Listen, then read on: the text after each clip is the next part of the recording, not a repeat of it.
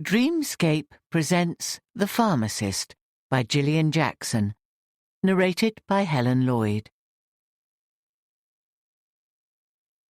Prologue. The Catalyst. And on that farm he had some pigs, E-I-E-I-O. The two little girls collapsed into the back seat of the car in fits of giggles as they snorted like pigs, their cheerful laughter drifting out of the open car windows into the heat of the August morning. The woman in the front passenger seat drew in a deep breath and relaxed into the contours of the seat, briefly closing her eyes, a smile playing across her lips. It was good to get away, she thought, to enjoy some family time, and the day looked as if it was turning into an absolute scorcher. Perfect.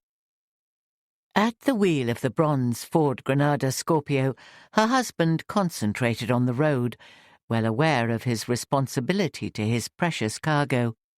The rising temperature quickly burned off the surface water from the overnight rain, and a heat haze ahead gave an ethereal feel to the landscape. Quietly humming along to the familiar children's song, he dropped down a gear as the incline steepened and they approached a bend. Sadly, not everyone was as circumspect that day. Heading towards the Granada was a white transit van, an ancient model that had seen better days and was travelling far too fast for such a notorious stretch of road. A brash 17-year-old, yet to gain his full driving licence, was at the wheel, an arrogant youth, light-headed from 3 cans of lager already consumed that morning, and egged on by his 18-year-old friend. "Get the feel of the wheel," his friend goaded him into putting his foot down. But the approaching bend was much sharper than he anticipated, and the befuddled, inexperienced driver struggled to control the vehicle. The road narrowed without warning, and in order to avoid colliding with a barrier on the near side, he yanked the wheel sharply to the right, taking the van across the central white lines and onto the right-hand side of the road. The driver of the Granada, turning into the same bend from the opposite direction, was suddenly confronted with the transit van and instinctively swerved to his left to avoid a head-on collision. Unfortunately, he didn't stand a chance, and the Granada veered off the road through the flimsy, weather-weakened crash barrier, which buckled immediately at the force of the impact, and the car plunged down a steep incline. The vehicle bounced like a rubber ball as it gathered momentum, the occupants shocked and helpless, screaming in panic and wild fear, without the slightest hope of being heard. Shattering glass and crunching metal coalesced with the occupants' screams, drowning out the children's CD, which still merrily played its tune. The airbags activated, and the seat belts held, but nothing could save them. 4 precious lives ended abruptly that day, in such a cruel, violent, and unnecessary way, the ugly reality of death incongruous on such a glorious summer day. The trembling, pale-faced driver of the van swung the wheel to his left, and narrowly avoided colliding with the near side barrier. He was well aware of what had happened, as was his passenger, but he drove on, shakily, fear and guilt washing over him in equal measures. He stopped the van in a passing place about half a mile down the road, exited his vehicle, and vomited violently at the side of the road. His friend jumped out too. "What the hell happened?" "It was your fault. You told me to put my bloody foot down." He wiped his mouth with his sleeve and spat more foul-tasting bile into the roadside. Their angry words were stilled by the sudden, unmistakable sound of an explosion. Turning, they looked back. Plumes of black smoke were already belching into the sky, the perfect summer day marred by the ugliness of the crash. The pair were as sure as they could be that no one else witnessed the incident. It all happened so quickly that any passing vehicle would barely have time to register their mistake, least of all remember their number plate. As other vehicles stopped, their occupants climbing out to stare impotently over the edge at the burning wreckage, the youths jumped back into their van and drove away.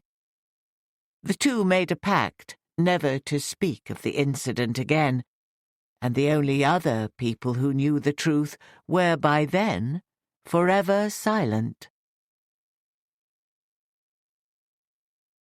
Part 1. The Mother. Chapter 1. Alice Roberts rolled over in bed, surprised to find an empty space at her side. It was only 7 a.m., but already Tom was up. She supposed the habits of a lifetime were hard to break, and wondered, not for the first time, if her husband would find adjusting to retirement challenging. Tom was such an active man, never still, his body always in motion. The chance of more sleep was inviting, but proved impossible. Thoughts of the day ahead and the many tasks awaiting her filled Alice's mind. There were still several finishing touches she wished to make to complete their new home, a task she relished and would enjoy. As Alice pushed the duvet back and padded to the ensuite for a shower, a somewhat disorientated feeling washed over her. Perhaps she'd consumed too much wine the evening before. She couldn't remember, but it would come back to her when she was fully awake and her head stopped throbbing. Silence hung heavily in the house. Only the unfamiliar plumbing noises interrupted the stillness, sounds to which Alice was becoming accustomed, and which barely registered in her consciousness. It was strange how every house created its peculiar noises, creaks and groans, which you ceased to notice over time. Tom's voice, singing along to the radio, would have been welcome, but he must have taken Barney for a walk. It was such a lovely morning, and he'd probably be back by the time Alice showered and dressed. 20 minutes later, with the kettle full and starting to boil, Alice gazed from the kitchen window for signs of her husband's return. There was something niggling at the back of her mind, something she and Tom wanted to discuss with their daughter Rachel, but Alice couldn't recall what it was. Snatches of a half-finished conversation drifted into her head, and then out again, but the details eluded her. Was it something to do with them moving here? No, not that. Alice's mind felt quite woolly. She hated being unable to remember. Tom would remind her when he came home. She did feel a little strange this morning. Perhaps the stress of the recent move was catching up with her. The view from the kitchen window was nothing short of spectacular. Open countryside stretched over the lush green Eden Valley, and a narrow wooded path offered a pretty circular route of about 2 miles. It was perfect for walking their little mongrel dog and for keeping them fit. It was this view and the near-perfect situation of Melkinthorpe which initially attracted them to the cottage. The village, or perhaps it was best described as a hamlet, was home to a popular garden centre and tea rooms, as well as a smattering of chocolate box cottages. The proximity of the Lake District and the sprawling gardens and woodland of nearby Lowther Castle guaranteed that there would be plenty of exploring to fill their retirement hours. June was turning out to be warm, and the forecasters promised a hot summer ahead, the first of many, Alice hoped, in their new home. Alice knew that not being in Penrith itself suited their daughter more than them. Rachel would not have cared for them to be living too close to her. Tom and Alice were in no doubt of that, and saddened by it, but it was a fact they'd come to accept, and another reason why Melkinthorpe was so perfect for their retirement home. Alice hadn't yet met any of their neighbours, But now they were finally in residence and retirement was becoming a reality, she intended to remedy this by inviting them around for coffee to get to know them. Perhaps she might even join in some of the village activities. It would be interesting to see what was on offer. A WI, maybe. Alice would enjoy the opportunity to make new friends, perhaps even become part of the Jam and Jerusalem Brigade. She smiled at the thought. An hour later, there was still no sign of her husband, and Alice was starting to worry. She was also feeling nauseous and dizzy. Surely Tom would have left a note if he'd intended being this long. Alice could see her beloved Mini Cooper parked in the drive from the front window of the house and decided to check the garage to see if Tom had taken his car to go further afield. It was an effort. She felt a strong desire to return to bed, to sleep off this awful sickly feeling, but the need to know where Tom was spurred her on. The garage was empty, which was more of a puzzle than the comfort for which she'd hoped. If Tom planned to go any distance, he would have told her the night before or woken her before leaving. Going back inside, Alice picked up the phone to ring Rachel. If her husband were anywhere, surely it would be with her. She could think of nowhere else that Tom could be. "Hi, Rachel. Sorry to ring so early, but is Dad with you?" "Mother?" Her daughter, usually brusque and businesslike, asked. "Are you okay?" Alice hoped she hadn't woken her. "Yes, fine, thanks, love. It's just that your dad's taken Barney out and hasn't come back yet. He's taken the car, too, so I thought perhaps he'd popped over to see you." Even as she formed the words, Alice knew it was irrational that Tom would be at their daughter's so early in the morning. They rarely visited uninvited. Something felt strangely amiss, and Alice was beginning to feel decidedly ill. "Stay there. I'll be over in a few minutes." "There's no need. If your dad's not with you, I'm sure he'll be back soon. Although there was something we wanted to talk to you about. No, never mind that now. I'd ring his mobile, but you know he never has it switched on, and the signal here's a bit iffy." Alice's voice began to break as she spoke. Her head still ached, and she felt increasingly dizzy. "Stay there," Rachel repeated. "I'll be with you soon." Rachel ended the call before there was time for further protest. Feeling foolish about causing such a fuss, Alice hoped their daughter wouldn't be angry. Tom would surely be back before Rachel arrived. It was only 9:30 a.m. He'd hardly been gone long enough for her to worry. But if Rachel wanted to come round, she would. Alice learned a long time ago that their only child would do precisely as she wanted to do in life. Moving slowly back into the kitchen, Alice made herself a coffee, hoping it would revive her and banish the throbbing headache. It was in the kitchen that Alice noticed the red coat hanging on the rack beside the door. How strange. It wasn't her coat, and she couldn't remember seeing Rachel wearing it either. Whatever was going on? A heavy, uncomfortable knot was forming in the pit of Alice's stomach, and she felt suddenly quite queasy and more than a little afraid. Sitting down, she looked around the room, taking in everything that was there and that wasn't. Barney's lead was missing from the coat rack. Tom must have taken him. Yet his food and water bowls were gone too. Her eyes travelled through to the lounge where the dog's bed nestled in the corner. But no, that also was no longer there. Turning her head back to the coat rack, Tom's old parka was missing. But if he'd left early, it would still have been cool, so he could be wearing it, nothing unusual there. Unsteadily, Alice got to her feet and went into the hall. Opening the cloakroom door revealed only her 2 everyday coats hanging up, with a few pairs of shoes underneath. Her shoes. All of Tom's things were missing. She made her way back to the kitchen and sat down, her legs suddenly weak, unable to support her. The crazy idea that Tom had left her popped unbidden into her head. He must have left in the night and taken Barney with him. But why? Life couldn't have been better for them. They were happy, weren't they? On the cusp of retirement, while they were still young enough to enjoy themselves, financially secure, even well off. What could possibly be wrong? And Tom wasn't a coward.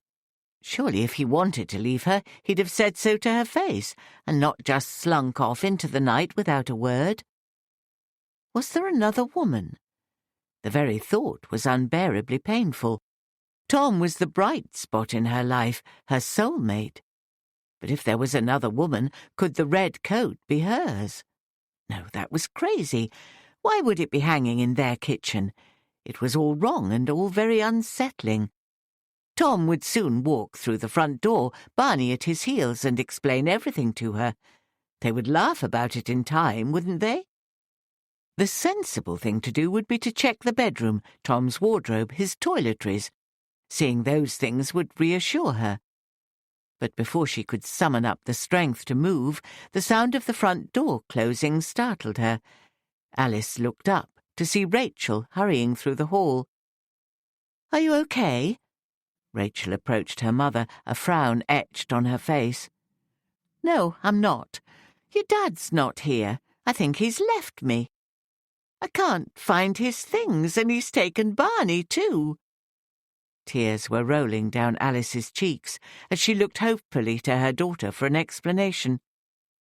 "Let me get you a fresh coffee and then we'll talk." "I don't want another coffee. I want to know what's happening." "Okay, well, at least take these. They'll help to calm you down." Rachel took a small brown bottle from her bag and shook out a couple of white pills. Alice took the 2 tablets her daughter offered and swallowed them with a gulp of cold coffee.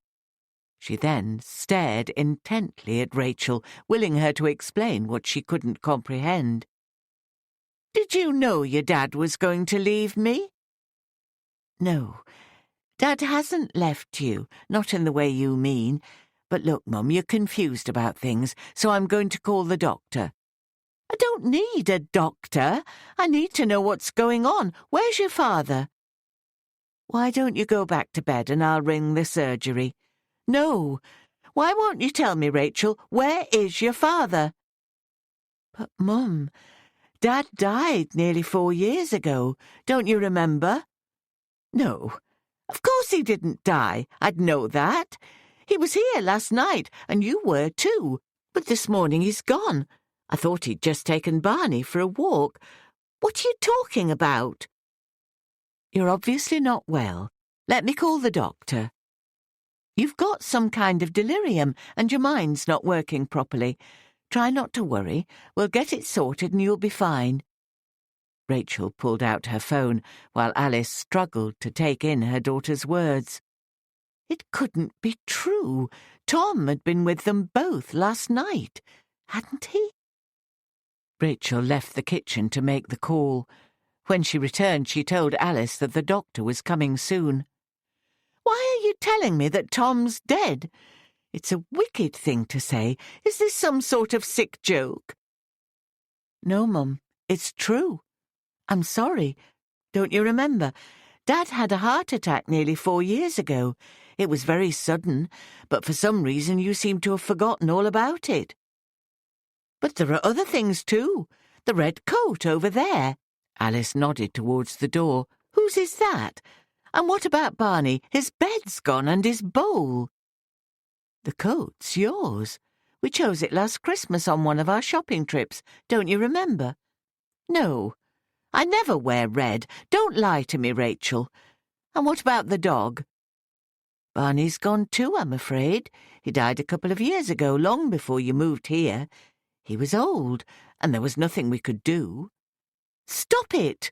You're making it all up. Let me try Tom's phone. He might have switched it on by now." "I'm not making it up. Why would I do that? Look, the doctor will be here soon.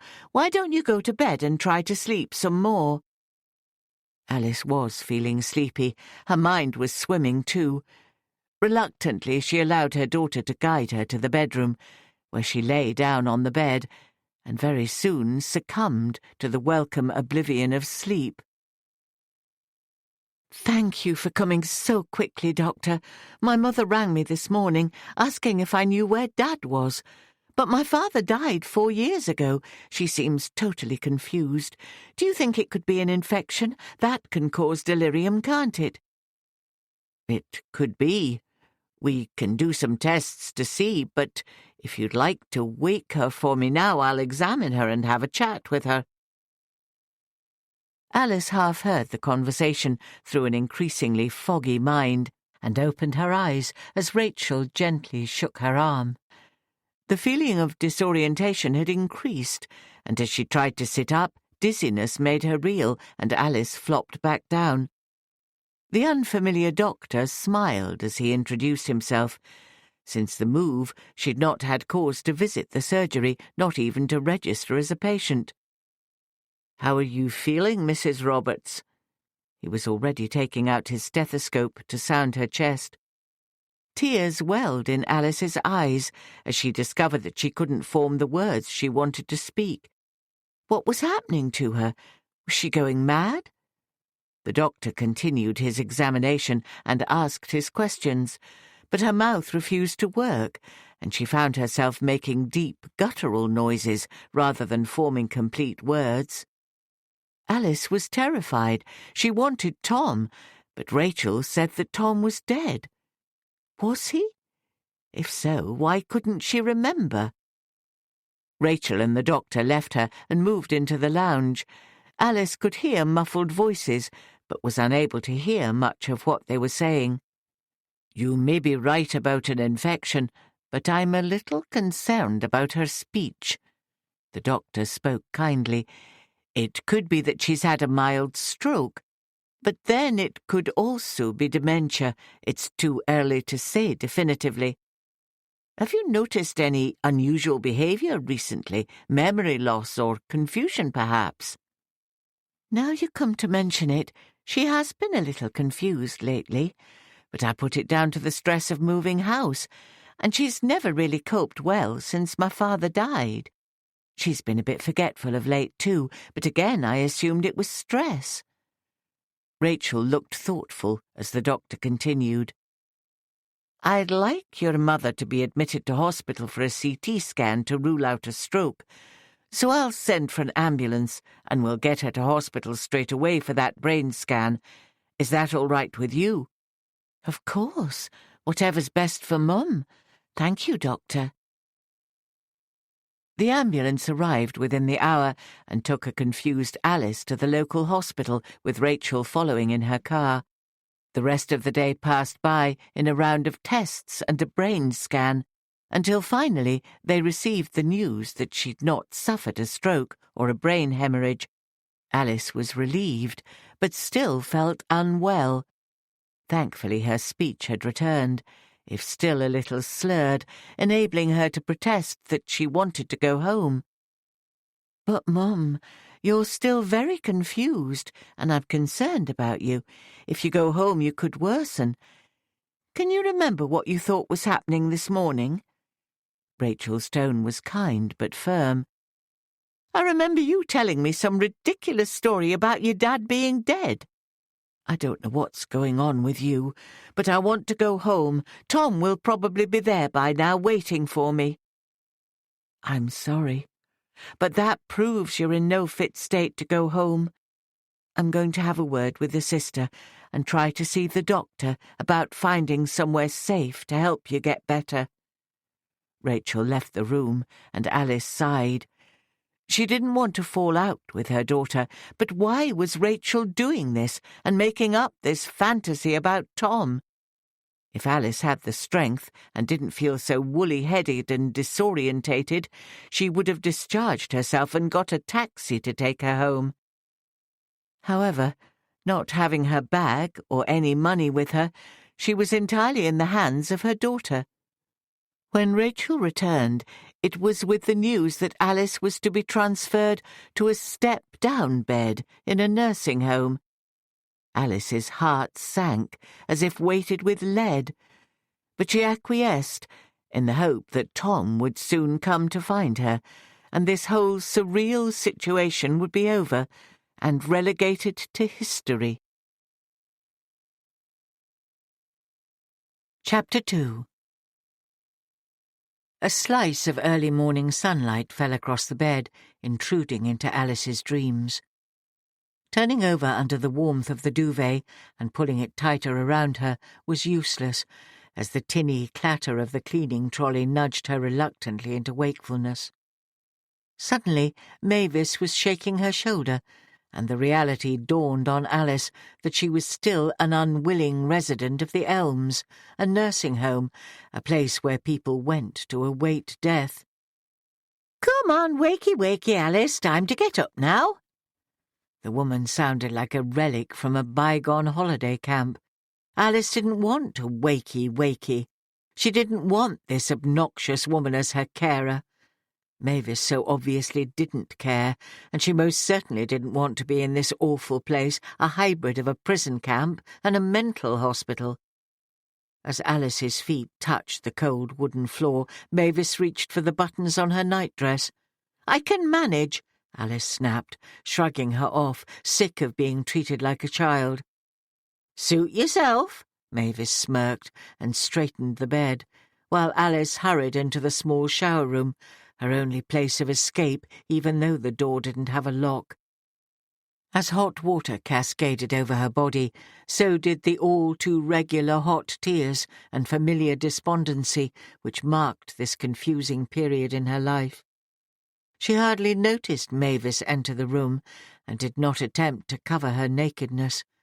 Her dignity had been the first thing to go, or was it her sanity? Alice had always assumed that dementia, or madness, or whatever affliction this was, would overtake her unawares, that, should such awful misfortune strike, there would be no knowledge of losing her mind, and therefore no pain or regret at the loss. But this was a living nightmare. She was deemed no longer safe to live independently or make her own decisions. But it was such a struggle to accept this new reality, and Alice hardly recognized the woman she'd become. A cocktail of drugs was served to Alice with each meal, and monitored by a carer to ensure she took them. Unfortunately, taking the medication appeared to have no benefit, and served only to elicit feelings of constant woolly-headedness, confusion, and exhaustion. "Clean clothes!" Mavis shouted above the noise of the running water, placing a small pile on the toilet seat. "And breakfast's here!"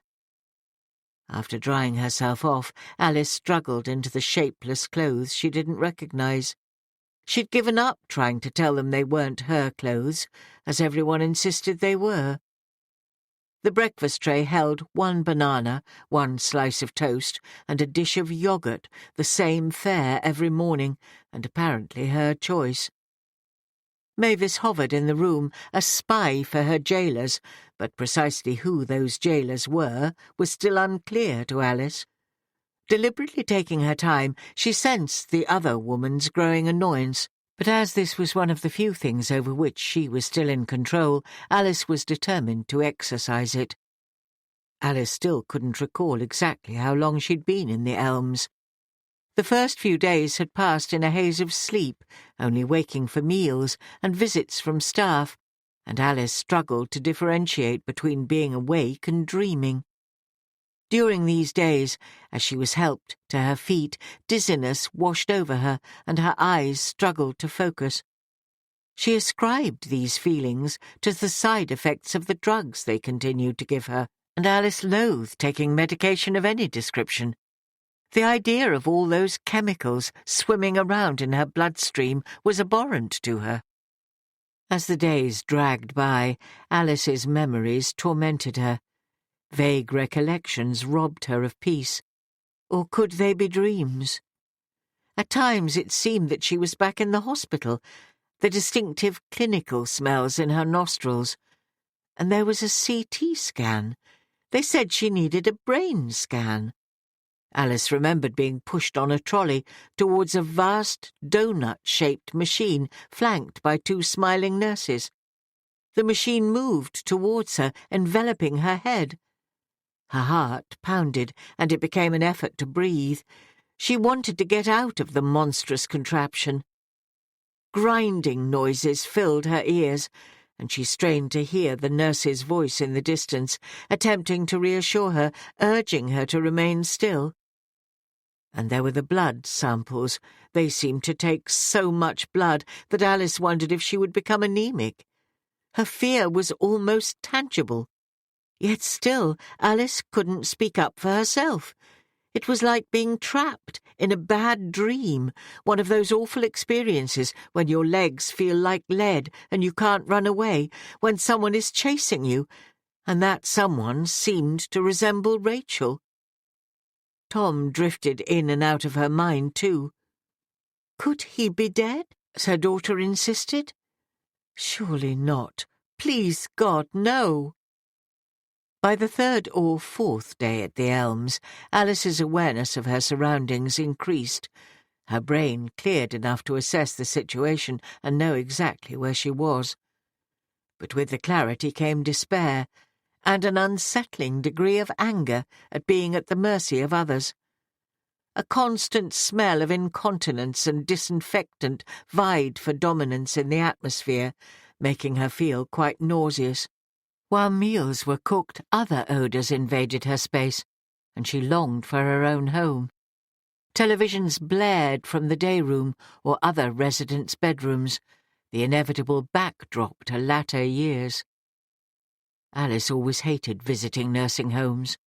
The whiff of despair, the residents wandering aimlessly up and down corridors with no goal to their lives, no hope of a better future, merely waiting to die. But here she was, in just such a place, where she most certainly didn't belong. It was for old people, and Alice was only 55. Surely that was still middle-aged. It was all Rachel's doing, her fault that she was here. It was her daughter who'd insisted on calling a doctor in the first place, and who'd told her the vicious lie that Tom was dead. As Alice's awareness increased, she was determined to leave the Elms as soon as possible. Needing answers and not knowing how long it would be until they allowed her to go home, she decided to take matters into her own hands. Alice required a distraction to facilitate her escape. The opportunity for such was everywhere, and after breakfast would be the ideal time. The staff were busiest then. The dining room needed clearing, the medication trolley organised, and notes made. The carers made never-ending notes. It seemed that each resident's every move was to be recorded, for whose benefit Alice had yet to decide. Alice's room was on the 1st floor, with the staircase only a few doors down, and the day room opposite. She'd been taken downstairs on a couple of occasions, and watched the carer tap numbers into the keypad which opened the door. It was the gateway to freedom, so Alice held the numbers in her mind, knowing that this was the only exit. The lift required a key. After breakfast, most residents were ushered into the day room, where the television played continuously, and yet more weak, milky, lukewarm tea served. Alice had noticed one particular lady who was prone to frenetic outbursts, the slightest incident prompting loud wails and hysteria. She felt sorry for the poor woman, who appeared to have lost all sense of reality, but she was the ideal target. Reluctantly, despite her empathy, Alice approached the woman, who sat at the far end of the day room, well away from the door. Then, using her own body to shield her target from view, Alice took the biscuit which the woman was holding, leaned in close enough for only her to hear, and in a loud whisper said, "No more of these for you, ever." It was totally against her character to do something so cruel to a poor soul who couldn't understand, but it resulted in the desired effect. The woman shrieked, as if physically assaulted, then began hyperventilating, throwing her body backwards and forwards in the seat, a frantic, noisy rocking. Alice didn't stay to see what happened next, and as every available staff member rushed into the day room to see what the commotion was about, she quickly walked unobserved towards the stairs. With her heart pounding, she grabbed the handle, confident she could be down to ground level and out of the building before being spotted. Pulling with all her might on the heavy door, Alice gasped in frustration as it refused to open. Confusion washed over her until she remembered the keypad. Yes, she needed to tap in the numbers, and quickly before anyone came. Her fingers hovered over the buttons. She pressed 3, 5, 7, 9. But nothing happened. The door remained locked. Certain that this was the right combination of numbers, she tried again. Still, the door remained locked. Alice tried a different combination, with tears of frustration beginning to dampen her cheeks. Perhaps she'd remembered wrongly, and it should be even numbers. 2, 4, 6, 8. Still, nothing moved. "Alice?" A voice made her jump. "What are you doing?"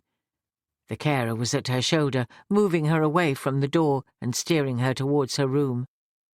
"Did Olive's outburst scare you? Don't worry, she's fine.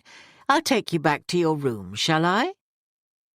The woman was kind, and Alice could do nothing other than allow the carer to return her to her room, as if she were a piece of lost property. It seemed that they hadn't connected Olive's outburst with her escape attempt, which proved to be nothing more than pathetic. "Can I get you anything?" the carer asked as they arrived at the room. "Yes, I'd like to see a policeman." Alice looked hopefully into the woman's eyes. "Why would you need to see a policeman?" "To ask them to find Tom." Tears streamed unchecked down Alice's face. The woman smiled. "I'll fetch you a nice cup of tea." Alice closed her eyes, her brow furrowed. So much for her escape, her grand gesture, and so much for finding Tom, her real goal. In her heart, she knew he wouldn't have left her. Their marriage was strong. They'd been together for so many years. There must be a good reason preventing him from coming for her.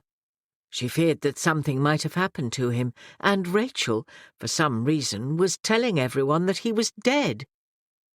Behind Alice's closed eyes, Tom's face was clear in her mind, as if she'd been with him only yesterday. If Rachel was telling the truth, how was it that Alice could see her husband so distinctly in her mind's eye? Chapter 3. Jack Priestley studied his wife as she stacked the dishwasher in the kitchen of their new home. At 47, Sarah was still a beautiful woman, slim and small-framed, with a pretty heart-shaped face, blue eyes and blonde hair. She was the first to admit that these days the hair colour received some help from a bottle, and her figure was maintained only through regular exercise and a good diet. Sarah was nothing short of Jack's ideal wife, and he was every bit as much in love with her now as when she'd first captured his heart over 20 years ago. Being a policeman's wife wasn't always easy, but Sarah was supportive, accepting of his often unpredictable schedule, and a great listener whenever he needed to offload his feelings. Jack knew how fortunate he was in this regard. He'd seen too many colleagues' marriages fail through the job's pressure, too many wives feeling like second fiddle to the force, and too many children used as pawns in bitter divorces. Fulfilled by her role as a wife and mother, Jack knew that any ambitions Sarah may once have cherished in her youth were willingly superseded by her marriage to him and the birth of their 2 sons, Jake and Dan. With neither Jack nor Sarah driven by materialism, money was never a primary issue to the family, and as long as there was enough to live comfortably, they were content. Sarah delighted in being a stay-at-home mum when the boys were young, and even as they grew and needed her less, homemaking was still her priority. When their sons attended primary school, she volunteered in the classroom, which she continued long after both the boys had left for senior school. Even now, after only 6 weeks in their new home, Sarah was already involved in another voluntary position in a local nursing home, the Elms, a job she already loved. Jack was proud of her altruistic nature, and often felt that she was too good for him, but he appreciated his good fortune and tried to care for her the same way she did for him. Moving to Penrith was a huge step for Jack and Sarah, but one they'd carefully considered for many months beforehand, and now embraced with enthusiasm, relishing the potential such a new beginning afforded. Of course, it was a whole world away from Leeds, where the couple had spent all of their married life. But then, that was one of the area's chief attractions, and here they'd found the tranquility they'd been seeking. Even the air in Penrith tasted different, cleaner and woodier somehow, a scent Jack was already beginning to appreciate. Leeds did, of course, hold its attractions. The nightlife was second to none, and Sarah loved to shop in the city centre. Yet they were ready for a change of pace, and Penrith certainly ticked the box on that score. With an approximate population of 16,000, Penrith was far from a sleepy backwater, and, in Jack's opinion, was located close to some of the UK's most stunning scenery. It was their long-held dream to move near the Lake District, escape the city's noise and grime, and live at a more leisurely pace, and now it had become a reality. Their sons had also relocated further north in recent years, which became the deciding factor for Jack and Sarah. Jake, their elder son, lived in Carlisle with his girlfriend Grace and worked for the police as a civilian at divisional headquarters. He did something with computers that Jack couldn't even begin to understand, but which Jake found totally absorbing. Dan, a year younger, was at medical school in Edinburgh, both places so much more accessible from Penrith than Leeds. Jack was a proud father. In a world he often viewed from the very lowest level, Jake and Dan had both turned out well. However, he did give credit for this to Sarah. Their needs always took precedence over her own, and there was no doubt she was the glue that held their family together. The cottage they'd discovered, and subsequently bought on the town's outskirts, was also a dream come true. It was a home with character and charm, stone floors, exposed beams, the whole package, and a place which delighted them both. The downstairs room still boasted the original rough lime plaster, restored sympathetically over the years. Sarah loved the look and was unconcerned at the challenge it presented to her husband each time she asked him for more shelves or to hang pictures.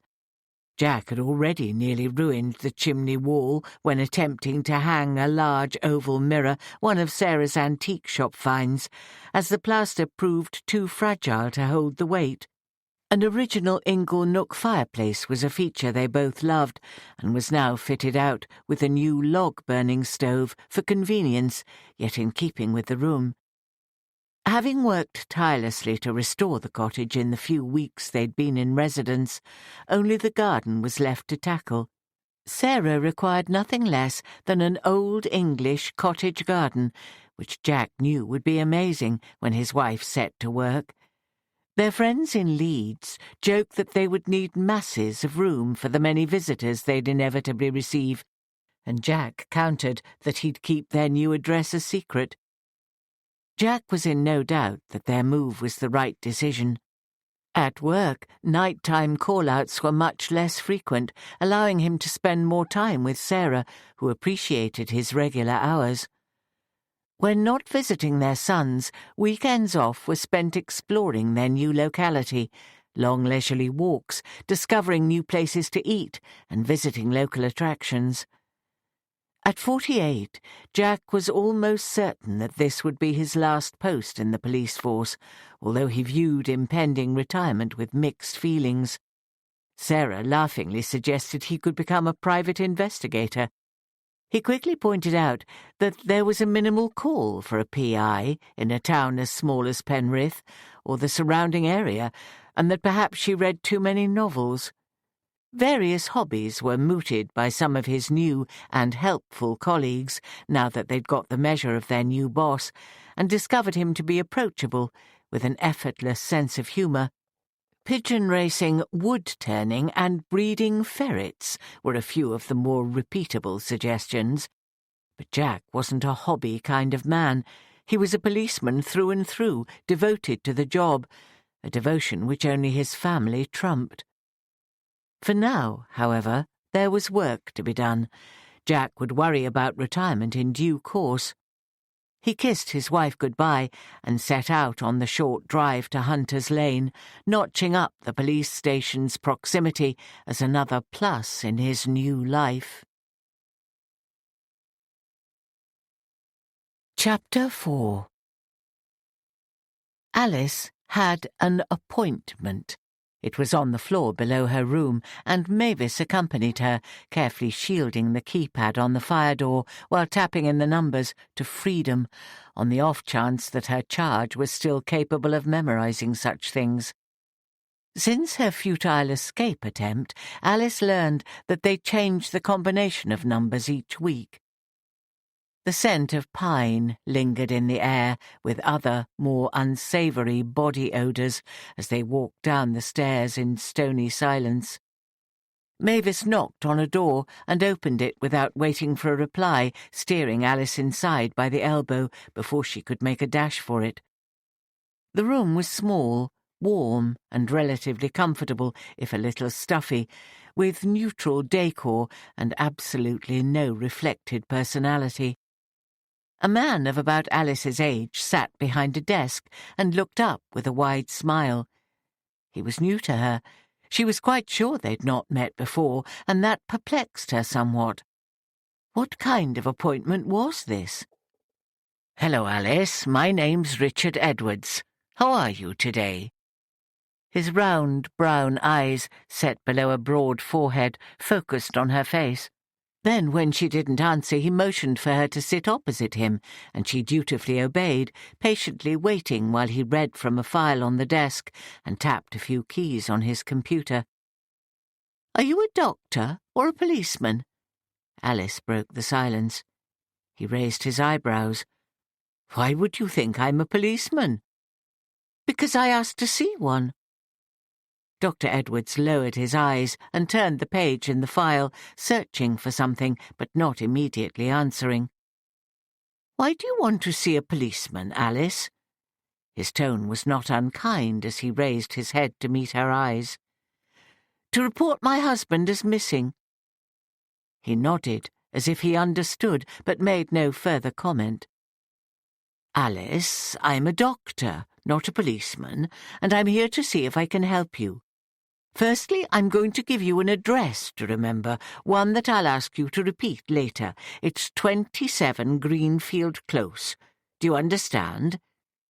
"Yes, and my date of birth is June the 7th, 1964. Today is Thursday, and the month is—" She stopped, suddenly unsure of the month. They'd asked her the same questions so many times, nodding at her answers, but not telling her if she was right or wrong. She'd been quizzed about where she lived, the time of year, the current Prime Minister, everything a sane person should know, and Alice had answered correctly, or so she thought. But was her brain playing tricks on her? Perhaps they were right and she was going mad. "If I am crazy," she thought, "it could be 2030 and I'm living entirely in the past." The thought was surreal and a bit more than scary, but she dismissed it. Her primary focus was on Tom. Why hadn't he come to see her, to take her home? "Can you tell me your occupation, Alice?" "I'm a teacher, or at least I was until I retired." "And where did you teach?" "Hayfield Primary School in Matlock. I was there for 15 years before Tom and I moved near Penrith to retire." "You are very young to be retired." Dr. Edwards seemed to expect an answer to his statement, but she didn't offer one. "Can I use a telephone, please?" "Perhaps later, Alice. What about your family? Do you have children?" "Yes, a daughter, Rachel. Why isn't Tom coming to see me? Or Rachel? You're keeping me here against my will. Do my family even know I'm here?" Alice was worried, particularly about Tom. It wasn't like him not to come. She really needed his comforting presence, his strong arms around her. "Your daughter was here yesterday. Don't you remember?" Yes, of course I remember. I meant Tom. When's my husband coming to see me?" She'd made a mistake. Stupid me. I remember Rachel visiting, but it seemed like days ago, not just yesterday. This thinking through fog is so hard. If only they'd let me go home, I'd be able to think clearly there. "When can I go home?" She tried to sound rational when she really wanted to beg and plead, anything to get them to let her go. "We need to be sure you're well enough before that can happen. We want you to be safe, Alice. Do you remember why you came to the Elms in the first instance, or how long you've been with us?" The short answer to both questions was no, but she couldn't admit that to this man. The last few days were more than a little hazy. She remembered Rachel telling her she was confused, but how she'd physically got to the Elms was a mystery. Perhaps Tom was away, she thought. He's been winding up his business affairs ready for our retirement, but I can't understand why he hasn't been to see me yet. I must ask Rachel when she next comes. A vague recollection of being in hospital floated around in Alice's mind, and she remembered feeling afraid because she couldn't speak. It was like being trapped in a bad dream. But when she awoke, it was in here, her prison, and she still didn't know why she was here. Alice knew her silence was probably every bit as bad as admitting to having no recollection of the recent past, yet no sensible answer came to mind. "Alice, can you remember the address I gave you when you came in?" Dr. Edwards took her by surprise. No, I meant to keep repeating it, to hold it in my mind, but thoughts of Tom and Rachel and home have distracted me. This man has confused me. It was somewhere Green Street, number 20-something. "Well done, Alice. I think that's all for today. Now, would you like to go back to your room, or perhaps to the day room with the others?" "My room, please." The others were all mad, and being with them created doubts about her own sanity. "Have I got dementia?" She felt suddenly bold enough to ask the question, which sat heavily on her mind, the answer to which she was unsure if she wanted to hear. Dr. Edwards raised an eyebrow. "Truthfully, we're not sure. You're certainly confused about some facts, and that's why your social worker and the medical staff have decided on a deprivation of liberty order." Dr. Edwards must have noticed her recoil at those last words, that awful label which sounded so final. And as for her social worker, Alice wasn't even aware she had one. "It's nothing to worry about, just a precaution for your safety, and at this stage it's not permanent. These little assessments are to monitor your progress and decide what the best way forward is for you. We are keeping Rachel informed. In fact, she's coming in shortly, so you'll be able to see her. The fact that you're asking these questions shows an improvement in your cognitive capacity, which is certainly a good sign." Dr. Edwards smiled again, a benign, dismissive smile, probably reserved for the mentally ill. Yet for the first time in goodness knows how long, Alice felt encouraged. Perhaps she wasn't going mad after all, if this doctor seemed to think there was hope. Or was that just a ploy to keep her compliant by offering a few drops of optimism as a sop? The doctor stood up and opened the door. Mavis was waiting outside. No doubt she'd been listening to every word, her smile so obviously false as she walked ahead of Alice towards the stairs. Back in her room, when Alice looked out of her windows, rain was falling, darkening the summer skies and lashing against the window with a sudden, fierce strength. The battering raindrops sounded brutal, like hailstones, and Alice shuddered, afraid. The murky clouds obscured the morning sun, and summer was suddenly, cruelly snatched away. Like my life has been, Alice thought, as those frequent crazy thoughts once again edged into her mind. "You can have a nice cup of tea now, Alice." Mavis might just as easily have given her a sweetie and a pat on the head for being a good girl. She was heartily sick of being treated like a child or a mad woman. Being in the Elms was nothing short of stifling. Time ceased to have meaning, and the days were punctuated only by meal times, endless cups of tea, or little chats with the doctor. So it was hardly surprising that Alice could barely remember what day it was. This place would deaden anyone's sensibilities. Her head constantly swirled with images which she was told were from the past, but they were so vivid, so clear.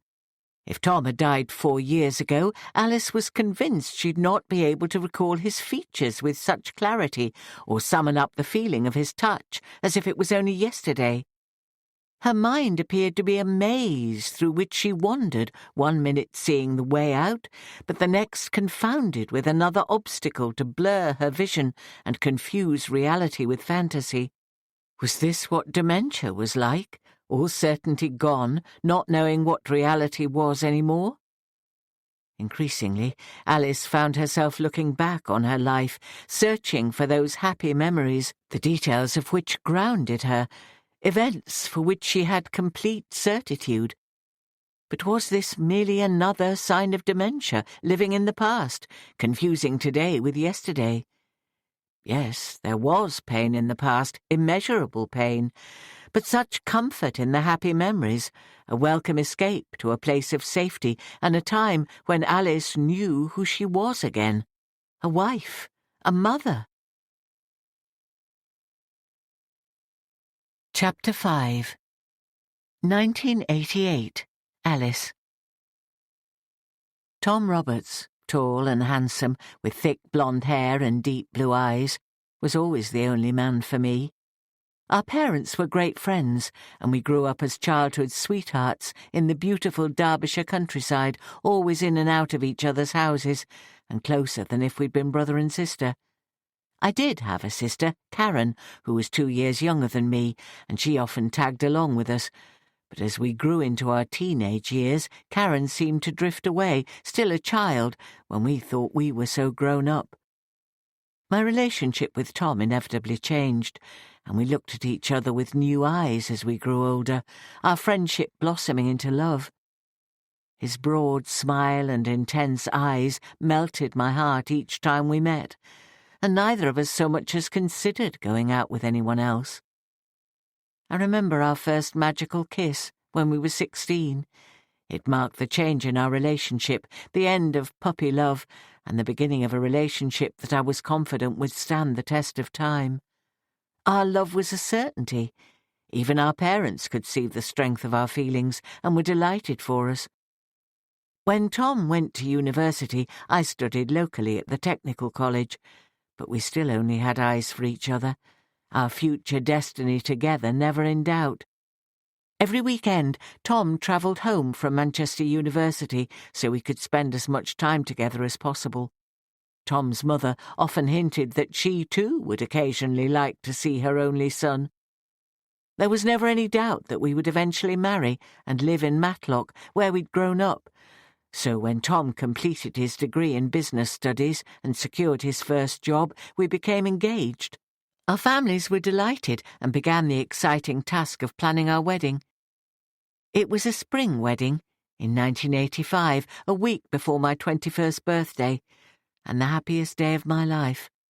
Walking up the gentle incline to St. Giles Parish Church on my father's arm, the sun smiled down on us, Dad beamed with pride, and I almost floated, as if on a cloud, so happy that I thought it was a dream from which I would wake. Daffodils stood to attention on both sides of the path, nodding their approval as I walked between them towards the ancient, picturesque church ahead. I felt like the most blessed woman on earth. Karen was close behind me, lifting the train of my dress, and halfway up the path she tugged me back, laughing, and warned me not to be in so much of a hurry to make the moment last. But I could barely wait to be Tom's wife. Passing through the vast wooden doors and seeing my future husband waiting for me at the altar, I knew this was only the beginning of a life filled with love and joy. I stood on the threshold of all I'd ever wanted. With the spring sunshine casting shimmering prisms of colour through the stained glass windows onto the aisle, I stepped into my new and brilliant life. Perhaps I was naive to imagine that the road ahead would be a smooth and easy path, but that belief was strengthened over the following 2 years when it proved to be just so. We moved into a quaint stone cottage in Matlock, near to my parents and Tom's widowed mother, and set about fashioning it to suit our needs. An endless troop of workmen shared our first few weeks of residence, encroaching into our privacy, but it was worth it. The kitchen and bathroom were updated, internal walls removed to give the space we wanted, and a new electrical wiring system installed. Tom and I spent every spare hour working to restore our home, helped by family and friends. We lovingly stripped off layer upon layer of paint, polishing the wood which lay beneath until finally the old place could breathe again. It took most of the first year of our marriage and was a true labour of love, hardly seeming like work at all. As we worked, we dreamed. The cottage boasted 3 large bedrooms, and from the very first day we married, we longed to start a family, to fill those empty rooms and the whole house with the laughter of children. Yet for the first 3 years of our life together, that joy was denied us. As is so often typical of the young, we were impatient. Having so much to offer and longing to share it with a child, we decided to adopt, even though it was far too early to give up hope of ever having our own baby. Our love overflowed, and we desperately wanted to share it, to encompass a child who needed the love and care of a family. We eagerly embarked on the unavoidable official process, which seemed arduous and intrusive at times, but we were keen and complied with all that was asked of us to be approved. Eventually the news we longed for arrived. There was a baby girl who the authorities thought would be a perfect match for us. Rachel came into our lives. She was 9 months old when we first met her, a tiny mite, undernourished, and with a haunted look on her little face which no child should have. Her background was one of neglect and squalid conditions, which we could hardly bear to contemplate, an injustice we so badly wanted to redress. Because she was so young, the process of settling her into our home was an unusually swift one, unprecedented because of Rachel's need for stability, which we were eager to offer. We quickly took over from her temporary foster carers as her new parents, her forever family, and welcomed her with such love and anticipation, full of hope for the future. As well as being small for her age, Rachel was unnaturally quiet, and we found ourselves strangely longing to hear her cry, while most of the mothers I met at the clinic dearly wished for the opposite. Perhaps, we reasoned, her cries had gone unheard for so long that she'd simply given up trying, except for the odd occasion when she felt physical pain. It was almost a relief when, after a few months, our daughter tentatively tried to walk. On occasion she fell and hurt herself, and we welcomed her cries as a chance to hold and soothe her. But sadly my arms were never a comfort to Rachel. She fought against physical contact, and I was distraught. From the very beginning she was not a baby to seek out cuddles, no matter how much Tom and I tried. When we did pick her up to hold her, her little body would stiffen, her back would arch, and she'd pull away from us with such strength, wriggling to be put down on the floor or into her cot, a stubborn expression of independence on her little cross face. The social workers shared their suspicions that she'd spent most of her first few months in a cot, and so it became her place of safety, rather like a dog retreats to its kennel. My heart ached to hold our daughter, but physical contact was alien to her, abhorrent almost. I longed to hear her laugh when we tried to play with her, but we knew it would take time, and we simply needed to have patience. In the end, it wasn't me or Tom who released the happy child inside of her, but the new baby who made her appearance almost a year to the day after Rachel became our daughter. We were overjoyed to discover I was pregnant, and suddenly the world looked a brighter place as we felt sure that a new baby would melt Rachel's heart. It did indeed, and when Jenny was born our prayers appeared to have been answered. Rachel became the baby's self-appointed guardian. At not yet 2 years old, she doted on her little sister, always by her side and wanting to help care for her. So naturally, I allowed her as much involvement as possible, and Tom and I were thrilled that our elder daughter, at last, appeared to be happy. Rachel's delight in her baby sister continued over the coming months, and by the time Jenny was walking, the girls were inseparable and did everything together. Perhaps as they grew, there were even occasions when I felt somewhat left out, as our daughter's bond was strong and they appeared to need only each other. I berated myself for those petty feelings of jealousy at their closeness. Generally, life was perfect, even with Tom working long hours to establish his business, and the Peak District was such a beautiful place to live. The girls and I would fill our days with picnic in Hall Lees Park, girly shopping trips to Derby with tea and cake in a cafe, or visiting my parents in Matlock Bath. Life was full and happy. Simple pleasures, like walking in the rain, became adventures, with the girls dressed in their bright yellow raincoats, duck-fashioned Wellington boots and frilly umbrellas. Puddles became rivers to splodge in, and the wet grass was a rainforest to explore and hunt for wild animals. My sister Karen and her family lived close by, in the village of Cromford, and we spent many happy times with them on the historic Birdswood narrowboat, lazily drifting along the Cromford Canal. By that time, Karen and her husband James, a local GP, had their own daughter. Beth was born a year before Jenny, so the 3 girls were close in age and loved to spend time together. I couldn't have wished for a more charmed life, and with Tom's business doing so well, I could stay at home with our daughters and concentrate solely on raising them. By the time the girls were all at school, Karen and I could finally indulge our long-held dream of opening a tea shop in Matlock. We would meet each week at Scarthin Books, a delightful antiquarian bookshop in Cromford, housed in an ancient, atmospheric building with a narrow staircase leading to an upstairs coffee shop. After browsing the many hundreds of books, and buying not a few, we would follow the tempting aroma of freshly ground coffee, treat ourselves to some of their irresistible cherry scones, and plan our future endeavour. Karen was an excellent cook. Her cakes and pastries were to die for, and I would enjoy working front of house and keeping the books, although Tom would undoubtedly help on that score. Those early days of planning were exciting, and we looked forward to the day when our dream would become a reality. My life was as light, colourful and beautiful as a perfect soap bubble. But I was to learn the hard way that it was also every bit as fragile. I was totally unprepared for the fallout when the bubble of my flawless life burst. Chapter 6. Parking the car in an allocated space in the Hunters Lane car park, Jack paused outside Penrith Police Station and looked at the date above the doorway, 1904. Briefly he wondered how much drama the grand old building had witnessed throughout the years, before his mind jumped back to the present and his immediate future. Pushing open the heavy wooden doors, he stepped inside to continue this new phase in his life.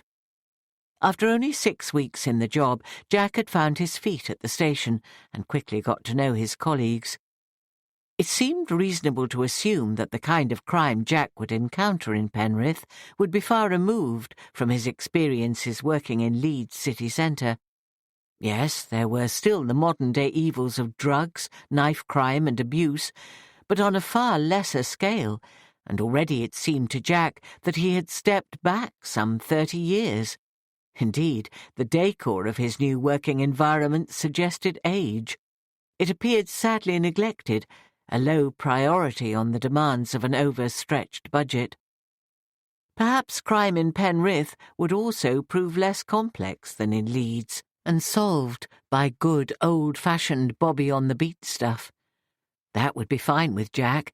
He'd seen more than his fair share of vicious crimes and the inevitable heartache it left in its wake, and would be delighted to spend the rest of his career solving more straightforward crimes. But was that even possible?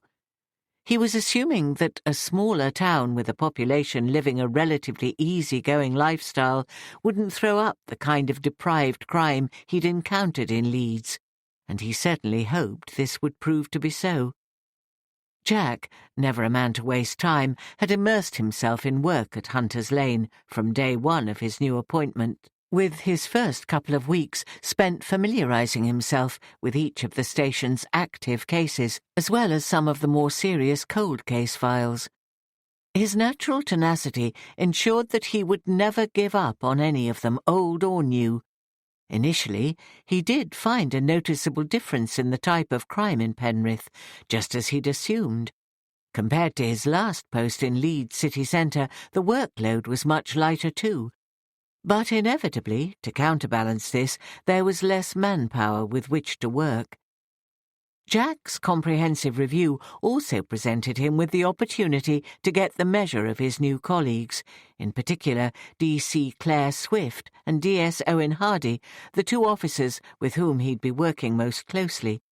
He made a point of talking through the active cases with them both. Claire was young, smart as a whip, and ambitious. She arrived for work early each morning, dressed immaculately in a dark, tailored trouser suit over a clean, fresh pastel blouse. An attractive girl, with her short, elf-like haircut and sensible shoes, she certainly looked the part. Her given tasks were completed quickly and with accuracy and attention to detail which Jack appreciated. Claire's expression was one of eagerness to move on with the task in hand. She wasted no time and didn't quibble about working after hours. Jack found her more than capable of taking initiatives, yet wary of uncalculated risks. All considered, he was delighted to have such an officer on his team. D.S. Owen Hardy wasn't quite as particular with his appearance, but Jack made allowances, as the D.S. was a new father. Jack wasn't so old that he didn't remember the pressures of a new baby in the house. Owen had worked his way up from being a uniformed PC and served in the force for 12 years. He was of a wiry build and had been into long-distance running before his children arrived to usurp much of his free time, but he still attempted to keep fit when time allowed. His hair hung a little too long over his collar for Jack's liking, but Owen's mind was proving to be every bit as sharp as Claire's, and so far Jack was pleased with his new colleagues.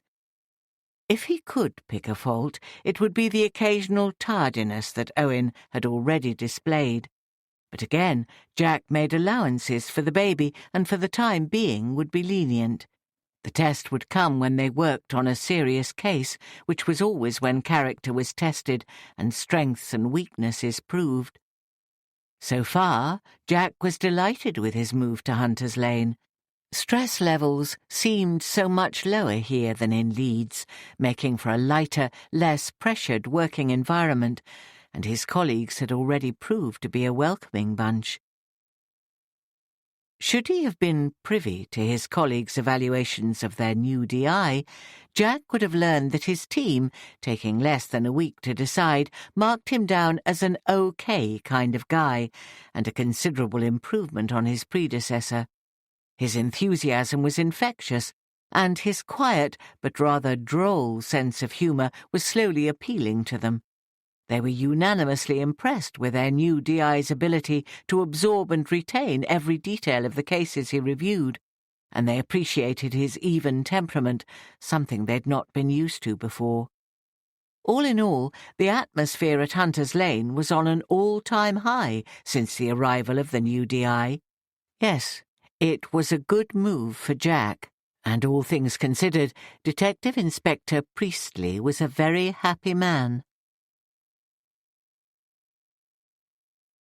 Chapter 7. Rachel Roberts walked across the car park towards the entrance of the Elms. She was an attractive woman, tall and slim, with natural red hair falling in gentle waves to her shoulders. A narrow but pleasant face accommodated wide-set grey-green eyes, with a small, slightly upturned nose and full lips combining to present a striking appearance.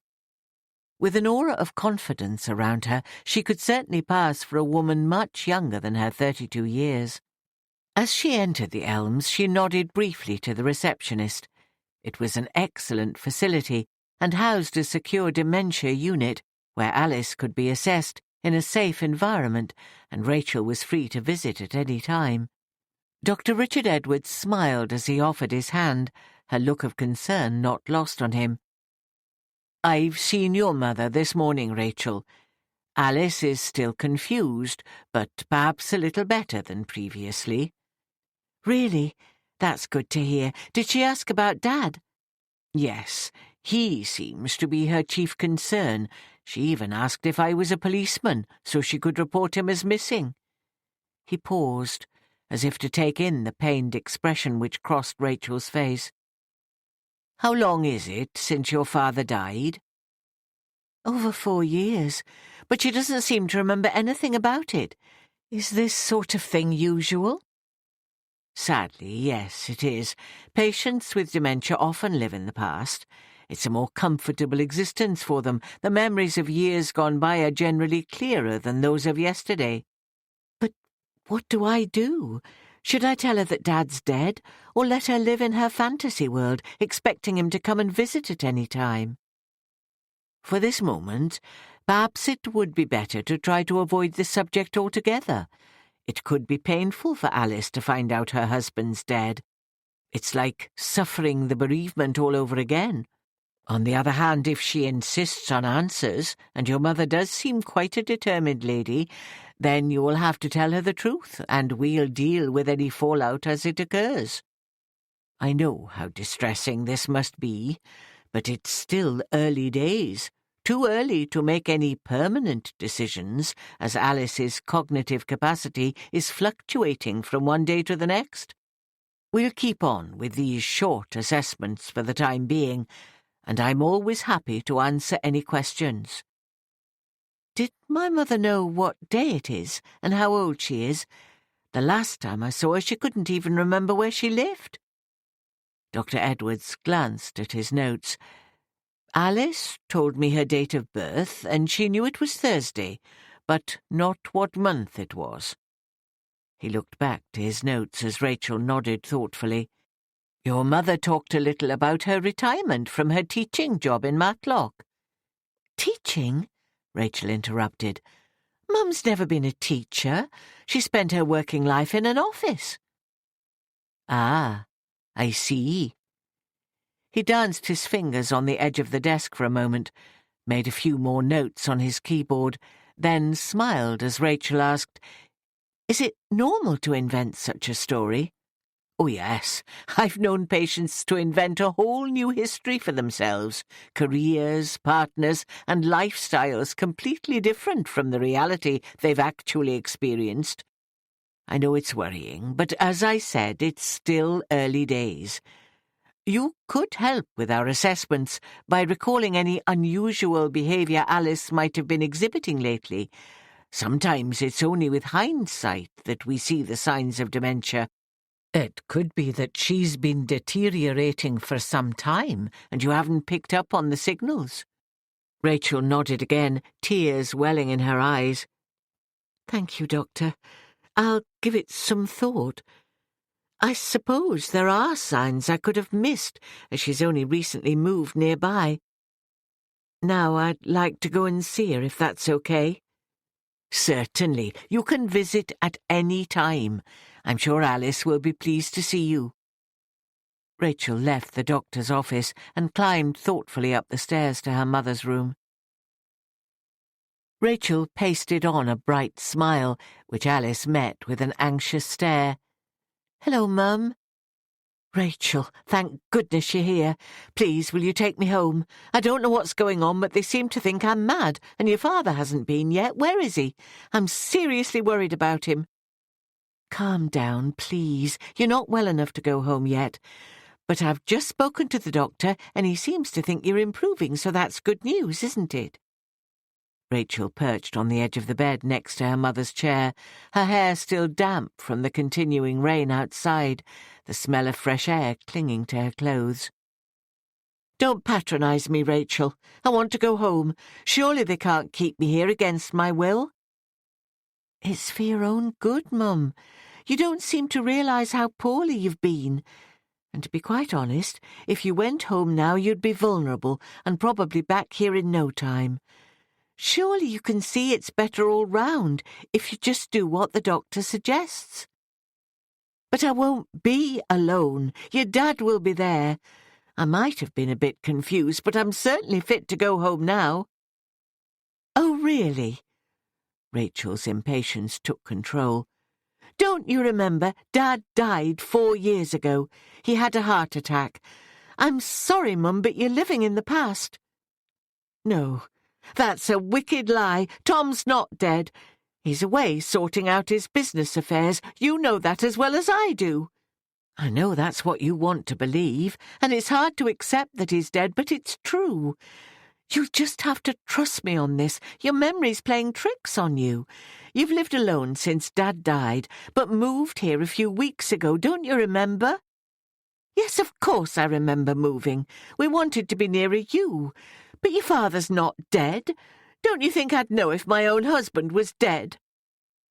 "It's all part of the illness, Mum, but it'll come back to you soon, so don't worry about it." Rachel smiled what she hoped would be a reassuring smile, but it was evident that her mother still didn't believe what she was saying. Alice raised her voice, growing increasingly agitated and demanding to see Tom. The seemingly omnipresent Mavis appeared in the doorway, the last straw for Alice. "Everything all right, is it?" Mavis asked, with that fake smile on her face. Alice picked up the water glass on the side table and threw it at the woman in sheer exasperation.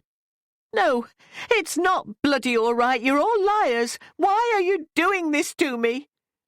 She stood and made to run out of the door. Rachel jumped up too and grabbed her mother's arm, while Mavis pressed the buzzer beside the bed, then caught hold of Alice's other arm. "Let me go! I'm going home!" Alice screamed and struggled, trying to free herself from the 2 younger, stronger women. A nurse appeared in the doorway with a syringe, which she quickly pressed into Alice's arm as Mavis held her still. Very soon all was quiet as the medication took effect. "She'll sleep it off now, and most likely will have forgotten the whole incident when she wakes." The nurse spoke kindly to Rachel, whose face was stained with tears. "Can I see Dr. Edwards again for a moment?" "I think he's still in his office. Let's go and see if he's free, shall we?" The 2 women went downstairs. Rachel sobbed as the doctor looked on sympathetically. "Mum's insisting that Dad's still alive. She became quite aggressive." "I'm so sorry. Dementia's such a cruel illness. But your mother might remember the truth tomorrow. We can never tell from one day to the next." Richard Edwards again tapped into Alice's file and made more notes. A few minutes later, Rachel left the residential home, her step brisk and purposeful as she crossed the car park, hurrying to get out of the rain. Starting her car, she pointed it in the direction of her mother's cottage in Melkinthorpe, 5 miles south of Penrith, where there were a few things she needed to do before returning to work. It really was the perfect retirement cottage, situated in a quiet, leafy village, with enough privacy to be comfortable, but with neighbours near enough not to feel isolated. It was quite a find. Properties as desirable as this one rarely came onto the open market, and when they did, they were snapped up immediately. Alice had been in the right place at the right time to secure the sale, and as the property had undergone a complete refurbishment before being placed on the market, there had been only minor superficial work to be done. Rachel let herself into her mother's home and turned off the alarm. There would be decisions to make about the cottage, but not yet. It was too soon. She shouldn't let her mind race too far ahead. What transpired in the next few weeks would determine what she would do. The house was quiet, almost eerie, as she moved from room to room, finally entering the kitchen to empty the fridge and see that everything was in order. Rachel hurriedly completed the chores she'd come to do, and then paused to look at the red coat hanging on the peg next to the back door. It was a small piece of the jigsaw puzzle, and perhaps the catalyst for what had recently transpired. Chapter 8. Alice opened her eyes and looked at the stranger tiptoeing from her room. "Sorry, I didn't mean to wake you." The woman turned and apologized. "It's okay, I was only dozing. What time is it?" "Nearly 3. I came to see if you'd like a cup of tea." "Yes, please. You're new, aren't you? I've not seen you before." Alice was unsure if she could trust her memory any more. Perhaps she had met this woman previously. "Yes, my name's Sarah Priestley. I usually work upstairs, but Mavis is on holiday for a fortnight, so I'm helping out on this floor. I'll just get that tea for you, Mrs. Roberts. Won't be a minute." Sarah's smile lit up her face, and Alice thought this pretty woman would certainly make a pleasant change from Mavis. When she returned with the tea a few minutes later, Sarah seemed in no hurry to leave, and asked if there was anything else she could do for Alice. "Apart from helping me to escape, no, not really." She smiled, so Sarah would see she was only half serious. "Are you in for respite, Mrs. Roberts?"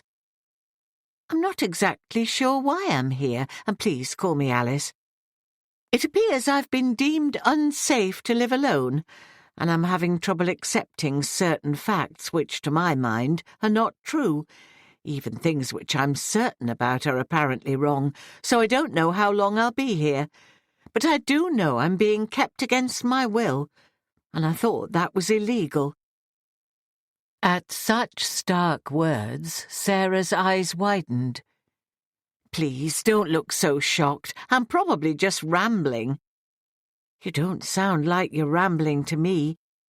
But the mind can play tricks on you at times, particularly after an illness or an infection. Hopefully you'll feel better soon." "Thank you. You're very kind, and a refreshing change from Mavis. How long have you worked here, Sarah?" "Actually, I'm just a volunteer, helping out wherever I'm needed, and I've only been here a couple of weeks. We only moved to Penrith 6 weeks ago." "Really? I'm new to the area too. Where did you live before?" Alice was warming to this newcomer, who didn't seem to be in a hurry to get away, unlike most other staff.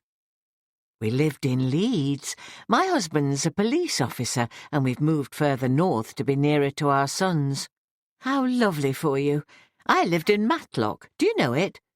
"Yes, it's such a beautiful part of the world. What did you do in Matlock, Alice?" "I taught in a primary school, reception mainly. Little ones are so rewarding." A faint smile crossed her face at the memory. "Which school did you teach at?" "Hayfield Primary, but I retired last year. My husband Tom is in the process of winding up his business interests before he retires too, so he's been travelling a lot." Alice's eyes suddenly clouded, and a frown crossed her face. "That is, I think he must be travelling.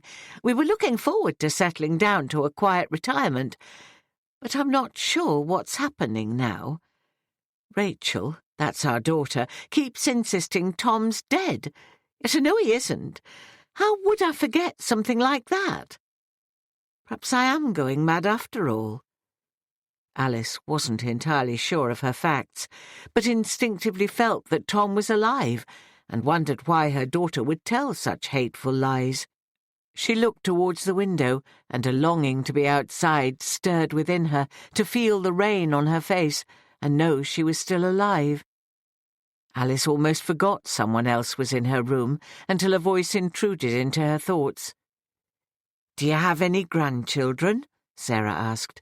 "Yes, my daughter has a little girl, Millie. She's 5 now, and such a gorgeous child. I don't see nearly enough of her, which is another reason why we moved here from Matlock.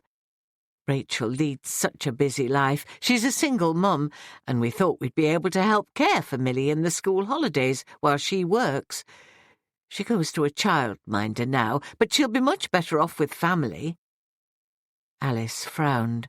Something was niggling at the back of her mind, something concerning Millie that she wanted to discuss with Rachel. It was a terrible feeling, like when you knew a name but couldn't quite bring it to mind. Yet Alice knew that whatever it was important. "There's something about Millie that I can't remember." Her frown deepened. "Illness can be cruel, Alice, but a little time in here will help you get better. Is your daughter coming to visit today?" "Maybe. But honestly, I'm not even sure what day it is today." A tear escaped from her eye and slid down her cheek. Sarah passed her a tissue from the box on the bedside table. "Please don't get upset. I'm sure everything will be fine soon. The doctors here are excellent." She squeezed her hand. "Look, is there anything else I can get you? There's bingo in the day room later if you'd like to join in, or I could bring you a couple of books from the library downstairs." "You're very kind, but I don't fancy bingo. A book would be nice, though, if I can stay awake long enough to read it. All this medication they give me makes me so drowsy." Alice made an effort to smile, and Sarah left her to drink the tea, promising to bring her some books later. Sarah didn't quite know what to make of Alice Roberts. She wasn't like the others in the unit. For a start, she wasn't old, probably not much older than herself. There was a sadness in her eyes, too, a weariness, as if she was tired of fighting, her spirit almost broken and at the point of giving in to whatever her fate may be. As Sarah made her way to the day room, she popped her head around the office door to see if the sister in charge was there. Lynn was sitting close to the computer, grimacing at the screen, as if there was something she didn't understand. "Lynn," Sarah interrupted. The nurse looked around and smiled. "Yes, what can I do for you?" Like everyone else on the floor, Lynn liked Sarah. She was like a breath of fresh air after grumpy Mavis, pleasant, caring and willing to do anything they asked of her. "Just wondered about Mrs. Roberts in room 12. What's she in for?"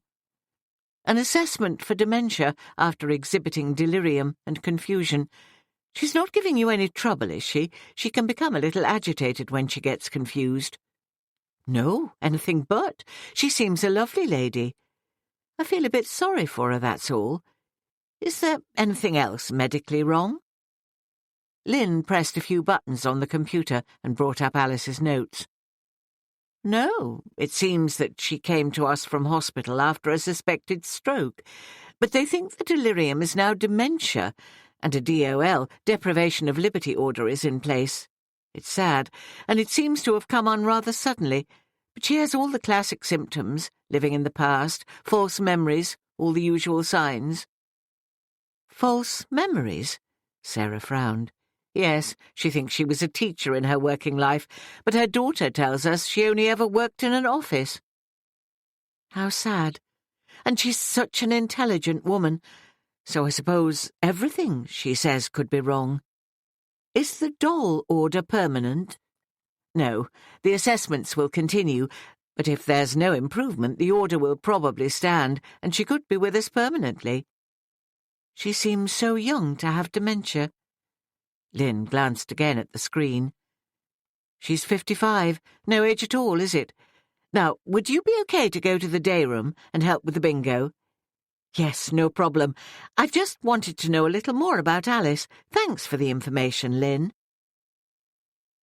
Sarah smiled before hurrying from the office to help set up for the afternoon activities. She'd look out a few books for Alice later on, or even bring some in from home. She'd probably have some titles that would interest her. Chapter 9. Sarah Priestley was searching through one of the many unpacked boxes at home in the spare bedroom, intent on finding some books that Alice Roberts might enjoy reading. True to her word, she'd taken her a couple of novels from the somewhat limited library at the Elms, but the selection was poor, and Sarah was sure she'd find more suitable offerings in her own collection. "Unpacking those books at last?" Jack poked his head around the door.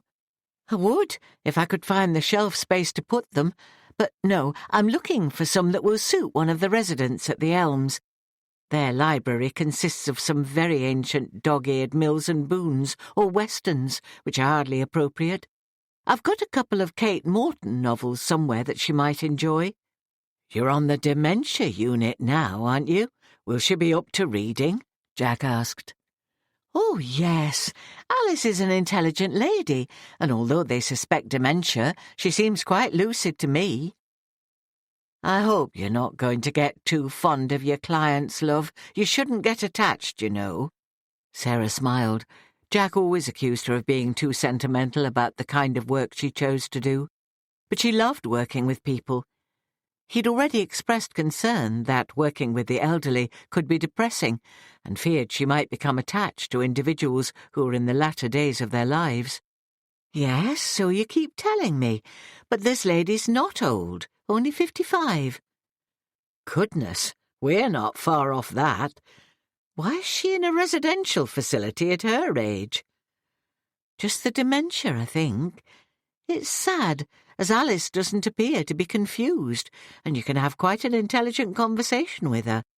But Lynn says she's living in a kind of fantasy world. Alice told me all about her career as a teacher in Matlock, but apparently it's all in her mind. The poor soul has never been a teacher. Most of the while she's fine, yet occasionally she becomes agitated and asks to go home. But then most of the residents do that at times, I suppose." Jack grinned. "You take her those books. Take the whole box in, if you like. It'll save me having to put up more shelves." He'd just finished an early shift and was heading for his bed for a couple of hours while his wife was getting ready to go to the Elms for the afternoon. She kissed him goodbye and took her books with her, thinking of Alice and hoping she'd enjoy them. Alice was sitting staring out of the window when Sarah looked into her room. "Hello, Alice. I've brought you some books you might like." She placed 3 books on the table beside the bed and watched Alice's face transform from pensive to pleased. "That's so kind of you. They look interesting." "I've enjoyed them, so I thought maybe you would too. Is your daughter coming in today?" "I think so. I'm not sure." "Perhaps she'll bring your granddaughter to visit. You must be missing her. What did you say her name was?" Sarah remembered the child's name but wondered if Alice could. "Millie. She's such a sweet little thing, and the image of her mother when she was that age. But I'm not sure Rachel will want to bring her here. It might be upsetting." "You could always use the visitors' lounge downstairs. It's quite cosy in there and near the front door. If we know when she's coming, you could have it to yourselves." "Oh, really? I didn't know about that, but it sounds a good idea. I'll ask Rachel to bring her in if it can be arranged." "Great. If you tell someone when she's coming, they'll book the lounge for you." Sarah thought Alice seemed quite well. She offered her a cup of tea or coffee and then went off to get one. On her return with the tea, Rachel was with her mother, so Sarah went in, introduced herself to the younger woman, and asked if she would like a drink too. Rachel shook her head. "No, thanks. I only have a few minutes this afternoon." "I was just telling Alice that we have a small visitors' lounge available on the ground floor. If you wanted to bring your daughter in to see her grandma, you could use it. It's quite cosy and even has a few toys." Sarah watched Alice's smile widen, but Rachel stared coldly at her. "Can I have a word with you outside?" Rachel sounded annoyed and marched into the corridor, away from earshot of Alice. Sarah followed, but shrank back slightly as Rachel, who was a good 6 inches taller than her, towered over her and spoke in a half-whisper. "I don't know what my mother's been telling you, but I don't have any children, therefore she has no grandchildren. Please don't encourage her in these little illusions. Things are difficult enough as it is." Her tone, although quiet, was sharp and determined. Sarah was at a loss to know what to say. "I'm so sorry. She told me you have a 5-year-old daughter called Millie, and I assumed it was true." "Well, it's not. My mother's living in a fantasy world, and I'd rather you didn't encourage her in these ramblings." With that, Rachel turned abruptly and went back into the room, leaving Sarah embarrassed and upset that she'd inadvertently said the wrong thing. She thought she'd better tell the sister about the confrontation with Alice's daughter, in case there were repercussions, and so she went straight to the ward office. The duty sister was checking the medicine trolley, ready for the afternoon rounds, when Sarah found her. "Lynn, I think I've just put my foot in it and upset one of the visitors." The sister looked surprised. "Fess up, then. What have you done?" She closed and locked the trolley to give Sarah her full attention. "I'd asked Alice if her daughter was coming to visit and if she might bring her granddaughter. I mentioned the visitors' lounge and said that they could use it if they preferred, and just now I repeated the offer to her daughter. Rachel took me outside to inform me that Alice has no grandchildren. It's another of her fantasies. But she seemed cross about it. I'm so sorry. I assumed there was a grandchild. Alice told me the little girl's name and age. There was no reason to doubt her." "Don't worry about it. I shouldn't think Rachel will complain about such a trivial incident. But if she does, you've done nothing wrong, and we'll back you up. I'll add the imagined granddaughter to her notes, and I think in future we'll have to take everything Alice says with a rather large pinch of salt." Poor Alice. I'd asked her about any grandchildren to try to cheer her up and lift her mood, and she spoke so affectionately about the little girl. I almost wish for her sake that it wasn't simply her imagination. Patients with dementia can be quite inventive with their delusions. Lynn smiled reassuringly. I often wonder where their stories come from.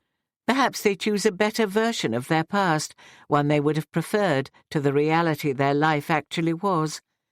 But don't fret, Sarah. We'll put it down to experience, shall we? Chapter 10. Alice was quite taken with Sarah Priestley. Being treated like a grown woman instead of a child or an imbecile was gratifying, and the volunteer made time to stop for a chat. Most of the staff were continually dashing away to attend to something else. She hoped to see more of Sarah. Her company was quite refreshing. As the days went by, Alice increasingly spent the time alone in her room, declining to join the other residents in the day room, where they sat around the walls as if in a queue waiting to enter the pearly gates. On fine days there was pleasure to be found in gazing from the windows. Not that the view was great, a courtyard housing the dustbins, but a rowan tree reached up to the window, a mountain ash incongruous amid the drab concrete square. A female blackbird nested nearby and often sat in the branches, her little chest puffed out as she sang for all she was worth. It reminded Alice of summers gone by, when she too was young and happy, with a life of promise stretching out before her. But happiness was fleeting, a transitory emotion that couldn't be relied upon. "Alice," Summer 1996. Matlock Coffee and Cake became a reality for Karen and me when we rented a property on the main street with a spectacular view of the River Derwent from the upstairs seating area. Our excitement was off the scale. We could hardly believe it was really happening. The property was a dream of a place and needed only superficial work in the seating area and the kitchen fitting out to Karen's exacting standards to allow us to open. We managed to do this in just a few weeks after the completion of the sale. Its bargain price was the icing on the cake. Opening in spring afforded us sufficient time to learn our trade before the busy summer period was upon us, when hopefully we'd be rushed off our feet. With Karen's talent for baking, there was never any doubt that the coffee shop would be a success, and during that first summer we needed to employ 3 seasonal workers to cope with the growing number of customers. Part of the downstairs area was set aside as a gallery for artists to display their work, another of Karen's brilliant ideas. The walls swiftly filled up with stunning local scenes in oils and watercolours. The shelves groaned with pottery, jewellery, and all manners of artefacts, attractively displayed to entice customers and enhance the downstairs space. As well as tourists, we gathered a loyal band of regulars, whatever the weather, some meeting friends, others out to enjoy the atmosphere and get away from the loneliness of their own homes. My mother was only too keen to help out with the care of our 3 girls. She swore that having them all together was easier than one at a time, which I suppose was true, but we were careful not to put on her too much. As the business became successful, Karen and I took regular days off to spend time with our girls. Life was full and exciting, but Rachel was still a concern to us, and sadly I never felt close to her, no matter how hard I tried. The only time she was anything near animated was when she was with Jenny, a reality I found hard to accept. Perhaps I was even a little envious of their closeness, the way they could communicate with a single look, the way Jenny could so easily elicit a smile from her sister when my efforts were fruitless. But I pushed those thoughts down inside me. I had no right to feel that way. I was the adult here, wasn't I? At school, Rachel became Jenny's self-appointed protector, and although they were in different classes, she would seek her out at every playtime and stay with Jenny, to the exclusion of any friends of her own. This in itself was a concern.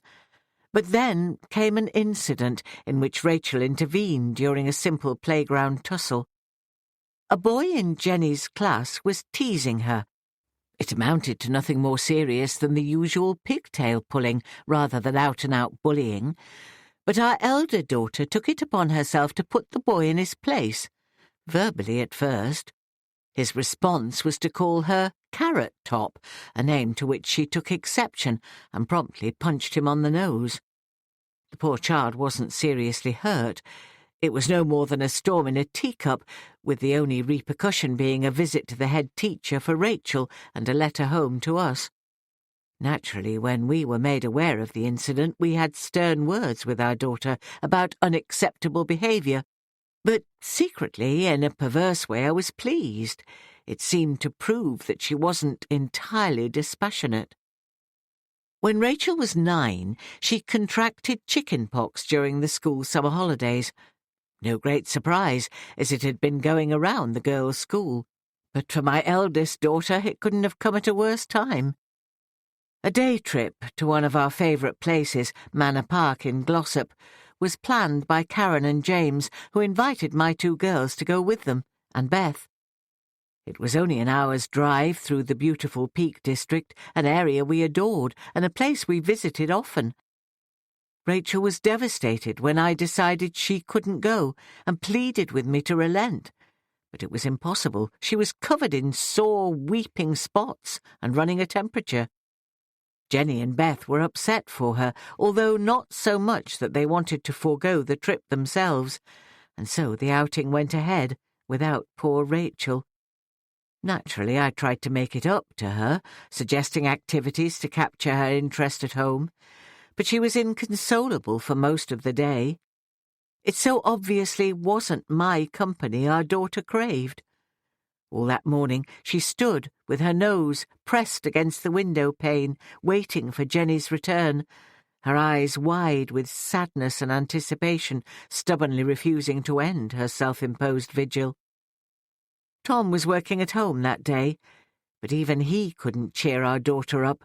Nothing was right, and we knew it wouldn't change until her sister returned home.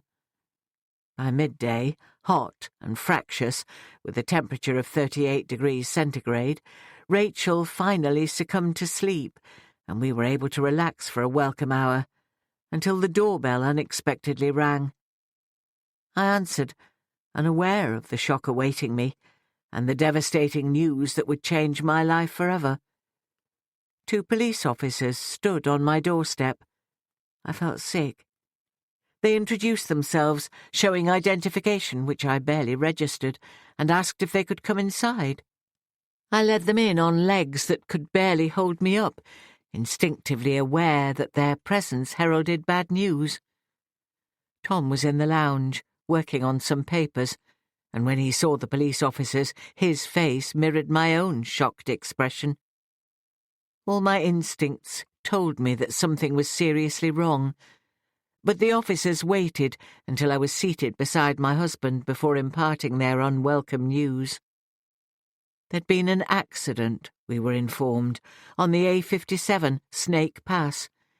James's car had veered off the road down a steep incline. All 4 occupants were dead. My whole family wiped out in one moment.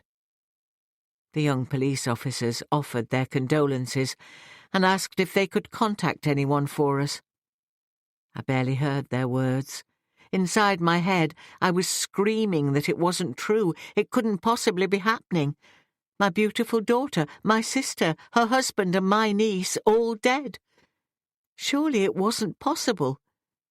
It was cruel, abhorrent. I couldn't take it in.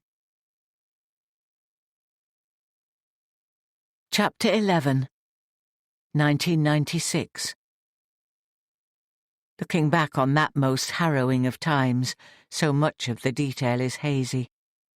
I remember breaking down and sobbing in Tom's arms, shouting no repeatedly, and insisting that the police must be mistaken. Maybe it was someone else's car, someone else's family, not mine. These things happened to other people. We watched the reports on the news and shook our heads with sympathy, but it couldn't happen to us. No, never. Tom was the one to ask for details, but the officers were unsure as to precisely what had transpired and waffled about blind summits and sharp bends on what we knew was a notorious stretch of road. I didn't believe them. James was a careful driver. He would never take risks, not with his wife and family on board, and my daughter, my Jenny. I didn't want to hear their words, yet perversely, I needed to know. My mind was suddenly spinning with horrific images of James's car leaving the road, rolling over and over, of Jenny, Karen and Beth screaming in wild panic. It was too much. I couldn't accept it, wouldn't accept it. But the unmistakable presence of 2 burly police officers in my home told me that it was true. My daughter, sister, and her family were all dead. I would never see them again. When the police eventually left, we were faced with the nightmare of telling Rachel, who at 9 was old enough to understand what death meant. She would certainly realise that Jenny was never coming home, but how much can a child of that age process? Only time would tell. But I knew losing Jenny would be devastating for Rachel, as it was for Tom and me. Rachel was awake when I went into her room and looked at me with wide, knowing eyes. Whether or not she'd heard the police officers impart the news, I will never know, but her reaction was far from the one I anticipated. Her pale little face reminded me instantly of that baby who'd first come into our lives 9 years earlier. She didn't cry or ask questions, but simply turned her face towards the wall and lay utterly still and disconcertingly silent. When I tried to hold her, she stiffened and pulled away from me. I asked her to come downstairs, but she ignored my words. I left the room, sobbing, and Tom took over, gently explaining to our daughter that we needed to visit her grandparents to tell them the terrible news. Rachel rose then and came downstairs, her eyes glazed and an expression on her young face which I couldn't fathom, a fusion of despair and anger, and perhaps blame too. My parents were our next priority. They needed to hear the news from us before it reached them from another source. This unenviable task was perhaps the singular most harrowing undertaking of my life, knowing that their sense of grief would be every bit as acute as my own. Relying heavily on Tom's strength, I somehow managed to find the words to impart the awful news, to speak the unspeakable. As expected, they were devastated, broken. Losing a child is not the natural order of life, and in one brief morning they were robbed of a daughter, a son-in-law, and 2 granddaughters. Undoubtedly, too great a burden for anyone to bear. The police employed specialist equipment to recover the charred car from the steep embankment down which it had fallen, a gruesome and delicate operation. My only hope was that the impact had been so sudden and severe that they all died instantly without time to consider their fate. Perhaps a naive assumption, but one to which I clung, wringing out of it any possible comfort I could. Naturally, we tried to protect Rachel from learning the distressing facts of the accident. It was enough for her to cope with the loss, without adding to her worries. We, too, tried not to dwell on the detail, but couldn't avoid seeing the shocking images printed in the regional paper. The headlines proclaimed, "Local GP and family wiped out in horror crash." I tried not to look, but the photographs of the crash site drew my eyes like a magnet, and for days afterwards I imagined my daughter inside that twisted, unrecognizable vehicle, taking her last breath without me by her side to hold and comfort her. Guilt became my constant companion, guilt that I wasn't with her to protect her, and a deep, hollow regret that I'd allowed her out of my sight on that awful day. As an inquest would be necessary, we feared we may not be allowed to plan a funeral for several weeks, a protracted period we dreaded. However, the coroner, satisfied that the cause of death for all 4 was the accident, gave permission to hold a funeral once the post-mortem examinations were complete. The inquest to determine the cause of the crash would follow at a later date. Thankfully, this decision was reached within a week, and so began the horrendous task of making arrangements to say farewell to our precious, beautiful daughter, my sister, and her family. Those first few days were ghastly, and I think we all functioned on automatic pilot to get through each difficult day. Sleep refused to offer respite. My dreams were full of images of carnage, which remained with me long after I woke. We held one funeral service for them all, the blackest day of my life, and one I would not wish on anyone. As we walked up the church path, it seemed much longer than on my wedding day. No daffodils heralded better times ahead. They'd withered and died in the heat of summer, like the hope that once lived in my heart. The incline seemed to drag me down, my legs leaden, and tears soaked my cheeks. In retrospect, the minutiae are blurred, but I do remember St. Giles being packed. The whole of Matlock appeared to stand still that day, collectively holding their breath and silent in paying their respects.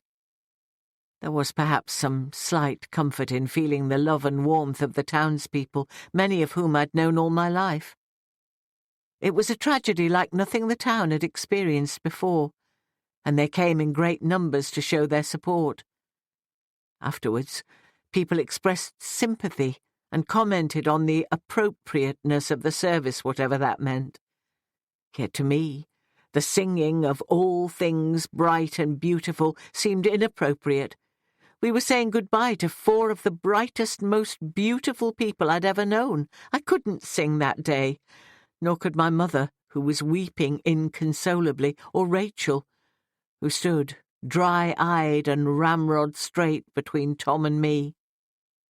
It was the very darkest of days. The inquest into the deaths was held 3 months later, and returned a verdict of accidental death on all 4 victims. There were no witnesses, and a subsequent examination of the wreckage failed to find any mechanical fault.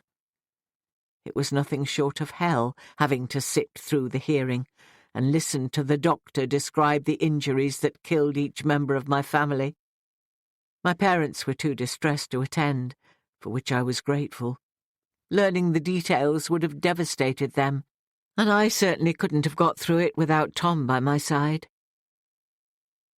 After the summer break, Rachel became withdrawn on her return to school, and her teachers told us that she no longer interacted with the other children. Before Jenny died, she had very few friends, and generally played only with her sister, but now it seemed that she wished to have no contact with the others in her class, or any of Jenny's old friends. We arranged counselling sessions, but Rachel refused to engage with the counsellor, and their time together was mostly spent in silence. Eventually, we decided to suspend the counselling, hoping she would choose to go back when the time was right. It appeared that whatever we tried was futile. We simply couldn't reach our daughter. Tom and I coped by talking to each other. Our pain only fractionally eased in the process. Still, Rachel refused to talk about her sister and went about her life seemingly emotionless, a mundane existence that our love could not begin to penetrate. We consoled ourselves with the hope that time would heal our daughter. After all, Jenny had brought her out of isolation before. Perhaps something or someone else would do the same in the future. There appeared to be little else we could do, other than being constant in our love, and hope and pray for a miracle. During one of the lowest points in those dark days after the accident, Tom, who tried so hard to remain strong for Rachel and me, actually verbalized something I'd often thought, and for which I'd hated myself. It was early evening. Rachel was upstairs in her room as usual, and Tom and I were clearing the detritus of the evening meal when he suddenly banged his fist on the kitchen table and said, "Why did it have to be Jenny who died? Why our own flesh and blood?" His sudden outburst shocked me as his words fell heavily into the atmosphere. He sobbed bitterly then, tears of shame and guilt, of frustration for being unable to make things right for his family. I wasn't so much surprised at the words themselves, but that he would actually speak them aloud. The very same sentiment had played through my mind on so many occasions since Jenny died, compounding my feelings of inadequacy and guilt. A little voice at the back of my mind repeated frequently, if only it had been Rachel who died that day and not Jenny. But I'd never actually verbalized my unworthy, disgraceful thoughts. To allow them to come out of my mouth would prove, without a doubt, what a wicked person I was. I loathed myself for even thinking them. It appalled me. But no matter how many times I tried to banish the thought, it crept back into the secret recesses of my mind, taking advantage of my weakest moments to pop into my head and fill me with shame and disgrace. I truly was a dreadful mother. I held my husband then, as silent tears fell from us both. We would get through this, and we would do our best for Rachel. Somehow we would reach her. Chapter 12. Sarah was kept busy for the rest of the day, with the residents unusually demanding, and didn't see Alice until it was almost time to go home as she passed her open door. Alice called out to her, And dutifully she entered the room, smiling her usual cheery smile. "Sarah, what did Rachel say to you this morning?" Alice sounded anxious. "Nothing important. I think perhaps I'd overstepped the mark by offering the use of the visitors' lounge, but it's nothing for you to worry about." "Did she say anything about Millie?" Alice looked close to tears. "I only ask because she told me she didn't have a daughter, which is ridiculous. Why would she deny her own child?" "I think you might be getting confused, Alice.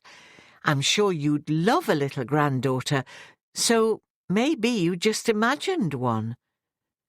Even as she spoke, Sarah knew the words sounded feeble, patronizing even, and the pained look on Alice's face saddened her. It was as if she'd betrayed her. "Sarah, please. You're the only one here who talks to me as if I'm a human being. Everyone else is treating me like a child or a madwoman. I know I haven't imagined Millie, and I also know that my husband isn't dead. While I'm here, I've no way of proving it, and I don't know why Rachel's telling all these lies. If only I could get out of here. Will you help me, please?" Sarah was stunned by the sudden crazy request and didn't quite know what to say. If Alice was asking for help to escape, there was no way she could do that. "I really can't help you to get home, Alice. It's up to the doctor to decide when you can leave, and he needs to be sure you'll be safe living on your own." Sarah knew the answer was inadequate and not what Alice wanted to hear, but what more could she say? "I know all that." A look of desperation crossed Alice's face. "And I wouldn't want you to do anything that would get you into trouble. But maybe you could find Tom for me." Sarah was in a difficult situation. Should she play along with this disturbed lady, or simply say no? Finally, she decided on honesty. "Alice, I wouldn't be able to find Tom because your husband died a few years ago. I'm so sorry, but your illness is making you forget things. Try to rest now. Rachel's visit seems to have tired you out. I'll see you tomorrow." She gently squeezed her hand. Alice said nothing more, but simply turned to stare out of the window, disappointed, her eyes brimming with tears. Sarah felt utterly wretched, but Rachel was probably right, and she shouldn't encourage her in these fantasies. Yet not being able to ease Alice's mind was so hard. That night, Sarah dreamed that she was smuggling Alice out of the elms, and the two of them rode off into the night like Thelma and Louise in an open-top sports car. When Sarah awoke, the vivid dream stayed with her, and she couldn't stop thinking about it, ridiculous though it was. Jack laughed heartily when she described the dream over breakfast, but Sarah was troubled by Alice's predicament. The sensible thing to do would be to avoid conversing with her, but that wouldn't be right either. So Sarah just hoped that Alice might have forgotten their previous day's conversation and would drop the subject. For some strange reason, Sarah felt drawn to this resident more than to any other. Perhaps it was the fact that Alice was so young to have dementia. Anyone would feel compassion for a fellow human being with such a cruel disease. And we can never be sure of our own fate. But Sarah's natural empathy for Alice meant that she couldn't avoid her either. She would care for her, the same as the other residents in the elms, to continue to do her very best.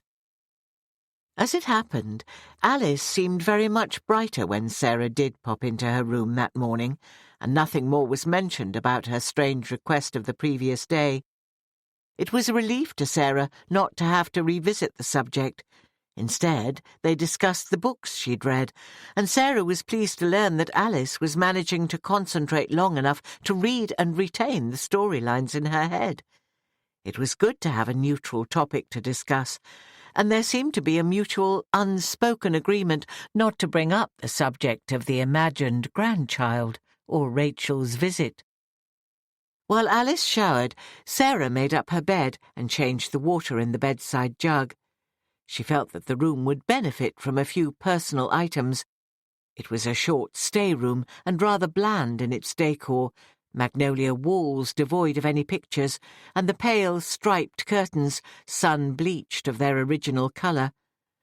Most of the residents cheered up their rooms with family photographs or cherished possessions from home displayed on the bare surfaces. Some even brought their own bedding and curtains of their choosing, or even a few pot plants. Sarah, however, wouldn't be the one to approach Rachel with this idea. If it looked as if Alice's stay was to be extended, then she'd leave it to one of the staff to suggest such things to her daughter. Alice was undoubtedly something of an enigma. Her behaviour didn't quite fit into the pattern exhibited by the others on her floor, many of whom developed magpie tendencies, regularly taking items that appealed to them. The reservations of their former selves were lost with the illness, and their behaviour reverted to being childlike again. Alice, however, generally appeared to be rational, following a conversation or the plot of a book or television programme with comparative ease. At other times she experienced difficulty with concentration, but generally knew where she was and maintained her desire to go home. But her short-term memory was letting her down, and Sarah was well aware that if the diagnosis proved to be vascular dementia, gradual deterioration was expected, and sadly there would be no improvement. Remembering Jack's words of caution, Sarah mentally warned herself not to become emotionally involved where Alice was concerned. Later that afternoon, as Sarah approached Alice's room to offer tea or coffee, Rachel's voice made Sarah pause, not wishing to see the woman again after the incident of the previous day. "No, it's Friday today, not Thursday." Rachel sounded weary as she corrected her mother. "Are you sure? Because we usually have fish for dinner on Friday, but we didn't today." "Yes, I'm sure." Sarah hesitated, then turned back to go into another resident's room, berating herself for being a coward. But the snatch of conversation she'd overheard troubled her. There was something about Rachel Roberts which made Sarah decidedly uncomfortable. Chapter 13. "Jack, how can I find out if someone is dead or not?" Sarah's expression suggested she was serious, but Jack laughed at her question. "Take their pulse?" he joked. "No, not like that. I mean in the past, if they died a few years ago." He straightened his face to take her seriously. "All deaths have to be registered, and I would think you could access that information online. You'd be better at that than me. You know I'm a dinosaur with technology." "But you must have to do those checks at work," she persisted. "Yes, but I delegate to someone who knows what they're doing," Jack explained, then smiled at his wife. "I've already looked at a few websites, but I need the date of death, which I don't know."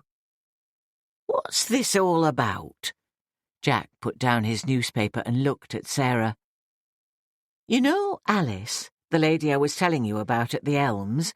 She's convinced her husband's not dead, but her daughter told us that he died nearly 4 years ago. His name's Tom, so I've entered Thomas Roberts, Tom, and every other permutation I can think of, but there are dozens of them, and I don't have a date of birth or death."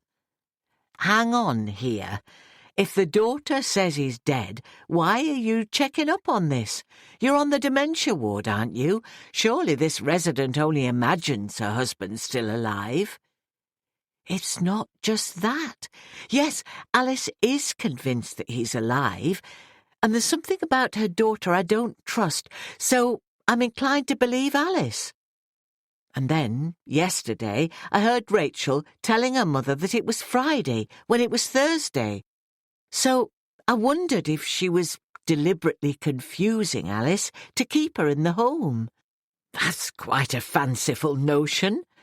Perhaps the daughter was simply mistaken about the day herself. I sometimes get confused about what day it is, particularly when I'm on a late shift."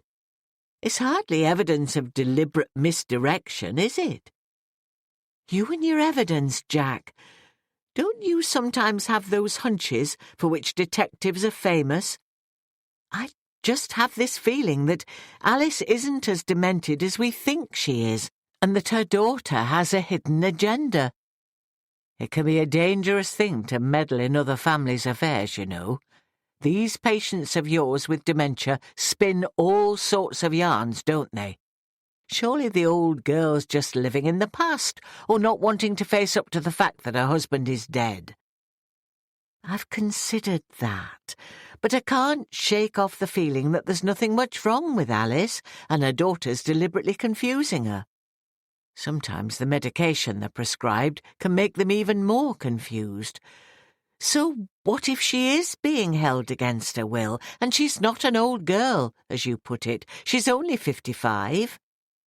It's commendable of you to care so much, but I think it's highly improbable that she's in the elms against her will, no matter how much you like this lady and want her to be well again.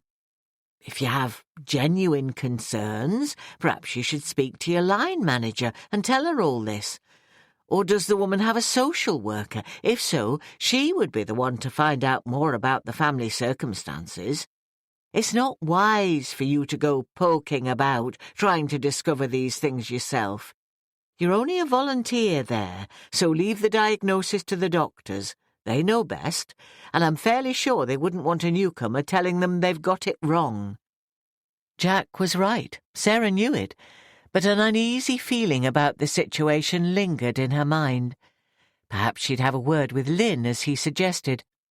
But Sarah couldn't resist going back to her internet search of registered deaths, trying a combination of different years, months, and even the specific area of Matlock where Alice had lived until recently. The search remained fruitless. Dare she ask Alice for her husband's date of birth? Or would that disturb the poor woman even more? When Monday morning arrived, Sarah was keen to get back to the Elms, her priority being to make an appointment with Lynn, the dementia ward sister, to discuss her concerns. They arranged to meet in the office at lunchtime, when Sarah would be having her break and Lynn would have finished her shift. "So, what can I do for you?" Lynn asked, her head tilted to one side and a smile on her lips. She was a great person to talk to, and Sarah would be happy to stay on her ward permanently. "It's about Alice Roberts. I've got a few concerns about her." "Ah, yes." Lynn gave Sarah a look which suggested that she felt Sarah was becoming too involved with this particular resident. She would get on well with Jack, Sarah thought. No more trouble with her daughter, I hope? Well, no, except that I overheard her telling Alice it was Friday last week when it was Thursday. I know we all get mixed up with such things at times, but it seemed as if she was deliberately trying to confuse her mother. Is that all? Don't you think you're reading too much into it? Just because Rachel Roberts had a go at you doesn't mean she's the Wicked Witch of the West, you know. Relatives often take their frustrations out on the staff, particularly on the dementia ward. It's a difficult time for them as well as their parent, but it's all part of the job. Yes, I know that, but most of the time Alice appears to be quite lucid, yet regresses after her daughter's visits. Maybe she does have some memory problems, but is she bad enough to be kept here? Wait a minute. Let's have another look at her notes. Lynn tapped on the computer keyboard and brought up Alice's details. It says here that Rachel is her only relative. Alice still has the DOL order in place, but she's due for assessment by a best interest assessor this week. What exactly will they do? Sarah asked. They'll chat with Alice and ask her a few questions and then make a decision about whether she has the mental capacity to make her own decisions. The assessor will then consult with the doctor, and if they feel Alice is capable of making her own choices, they'll ask her what she wants to do. I'm certain the answer to that particular question will be that Alice wants to go home. Can her daughter reverse any decisions the doctor makes? If she has power of attorney, she'll have some input into the decision. But there's nothing on Alice's notes to say her daughter has POA. What if Alice still maintains that her husband is alive, and now there's this imaginary granddaughter too? Will that prevent her from going home? Sarah could see this as a possible stumbling block. Not necessarily. We've had patients before who think that their partner's still alive, yet have been deemed safe to live alone. Very often their delusions are a comfort to them. Being confused doesn't automatically mean that someone has to go into care, and sadly, the money aspect also comes into play. More and more people need places in care homes, and there just isn't the money available to fund them. So, in reality, only the very worst cases will get a funded place. Perhaps Alice's circumstances are such that she could fund a place privately, but from what we know, that's certainly not what she wants. Lynn looked at the concerned expression on Sarah's face. Look, don't get too involved in this, okay? Our residents are transient for one reason or another, and this is a tough ward to work on. You can't afford to become emotionally involved with them all. You need to be a few degrees detached for your own sanity. Believe me, I know. You're right. Thank you for explaining everything, Lynn. Can I tell Alice that this assessment is coming up? Of course, it's not a secret, and she has the right to be informed. But choose your moment carefully, won't you? You mean when her daughter's not with her? Sarah grinned. Now, I'd better grab a sandwich before I get back to work. Enjoy your afternoon off. Sarah was heartened by what she'd learned. It appeared to be a possibility that Alice could go home after all. Sarah knew that this piece of news would cheer her up immensely. Chapter 14. Sunshine streamed through the window of Alice's room, warming her cold flesh.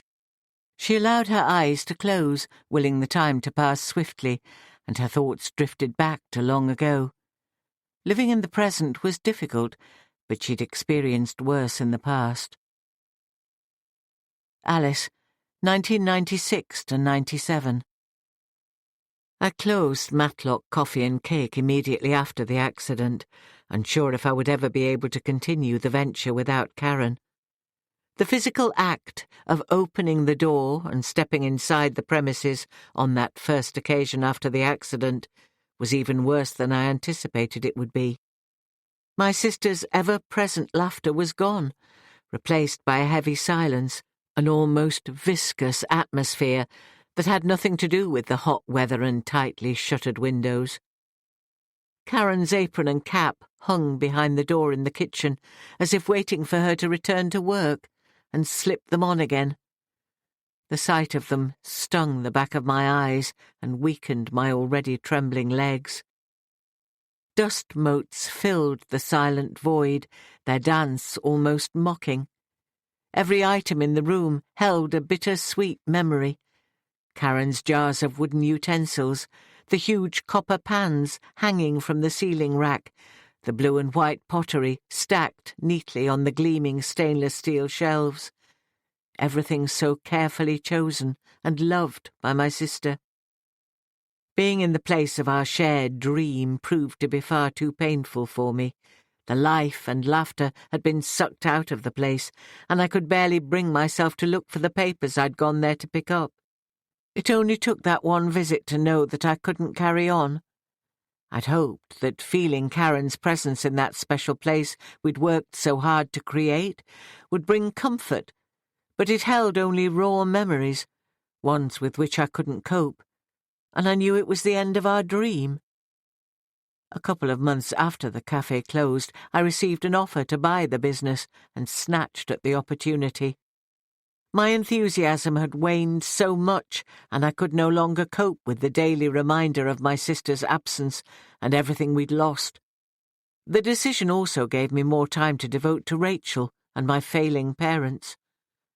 Tom and I couldn't read our elder daughter at all. She hadn't shed a single tear in the weeks since the accident, at least none that we knew of, and reverted to that small, lost child she'd been before Jenny's birth. I longed to hold her close and comfort her, to stroke her hair and kiss away the hurt. But she shrugged off any physical contact we offered, resisting all attempts at consolation. After a few weeks, we sought help from our doctor, who advised us to give Rachel more time and space, reminding us again that the counselling route was still available. The first year is always the hardest. I heard it from so many well-wishers, and in many ways it proved to be true. Anniversaries were to be faced, birthdays, Christmas, and so many other meaningful dates that the first year was an arduous one. Places we'd visited as a family became no-go areas, the memories they stirred too painful. My mother's health started to deteriorate, and almost before my eyes she turned from being a strong, independent woman into an old lady well before her time. The loss of her daughter, son-in-law and 2 grandchildren was almost too much for her to bear, and she developed illnesses which, although not definitively connected to the grief, were undoubtedly compounded by the stress she'd suffered. Doctors diagnosed angina on top of depression, and my mother declined rapidly, both physically and mentally. She lost weight at an alarming rate and became reclusive, refusing to leave the house despite our efforts. Naturally, this profoundly affected my father, who assumed he was somehow failing his wife and couldn't be persuaded otherwise. Dad took over caring for Mum, a woman who had always prided herself on being capable and in control, the one to cater for family celebrations with such ease and lightness of spirit. Tom and I could see the changes in them both, but were incapable of reversing their decline, even though we tried everything which came to mind. During that first year, I pushed my grief aside to help my surviving family. But like my father, I, too, felt powerless to alter the situation. Rachel, however, remained our chief concern. While Tom found some escape at work, I stayed at home in an attempt to make a good life for my husband and daughter. I cleaned the house frantically, often unnecessarily, to fill the long, empty hours, and baked more cakes than we could possibly eat. We encouraged Rachel to take an interest in things outside of school, sports or dancing classes, riding lessons perhaps. We offered her everything we could think of to enhance her life, but found nothing for which she showed even the slightest enthusiasm. Of course, the one thing she wanted was to have her sister back. It was the same for us all, but it was never going to happen. After school, Rachel would go to her room to do her homework without a word, unless I addressed her directly with an open-ended question. I began to wonder if she blamed me for Jenny's death, for letting her go with Karen and James that fateful day. Or was it me blaming myself? If only I'd kept her at home with Rachel. How many times had I wished that was the case? On the positive side, Rachel excelled at school, academically at least. She proved to be a very bright, capable student, and when the time came to move on to secondary education, she was easily at the top of her class, with her teachers singing her praises at every opportunity. Our daughter's head was always in a book, whether homework or a novel, a good habit, but I often wondered if she was hiding between those pages, hiding from Tom and me, or even from herself. A year after the first aborted attempt at counselling, we decided to pick up the sessions again for our daughter, yet once more without success. Rachel refused to engage with the counsellor, and even going to the sessions became a contentious issue, so we finally abandoned it. Was it right to try to make Rachel talk about her feelings? Could she be dealing with the loss in her own silent way? There were so many questions, and, quite simply, no answers. Yes, we still talked about Jenny. I couldn't bear to erase her from our lives as if she'd never lived. But we tried to be sensitive and not overdo it for Rachel's sake. Yet she rarely participated in any such conversations. Looking back, I can't ever remember her speaking her sister's name after the accident. She remained almost cold, aloof, and there appeared to be no way to reach her, no matter how hard we tried or how innovative the ideas we came up with. Another problem presented itself for us as far as Rachel was concerned. We had not told our daughter that she was adopted. Somehow the time was never right, and now, when she was on the verge of going to senior school, we felt she had a right to know. But having lost her sister, we struggled to decide if this revelation would be another significant hurdle to overcome. Would it perhaps be too much for our daughter to bear, and possibly even the final straw? Tom and I spent many evenings discussing this issue. Should we, shouldn't we? It was at times like this when I missed my sister, Karen. She was so wise in such matters, and would have advised me what to do. I could no longer turn to my parents for advice, as they struggled daily with their own problems, and I didn't want to add to their burdens. Eventually we took the easiest route and procrastinated yet again. We'll know when the time is right, we kidded ourselves. Perhaps the opportunity will arise naturally and we'll tell her then. Yes, it was cowardly, but our motives were pure, or at least that's what I tried to convince myself. The transition to her new senior school, Rockcliffe Academy, went smoothly for Rachel. Our daughter looked so grown up in her new uniform. She was turning into a lovely young woman. However, Rachel flatly refused to allow me to take her photo on the first day, and insisted she walk to school alone. I was more nervous than she appeared to be, and when she left the house I followed, keeping well back and praying she wouldn't turn around and see me. The need to be sure that she arrived safely was overwhelming, even though it was only a 15-minute walk from our home, and several other students were heading in the same direction. My routine of following her continued each morning for a week, until Tom insisted I stop. "We have to trust her, Alice. Give her some independence, and who knows, she might make friends with other students who take the same route." He was right, I knew, but I always worried about Rachel and harboured a feeling of being a complete failure as a parent.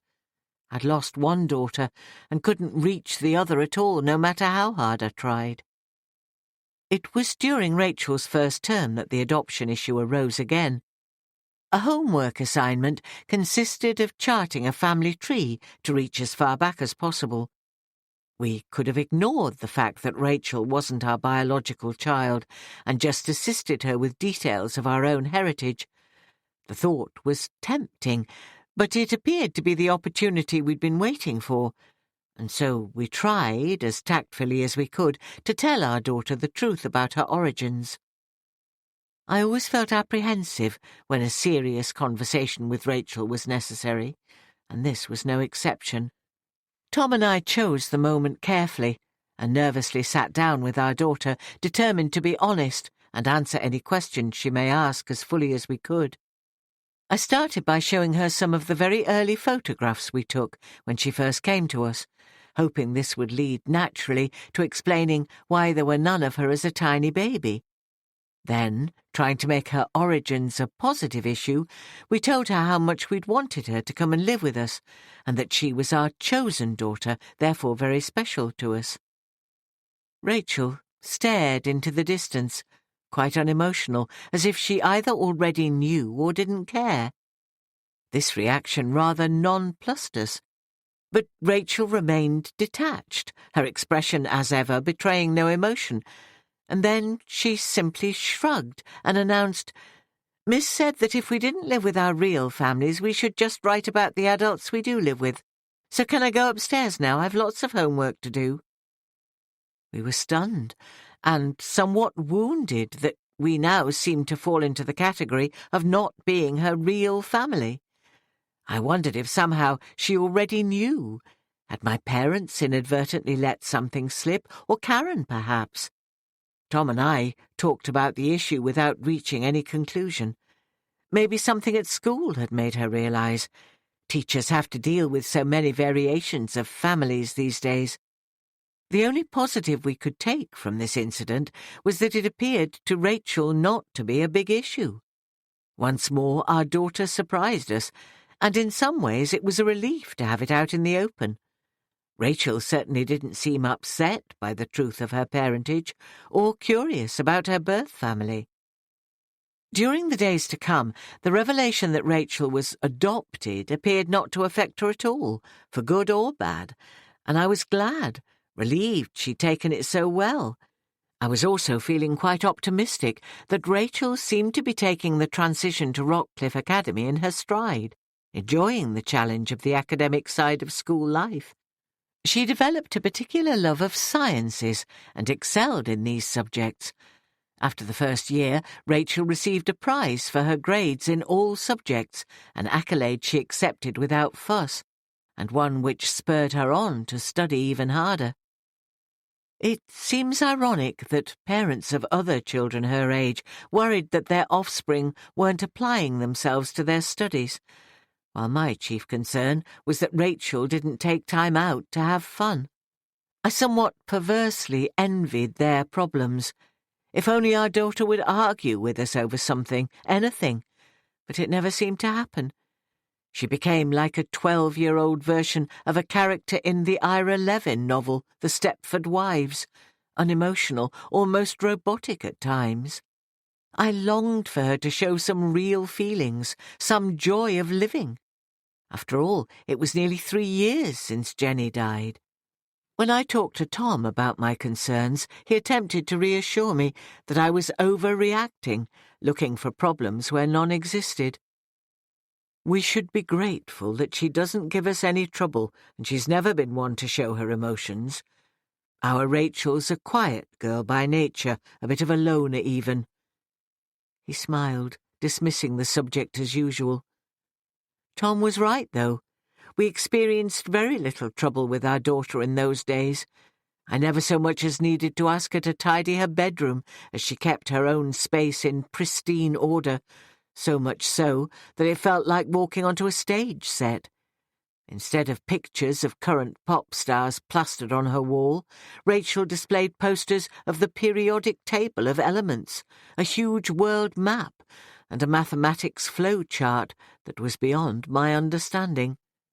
On her desk, pens and pencils were arranged symmetrically, and her bookshelves groaned with some weighty chemistry books, in alphabetical order, of course, which to me seemed way too dry for a girl not yet in her teens.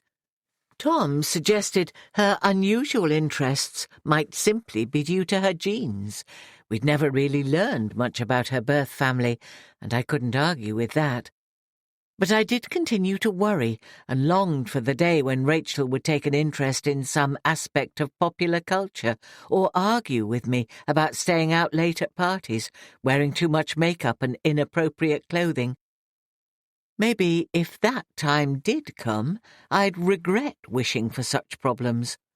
On the other hand, perhaps Tom was right, and I was simply an over-anxious mother with too much time on my hands. Eventually, life became bearable once more. Grief never leaves you, but you learn to live with it, and our family functioned in the best way we could. There would always be that aching void, the space in my heart where our beautiful daughter should be, and the misery of my sister's family so cruelly wiped out. Still, we made a determined effort to move on from those dark days of pain and loss, to rebuild a world for Rachel and ourselves. Often, the days, weeks and months stretched ahead like an endless tunnel, with shadows threatening to reach out and engulf us. But it was imperative that we attempted to move on, to make our lives count for something. Our grief couldn't define us forever. As time passed by, I tried to look at our loss differently. I told myself that Jenny had been gifted to us for 7 precious years. My sister and her family were precious gifts too in the years we'd known them. I asked myself if I would have been happier for never having had these wonderful people in my life.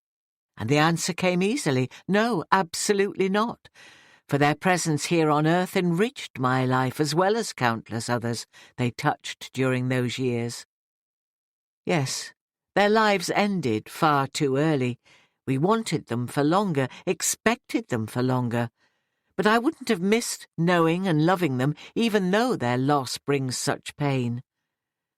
I sought to dwell on happy memories, the joy of past times, spent with my family, to discipline my thoughts to the positive rather than the negative in an effort to ease the pain. I was truly blessed to have known and loved them all. Chapter 15. Alice. I studied my daughter closely during her pre-teen years, watching for signs. But of what, I was unsure. Normality, perhaps, or was that unkind? Her transition to Rockcliffe Academy worried me more than it did Rachel, as did her unusual behaviour. Her insular character and preferences for her own company presented problems, and Rachel's attitude could often be interpreted as rude. She had little time for our friends, and if any came to the house to visit, she could barely bring herself to be polite, with her demeanour nothing short of surly. I generally passed this off as shyness, making excuses I knew were not valid. My frequent attempts to explain social niceties to Rachel went over her head, and generally my efforts were met with a steely glare, as if she couldn't wait to be elsewhere, and I was nothing more than an unwelcome distraction. As our concerns for Rachel remained, and my anxieties for her future development increased, I persuaded Tom to accompany me to see our GP for his opinion on getting a referral for our daughter to a child psychiatrist. My husband initially resisted the idea, but eventually agreed that we should at least inquire. We didn't have to take Rachel with us for a preliminary visit. Our GP was familiar with our family. We'd been with his practice for more years than I cared to remember, and Dr. Simmons had seen us through some challenging times. It helped that he was aware of our past concerns about Rachel, and the morning's visit was made easier by his patient attentiveness to the things we were finding difficult to verbalise. Counselling had been tried and ruled out when Rachel refused to engage with the psychoanalyst, and I found it difficult to tell the doctor exactly what kind of help we were seeking. Eventually, I simply blurted out my fears that Rachel was not normal, and we were at a loss to know what to do. Dr. Simmons asked questions about Rachel, an easier way for him to understand our concerns and allow us to express them. In answer to questions concerning her behaviour, we established that she didn't present violent or unruly behaviour, yet was frequently withdrawn, unsociable and often moody.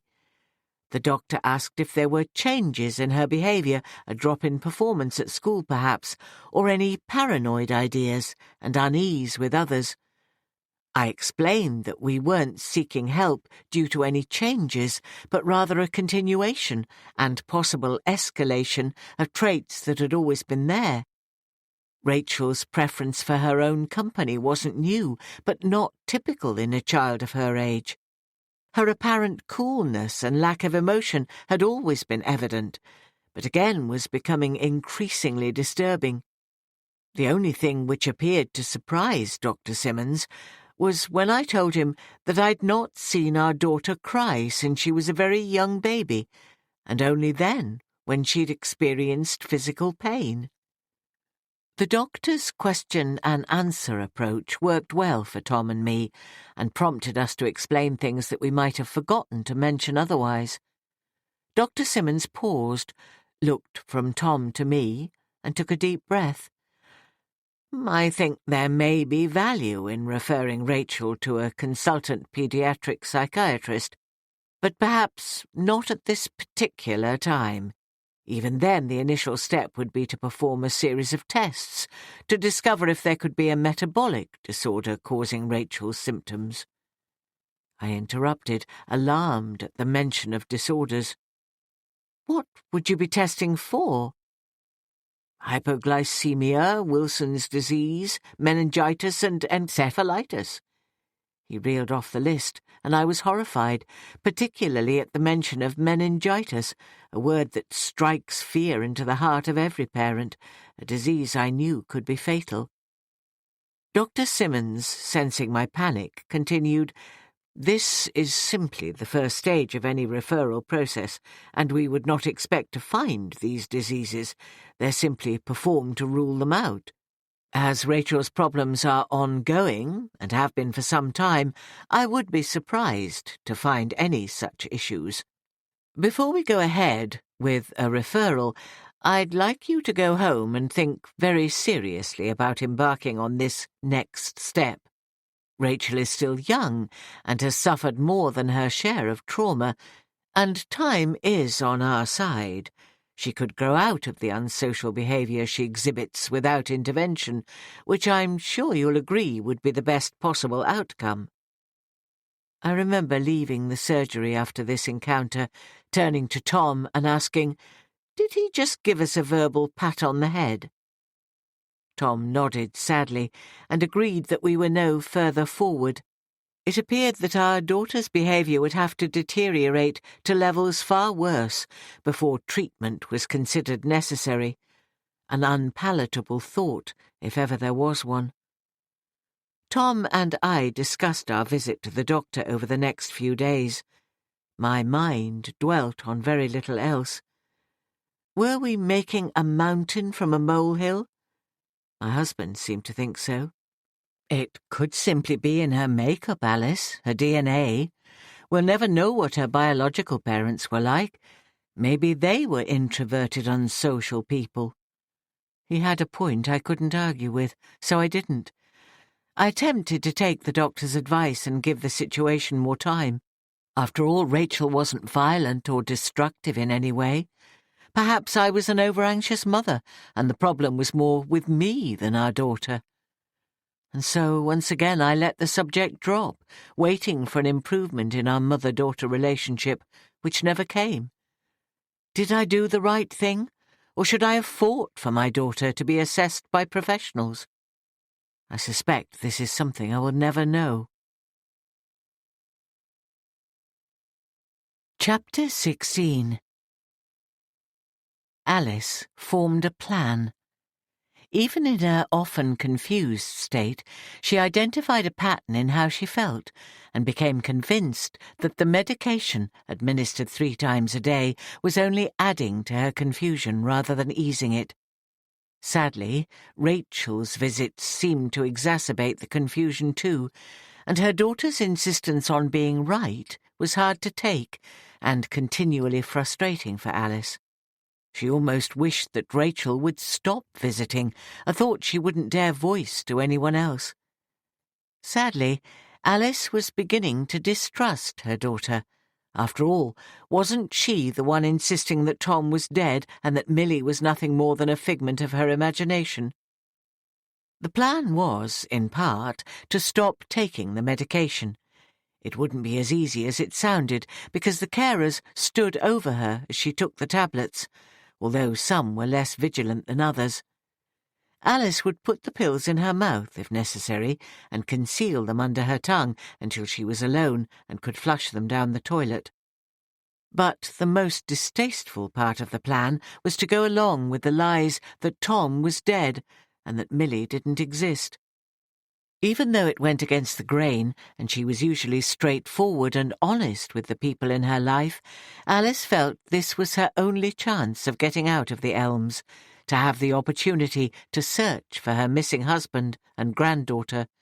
Surely she was not so far gone that Rachel's lies could be true? Alice had seriously considered this possibility, but ruled it out, knowing with the utmost certainty that Tom hadn't died 4 years earlier, and as for Millie's existence, that was true as well. At times, Alice could almost feel her granddaughter in her arms, her slim little body warm and comforting as she snuggled into her grandma for one of their special cuddles. She could smell the child's scent, sunshine and fresh air. Yes, Millie was real, Alice was certain. Throughout the morning, Alice vacillated between a determination to carry out the plan and fear that she was demented and Rachel and the doctors were right. It was only her sheer frustration at the situation which delivered the courage to take matters into her own hands. And so, when the nurse arrived with her medication after lunch, Alice was prepared. The nurse watched Alice put the tablets in her mouth and offered her a glass of water. Alice took barely a sip and held the tablets under her tongue.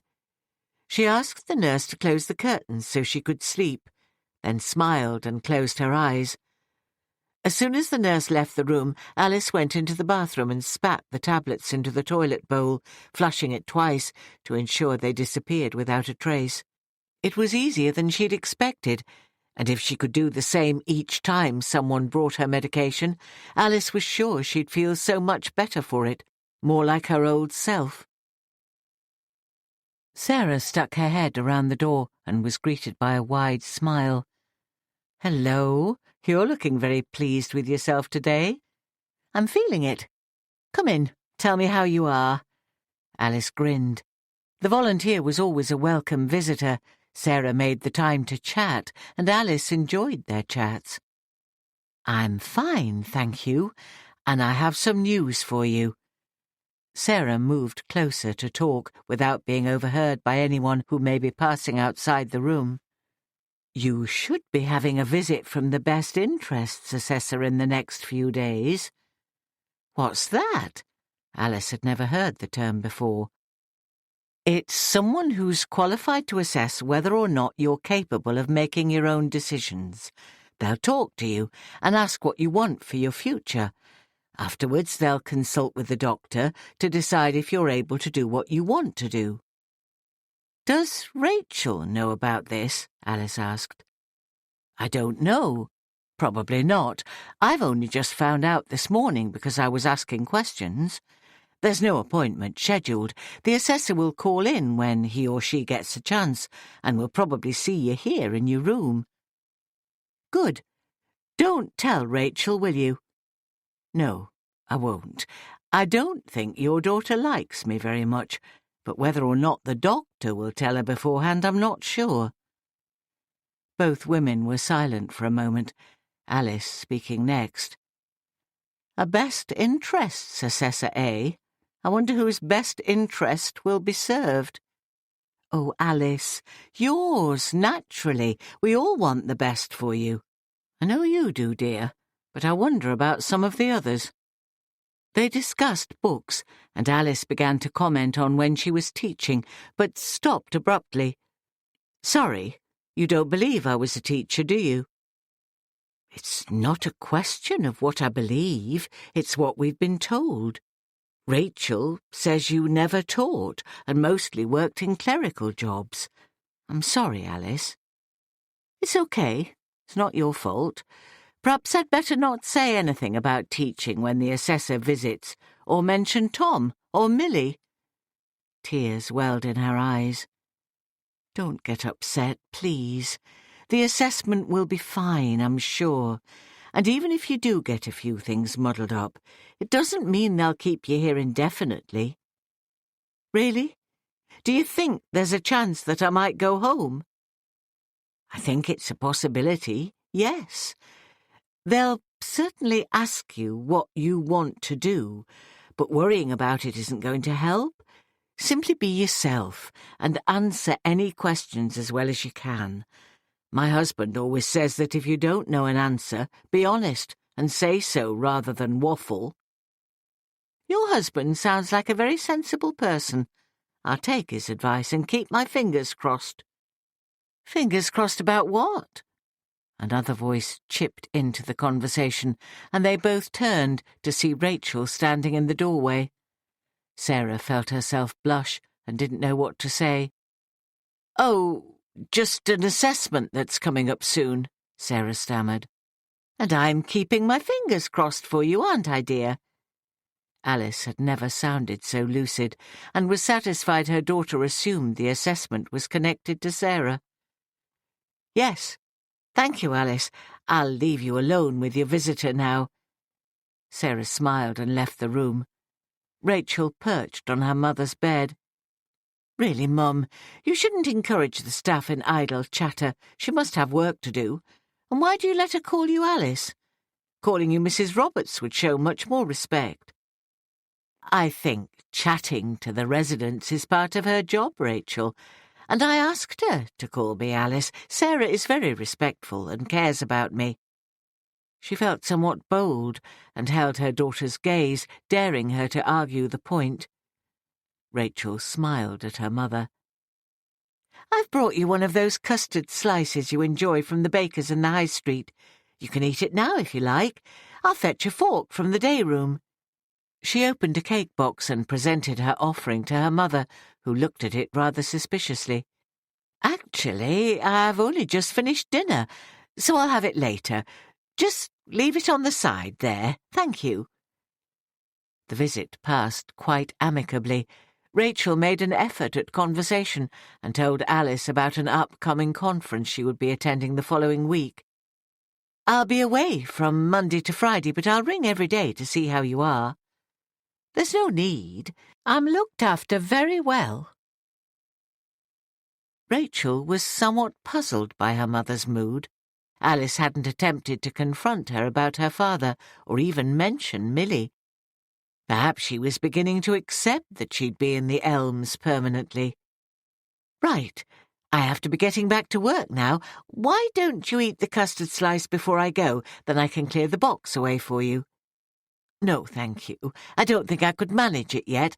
I'll have it with my afternoon coffee. But you shouldn't keep spoiling me with all these little treats. You get back to the shop now, Rachel. I'll be fine." Rachel left without seeing the doctor. She didn't want him to think that she was an over-anxious daughter. They would contact her if they had any concerns.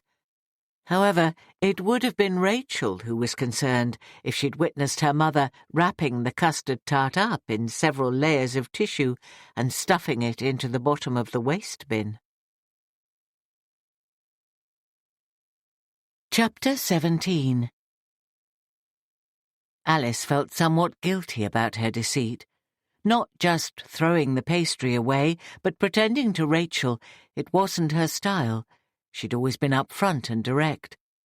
But her relationship with Rachel had always been complicated, not what she'd have liked it to be, and it caused her grief to admit it.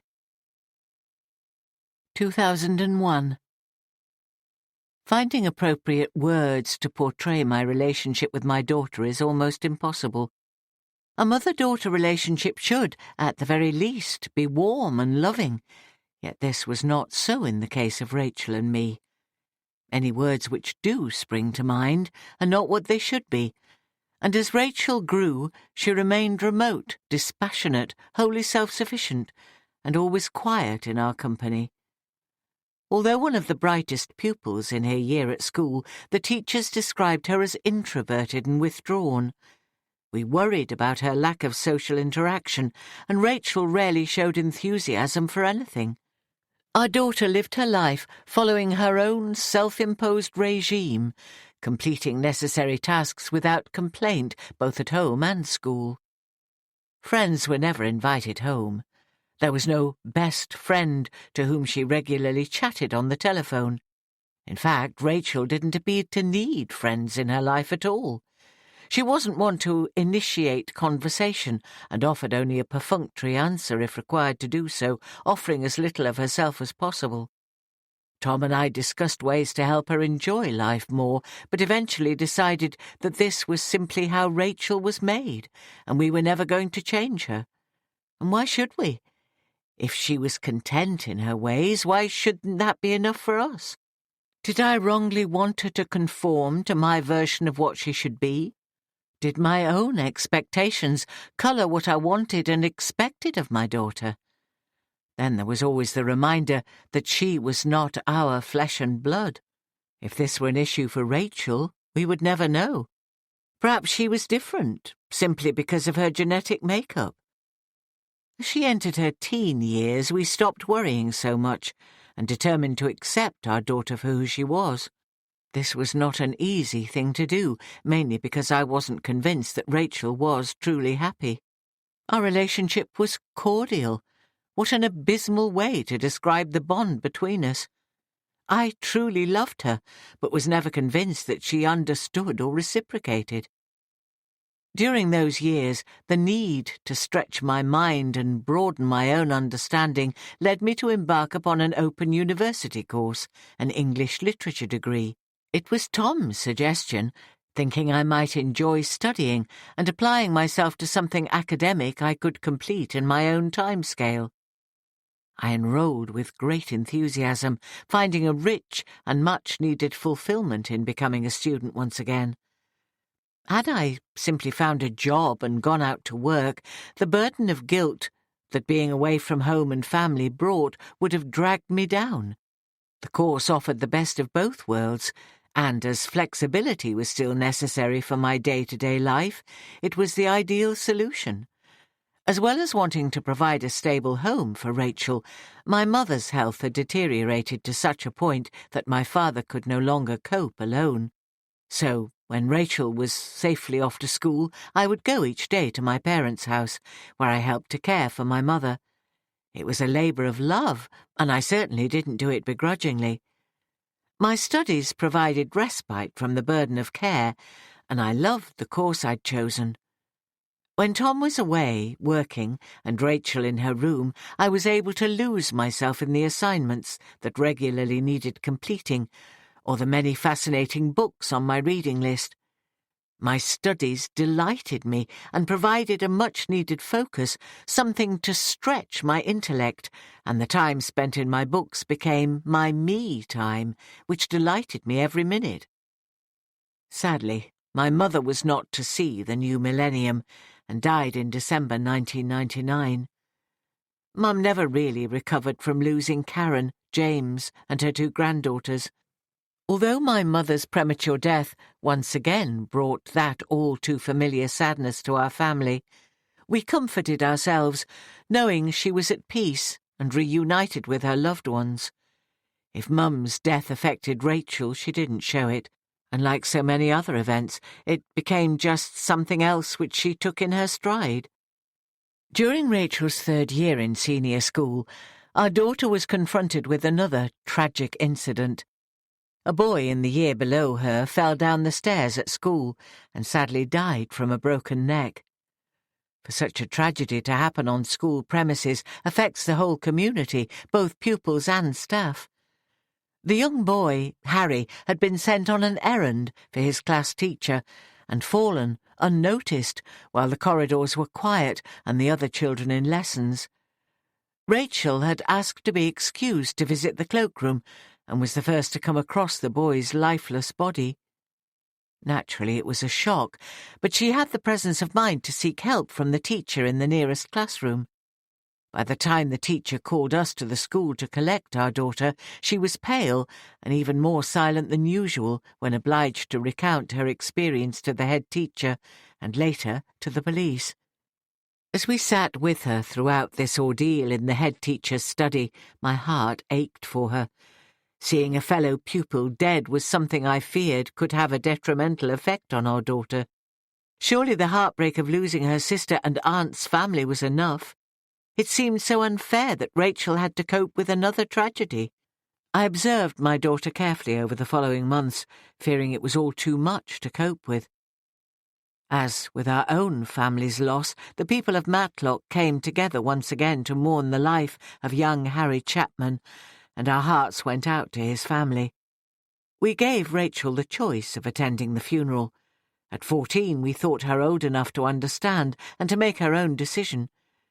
She decided to attend with us. Naturally, memories of our own loss came flooding back as, once again, the parish church was filled with mourners, gathered to say goodbye to yet another of the town's children, a life ended far too early. I silently railed at the injustice of it all as I witnessed the weighty sense of loss and the pain of Harry's parents. How much grief could one community suffer? Rachel coped remarkably well, and managed to hold herself together during the service when so many of her fellow pupils were weeping. It was indeed another sad day for the town, and most certainly for Harry's parents. I knew all too well how they must be feeling. By chance, about 3 weeks after Harry's funeral, I met his mother, Brenda, in the high street, and we stopped to talk.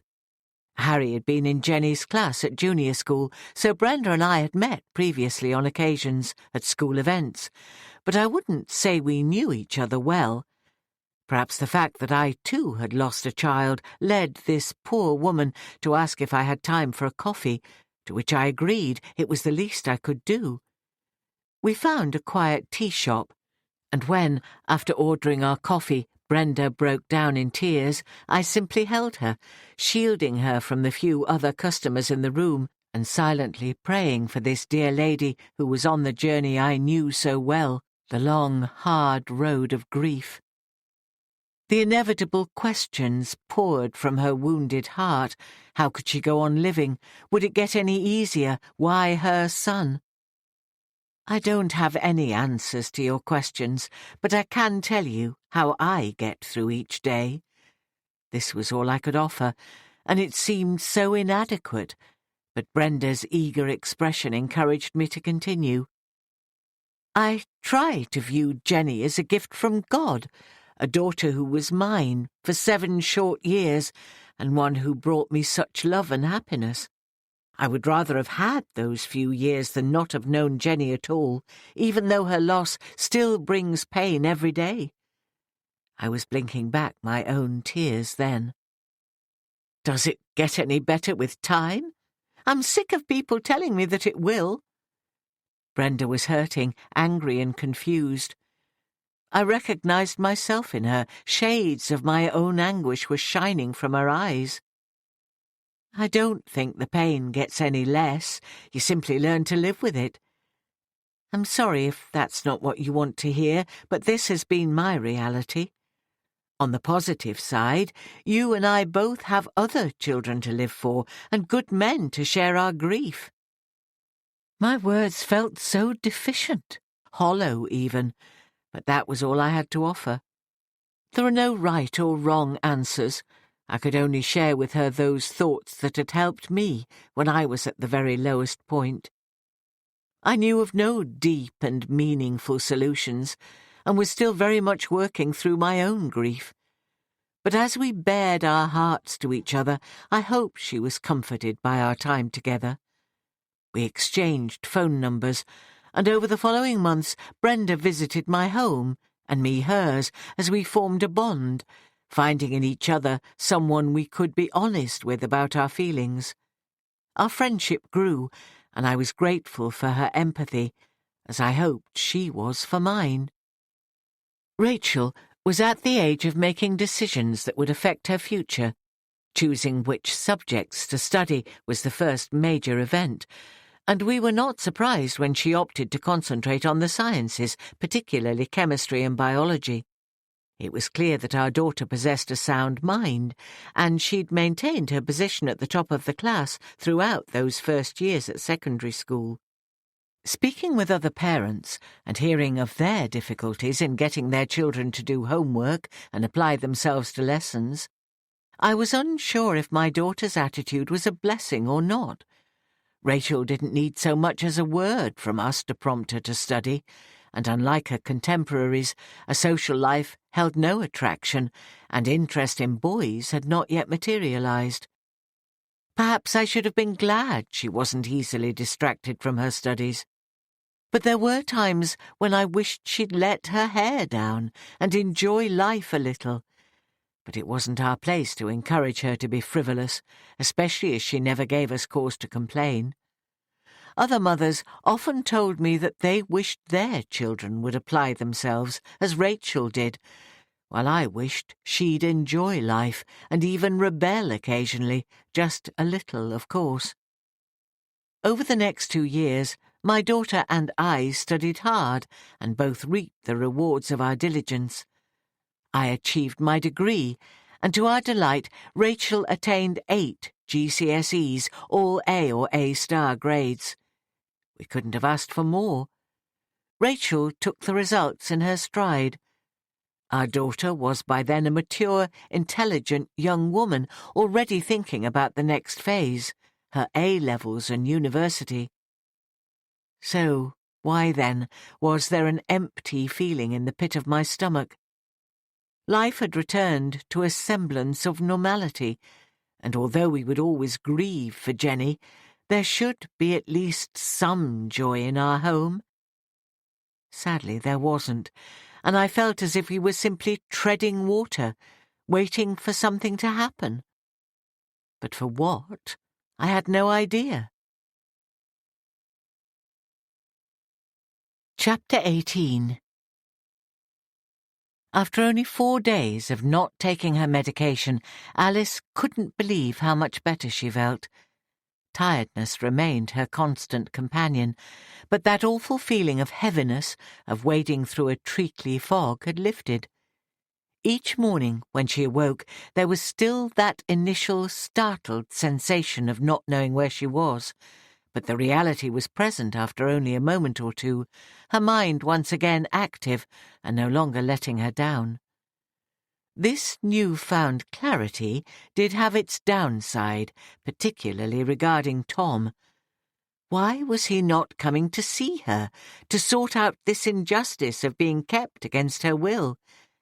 Alice couldn't fathom why he was suddenly absent from her life. Silently dismissing that he was dead, as Rachel insisted, Alice's mind led her down several paths of explanation, most of which were so unpalatable that she refused to entertain them. The recollection of the red coat hanging in her kitchen became a representation of another woman, and Alice shrugged off such thoughts. She knew Tom better than that. The reality of her situation was now depressing. At least when the drugs kicked in, Alice was primarily unaware of how desperate her situation was.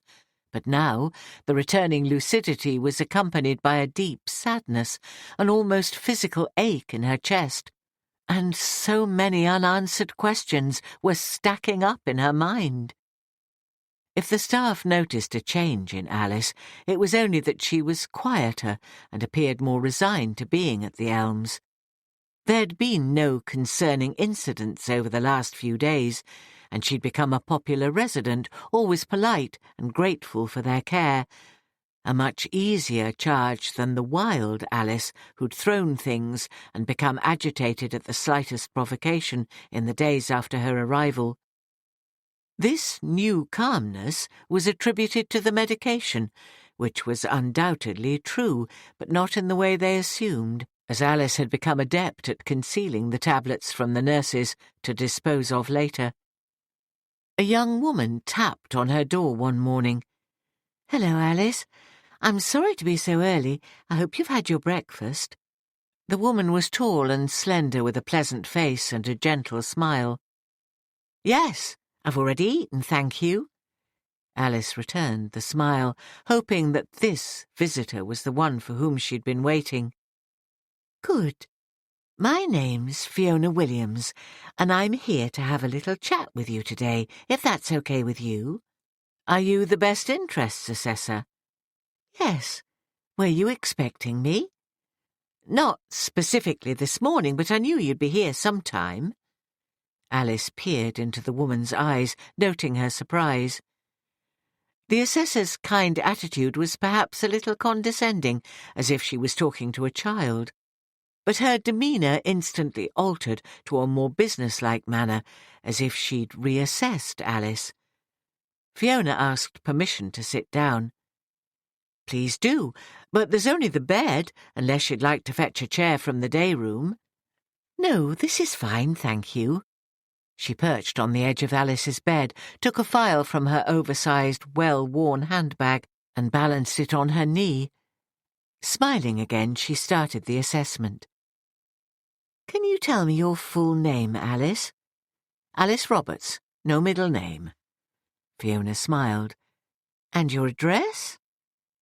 The assessment began well, with nothing Alice couldn't handle. For the first time in weeks, personal details were clear in her mind, and she felt confident in her replies. She smiled at the simple questions on politics, and delighted in seeing the younger women's evident astonishment at her answers. But then the tricky bit came. "Alice, Can you tell me how you came to be in the Elms, and a little about your family?" Remembering Sarah's husband's sage advice, Alice decided to be completely honest. "I came here from hospital after a suspected stroke. My daughter filled me in on the details, which I don't remember, as apparently I couldn't speak at first and became very confused. I want to say that the confusion has gone entirely, but there are still some things I find hard to accept." Alice paused, mentally practicing her words so she didn't sound insane. "I'm having difficulty remembering that my husband died several years ago, and also that I don't have a granddaughter who seems to be so real to me. It appears I've even invented a past career for myself as a teacher, which, according to my daughter Rachel, is pure fantasy." There, she'd been honest enough, with no accusations or denunciations of her daughter, and the lies she was feeding her. Alice fought back the tears. She wanted this interview to go well, to be allowed to go home as soon as possible. Fiona Williams leaned towards Alice and squeezed her hand, her eyes full of compassion. "So, what is it you'd like to happen now? Where would you like to be, Alice?" "I want to go home. They've been very kind in here, but it's not where I belong, and I'm certain that I'll feel better in my own home. Please, let me go home." "It's not entirely up to me, but I can say that after our little chat, it appears that perhaps you are in the wrong place. Naturally, I need to speak to your doctor. I have an appointment with him later this morning, and we'll certainly discuss your case. If you were to go home, Alice, how would you manage on a practical level?" "There's nothing physically wrong with me, although I'm stiff from sitting here all day, so I'm quite capable of looking after myself and my home." Fiona smiled. "Yes, Alice, I think you are." There was another unexpected visitor for Alice that afternoon. Dr. Patel knocked on her door and introduced himself, asking permission to talk with her. Alice smiled at the opportunity to show off her newfound confidence, correctly assuming that this was the psychiatrist who would also have an input into her future. The assessment was almost a repeat of her chat with Fiona Williams. Alice played it in precisely the same way, admitting to some confusion, but ready to accept others' judgment and advice. Her answer to the question of where she would like to be was the same, at home. Alice was sure she'd convinced him when the doctor left, but was still anxious, longing for some feedback. The feedback didn't come until Sarah entered her room just before tea time. "You're the talk of the Elms now, aren't you?" she laughed, a huge grin on her face. "What do you mean?" Alice was impatient. "The assessor, Fiona Williams, told the doctor and the nurses you shouldn't be in here.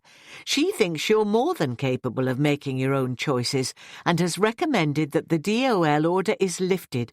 Whatever you said must have worked, because her recommendation is to discharge you as soon as possible, and the psychiatrist agreed with her decision. Are you pleased?" "Delighted." Alice jumped out of her chair and hugged Sarah.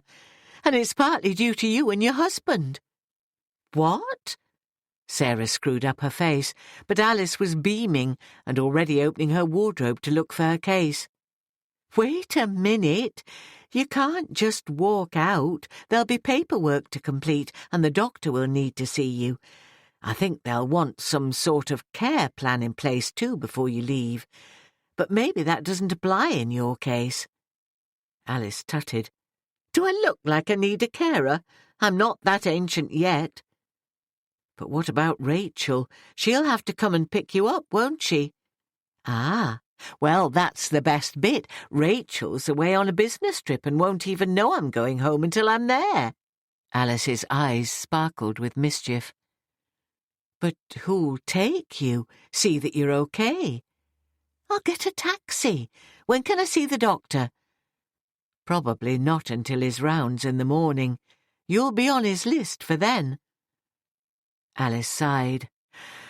I suppose I can bear one more night here, but I can't wait to get home. Sarah smiled. Have we been so terrible, Alice? Not you, never. Here, take your books back and thank you. I've enjoyed reading them. They've helped to keep me sane.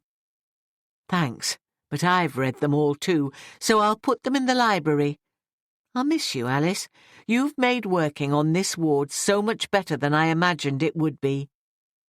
I'll miss you too.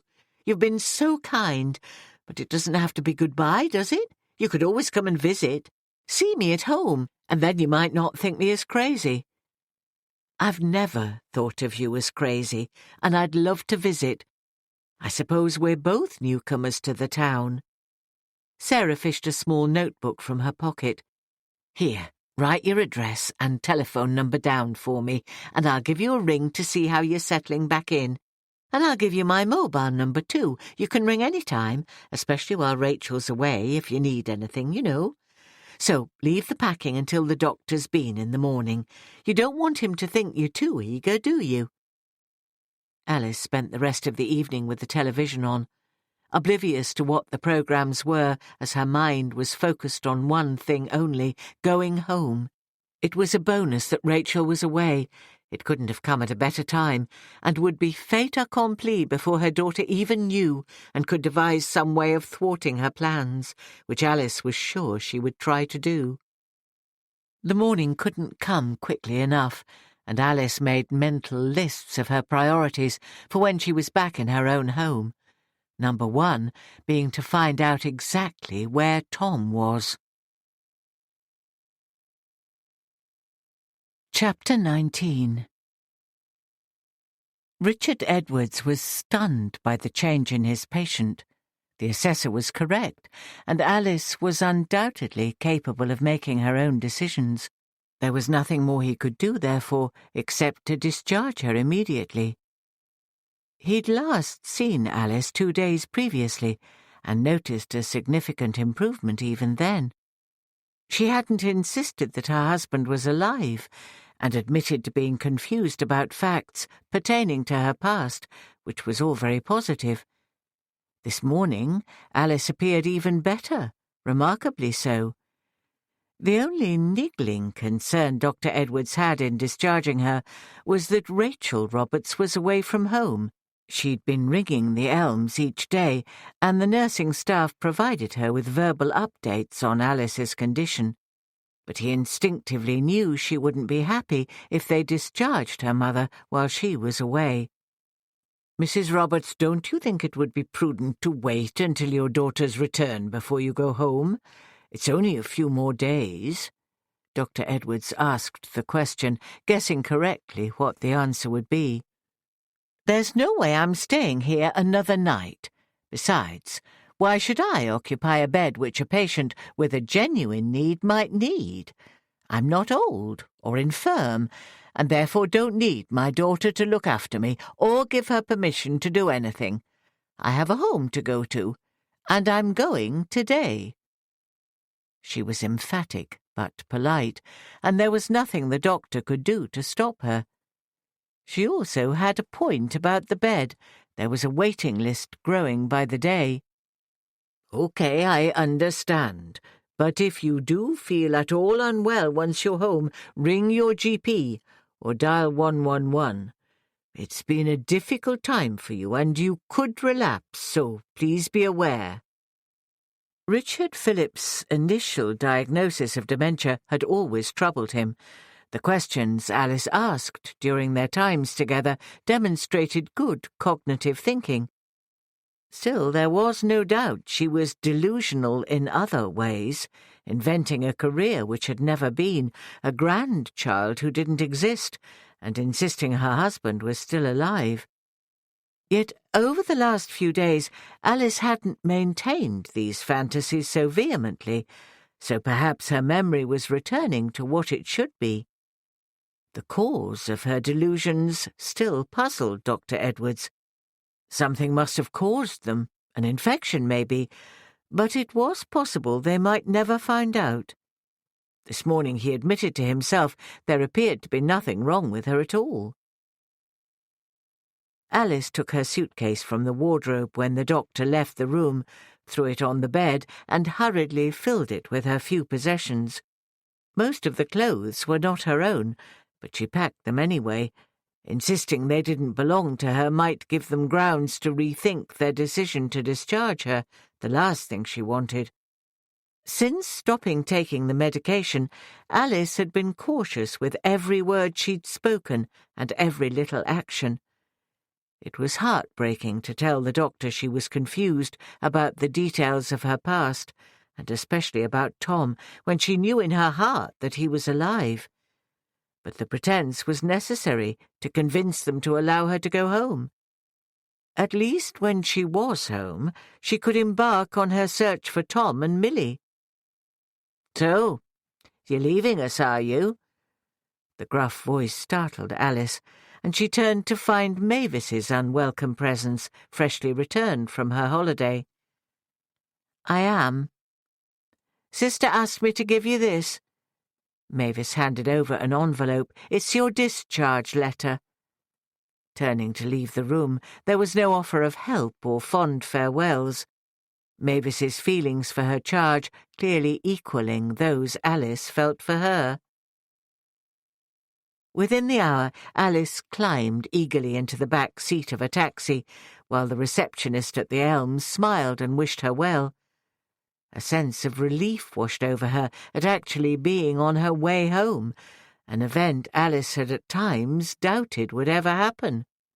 2 full days stretched out before her until Rachel was due to return from her trip.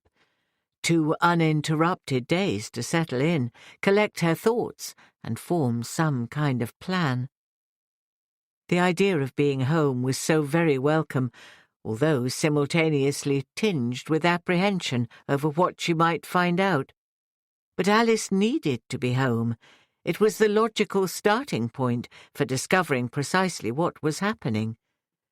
Convinced there must be a rational explanation for Tom's disappearance, and without the medication, and being free from those who purported to be helping her, Alice could finally think clearly.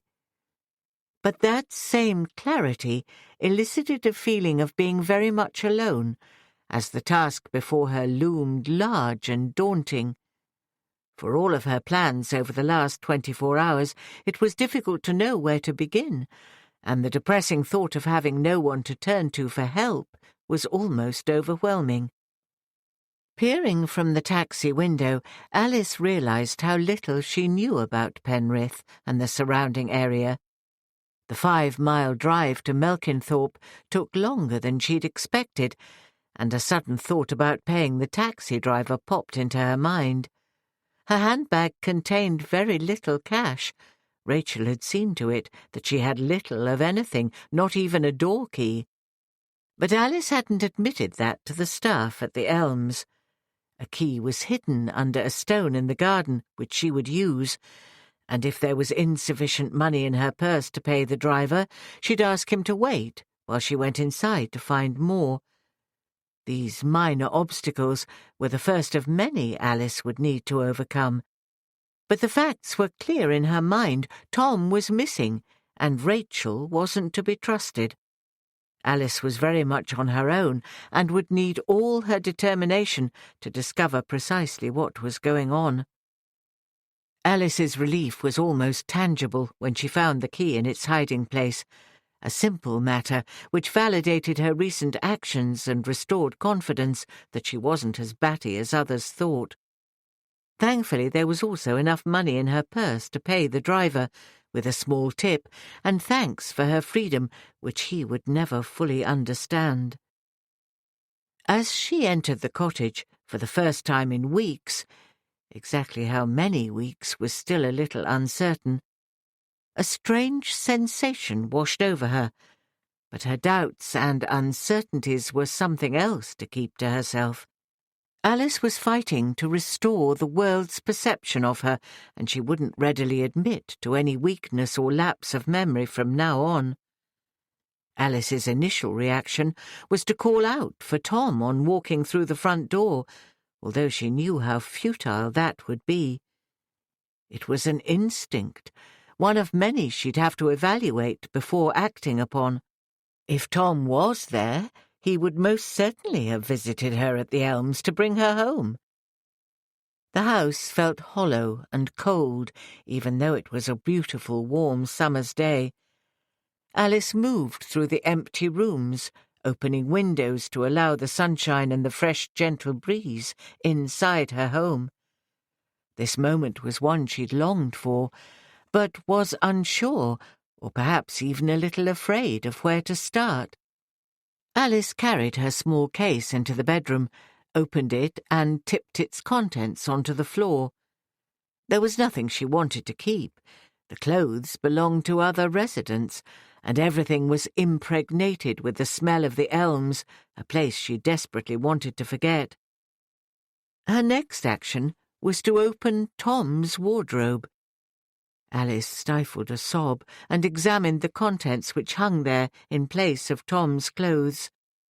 Her winter attire, coats neatly covered with garment bags, hung where Tom's should be, and on his shelf were her woolen gloves and scarves. Turning to her own wardrobe, she was again disappointed. It was full of her own summer clothes. Alice's heart rate increased as disappointment flooded through her. Scanning the room and looking for anything else out of place, or anything belonging to Tom, Alice noticed his leather cuff-link box on the top of the tall boy, and a faint spark of hope blossomed from her despair. She grabbed at it greedily, longing to find something of her husband's, anything to bring comfort. But on opening the lid, instead of the assortment of cufflinks it usually held, there was just one single item, Tom's wedding ring. No! Alice couldn't process what this meant. Her mind didn't want to think about it. Staggering to the bed, she slumped down upon it, the ring still clasped in her hand. Examining it closely, in the hope that it was just a similar ring, the engraved inscription of their wedding date and their initials on the inside confirmed what she did not want to believe. The ring was Tom's. This distressing discovery only presented more questions. Tom never took the ring off, so why would he do so now? Her thoughts travelled back to that awful day when he'd gone missing, when her life turned into a complete mystification. The question she asked then popped back, unbidden into her mind. Had Tom left her, perhaps even for another woman? Hot tears began to flow, and Alice gave way to huge sobs of grief as she lay on the bed, alone, and suddenly very afraid. Chapter 20. When the sobbing eventually subsided, Alice was momentarily confused, but the feel of the gold band in her palm confirmed her discovery with an unwelcome stab of pain. Her husband hadn't taken that ring off since the day they were married, so why would he do so now? As she dragged herself from the bed and made her way to the bathroom, Alice was sure the answers to her questions must be somewhere here in her home. After splashing cold water onto her face, she tentatively opened the wall cabinet where Tom stored his shaving things, only to find it empty, and a search of the other cupboards revealed her own toiletries, nothing at all of her husband's. Steeling herself for whatever else she might or might not find, Alice went downstairs to the lounge and gazed around. Her eyes rested on their carefully chosen furniture, the pictures on the walls and the various ornaments collected over the years of their marriage, all very familiar, but also somehow different. These possessions held... Hi, just a quick pause. Take a moment to relax and breathe. Here's a short musical interlude, and remember, this audiobook is completely free for you. Thanks for listening.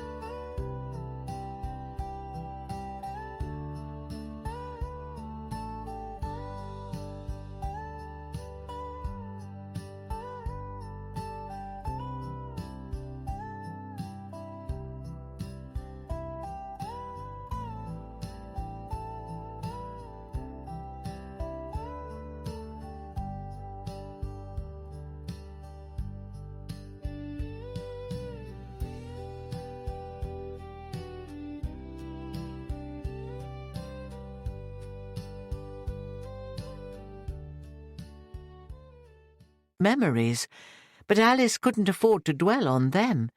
It was time to be dispassionate, to concentrate solely on facts, abandoning sentiment, for now at least.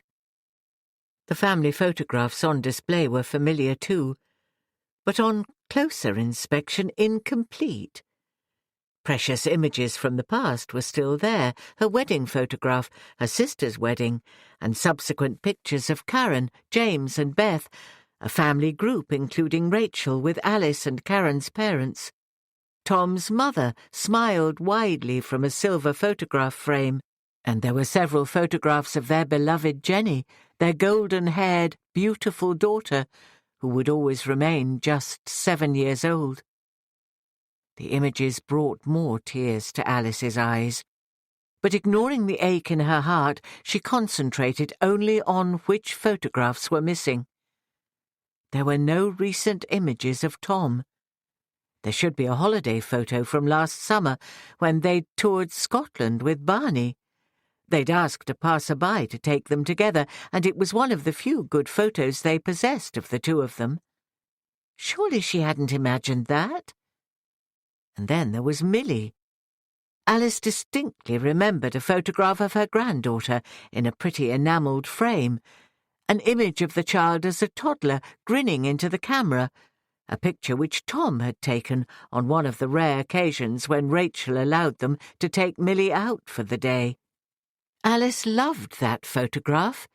It couldn't be a false memory, a figment of her imagination. It simply couldn't. Alice ventured into the kitchen, surprised to see that it was almost 3 p.m. Functioning in an automatic daze, she filled the kettle and opened the cupboard for the coffee. As expected, there was no milk in the fridge and no bread either, so she took a loaf from the freezer and prized off 2 slices to put in the toaster. She was hungry, but possessed neither the energy nor desire to consider making a meal. In her peripheral vision, Alice caught sight of the red coat hanging on the rack by the back door, and remembered seeing it on the day she took ill. Rachel claimed it was hers. She approached the coat as if it was alive and might bite her, but a necessity to inspect it closely overcame her caution. The coat was in her size, but Alice couldn't remember ever having bought or worn it. Rachel must be mistaken. It wasn't the style of coat she wore, and red certainly wasn't her colour. Turning her attention back to the coffee, Alice added 2 large sugars to compensate for the lack of milk, and buttered the toast. The coffee still tasted bitter and the toast didn't appeal, but she'd promised Sarah that she would look after herself, and feeling slightly light-headed, common sense told her to eat and drink something. Placing her mug and plate in the dishwasher, Alice took a deep breath and went back into the lounge to continue the search. Her plan now was to go through all the family photograph albums and find the tin box where Tom kept all their important documents. What she was hoping to find was unclear in her mind, but there must be some clues somewhere. Several albums from childhood were pushed aside, as was her wedding album and a couple from before the accident. Alice searched for more recent pictures to prove that her husband was alive, and perhaps some images of Millie. The most recent photos were stored in boxes. She'd long ago given up putting them in albums to save space, which fortunately made it easier to go through them. In the box marked Holidays, Alice dug deep, pulling out handfuls of glossy photographs and fanning them out on the floor, looking for photos of their holiday in Scotland the previous year, for proof that Tom had been alive and with her then. Nothing. There were no holiday snaps since Rachel was a teenager, and then very few. Their daughter hated having her picture taken, and generally frowned into the camera rather than smiling. A second search through the box confirmed the worst. The images were missing, and there were no photographs of Millie either. Moving to the next box, marked Family Occasions, Alice again grabbed a handful to spread out on the floor, but halted as her hands touched something larger than a photograph. It was a folded card, and on the front was a photo of Tom. She stared at it, shocked and confused. Tears blurred the words as Alice tried to read them. Order of Service for the funeral of Tom Roberts, April the 10th, 1963 to December the 5th, 2014. A loud wailing sound filled the room. Alice barely recognized the noise as coming from somewhere deep inside herself. When the wailing stopped, she repeated, "No, no, no," over and over again, grasping the photograph of Tom to her chest. The pain was unbearable. She wished she were dead too. But she was alive and utterly alone. Rachel had been telling the truth all along. Tom, her beloved Tom, was dead. Alice was experiencing the same overwhelming grief that had been a constant in her life when Jenny, Karen, and her family died. Surely she couldn't cope with such agonizing emotional torture again. It was unbearable, excruciating. Maybe this was why she doubted Rachel and insisted on the fantasy that Tom was still alive. Didn't they say that your subconscious blocks extreme trauma as a coping mechanism? But now, Alice was forced to admit the truth. Her husband was dead, and her mind was playing cruel tricks on her. "I've been such a stupid, stupid fool, insisting I was right. I'm a silly woman, clinging to the past, inventing stories simply because I want a different reality. Is this what dementia looks like from the inside? I'd always thought I'd be so far gone I wouldn't be aware of what was happening to me, wouldn't care even. But this is pure hell on earth." Alice sat on the floor, surrounded by the photographs, the order of service, and Tom's wedding ring in her lap, for over an hour, unaware of time and with her mind in turmoil. Grief and pain consumed her body, so much so that she didn't even possess the energy to stand up when she heard the doorbell ringing.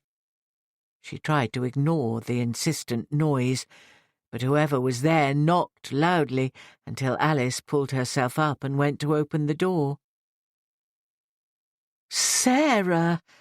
Alice almost fell into her visitor's arms. "Alice, whatever's the matter? Are you ill? Shall I call the doctor?" There was something seriously amiss.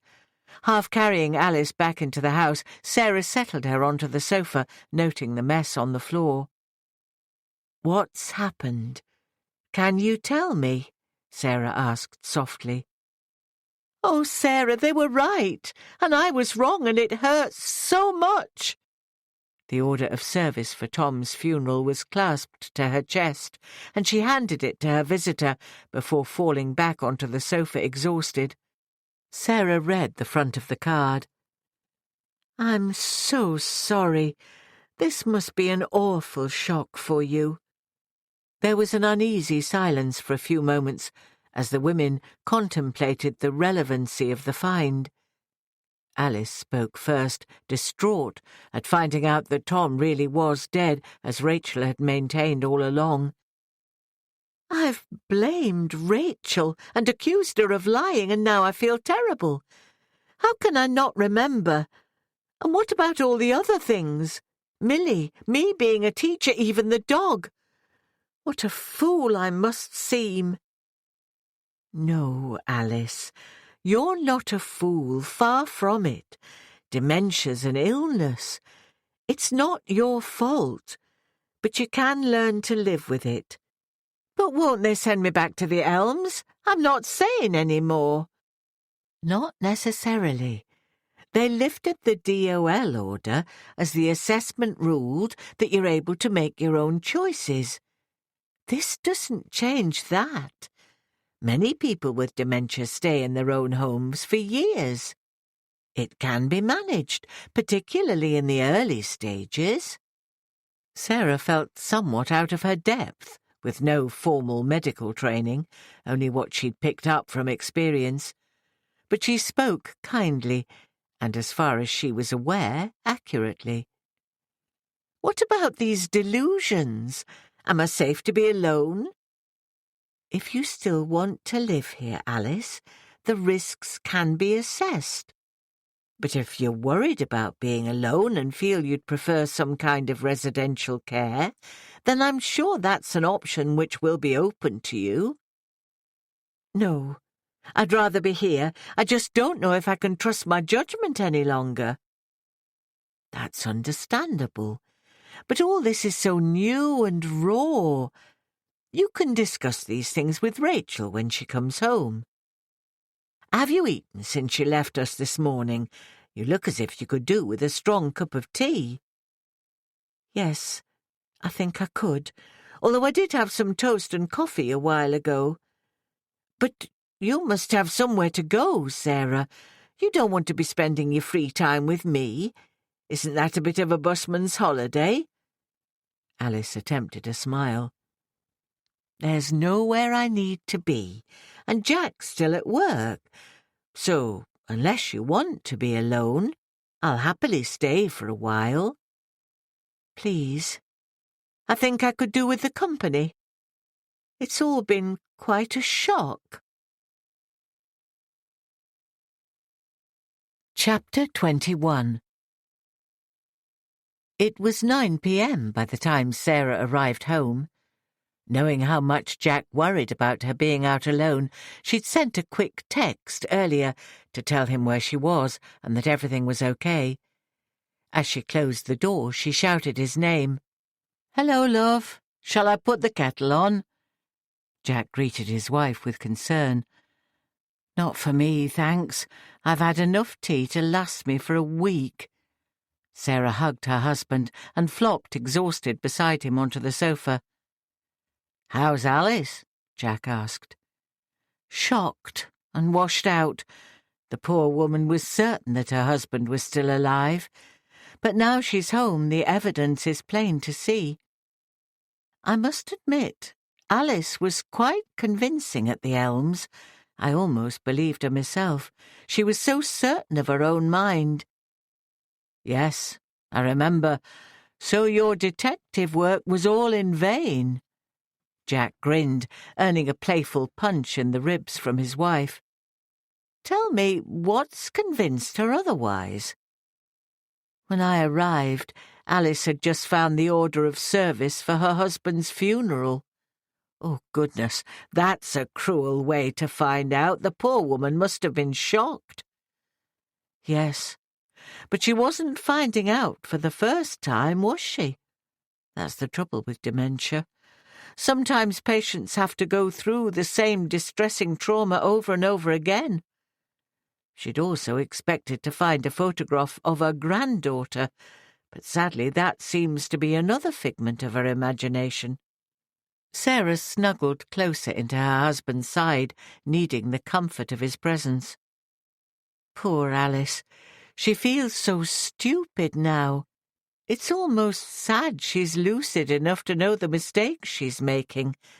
Patients who are so far gone they're not even aware of anything generally tend to be happier, or at least more content." "Do you think she'll have to go back to the Elms?" "No, she's still functioning reasonably well, so the assessment decision will stand. But if things get worse, the situation might change, and she'll need monitoring, initially at least." "It just goes to show that none of us actually know what's waiting around the corner for us, do we?" "Oh, Jack, don't get all maudlin on me. I need cheering up." Sarah thumped him playfully on the arm. The poor woman must have thought that everyone was conspiring against her. What a terrible thing, not to feel you can trust your own family. Conspiracy theories are common with dementia, and it's why they have an open-door policy at work. The doors are only closed when a carer's delivering personal care, and even then, 2 staff members have to be in attendance. Accusations of staff stealing money and possessions are the norm, I'm afraid. But generally, the family bears the brunt of it. Residents tell anyone who'll listen that their families have locked them away and sold their homes for the money. I've heard so many variations on this theme already. It must be hard for the families, who only want the best for them. Sarah, you must promise me that when I get to that stage you'll whisk me off to Switzerland, to one of those places where you can choose to slip away in peace.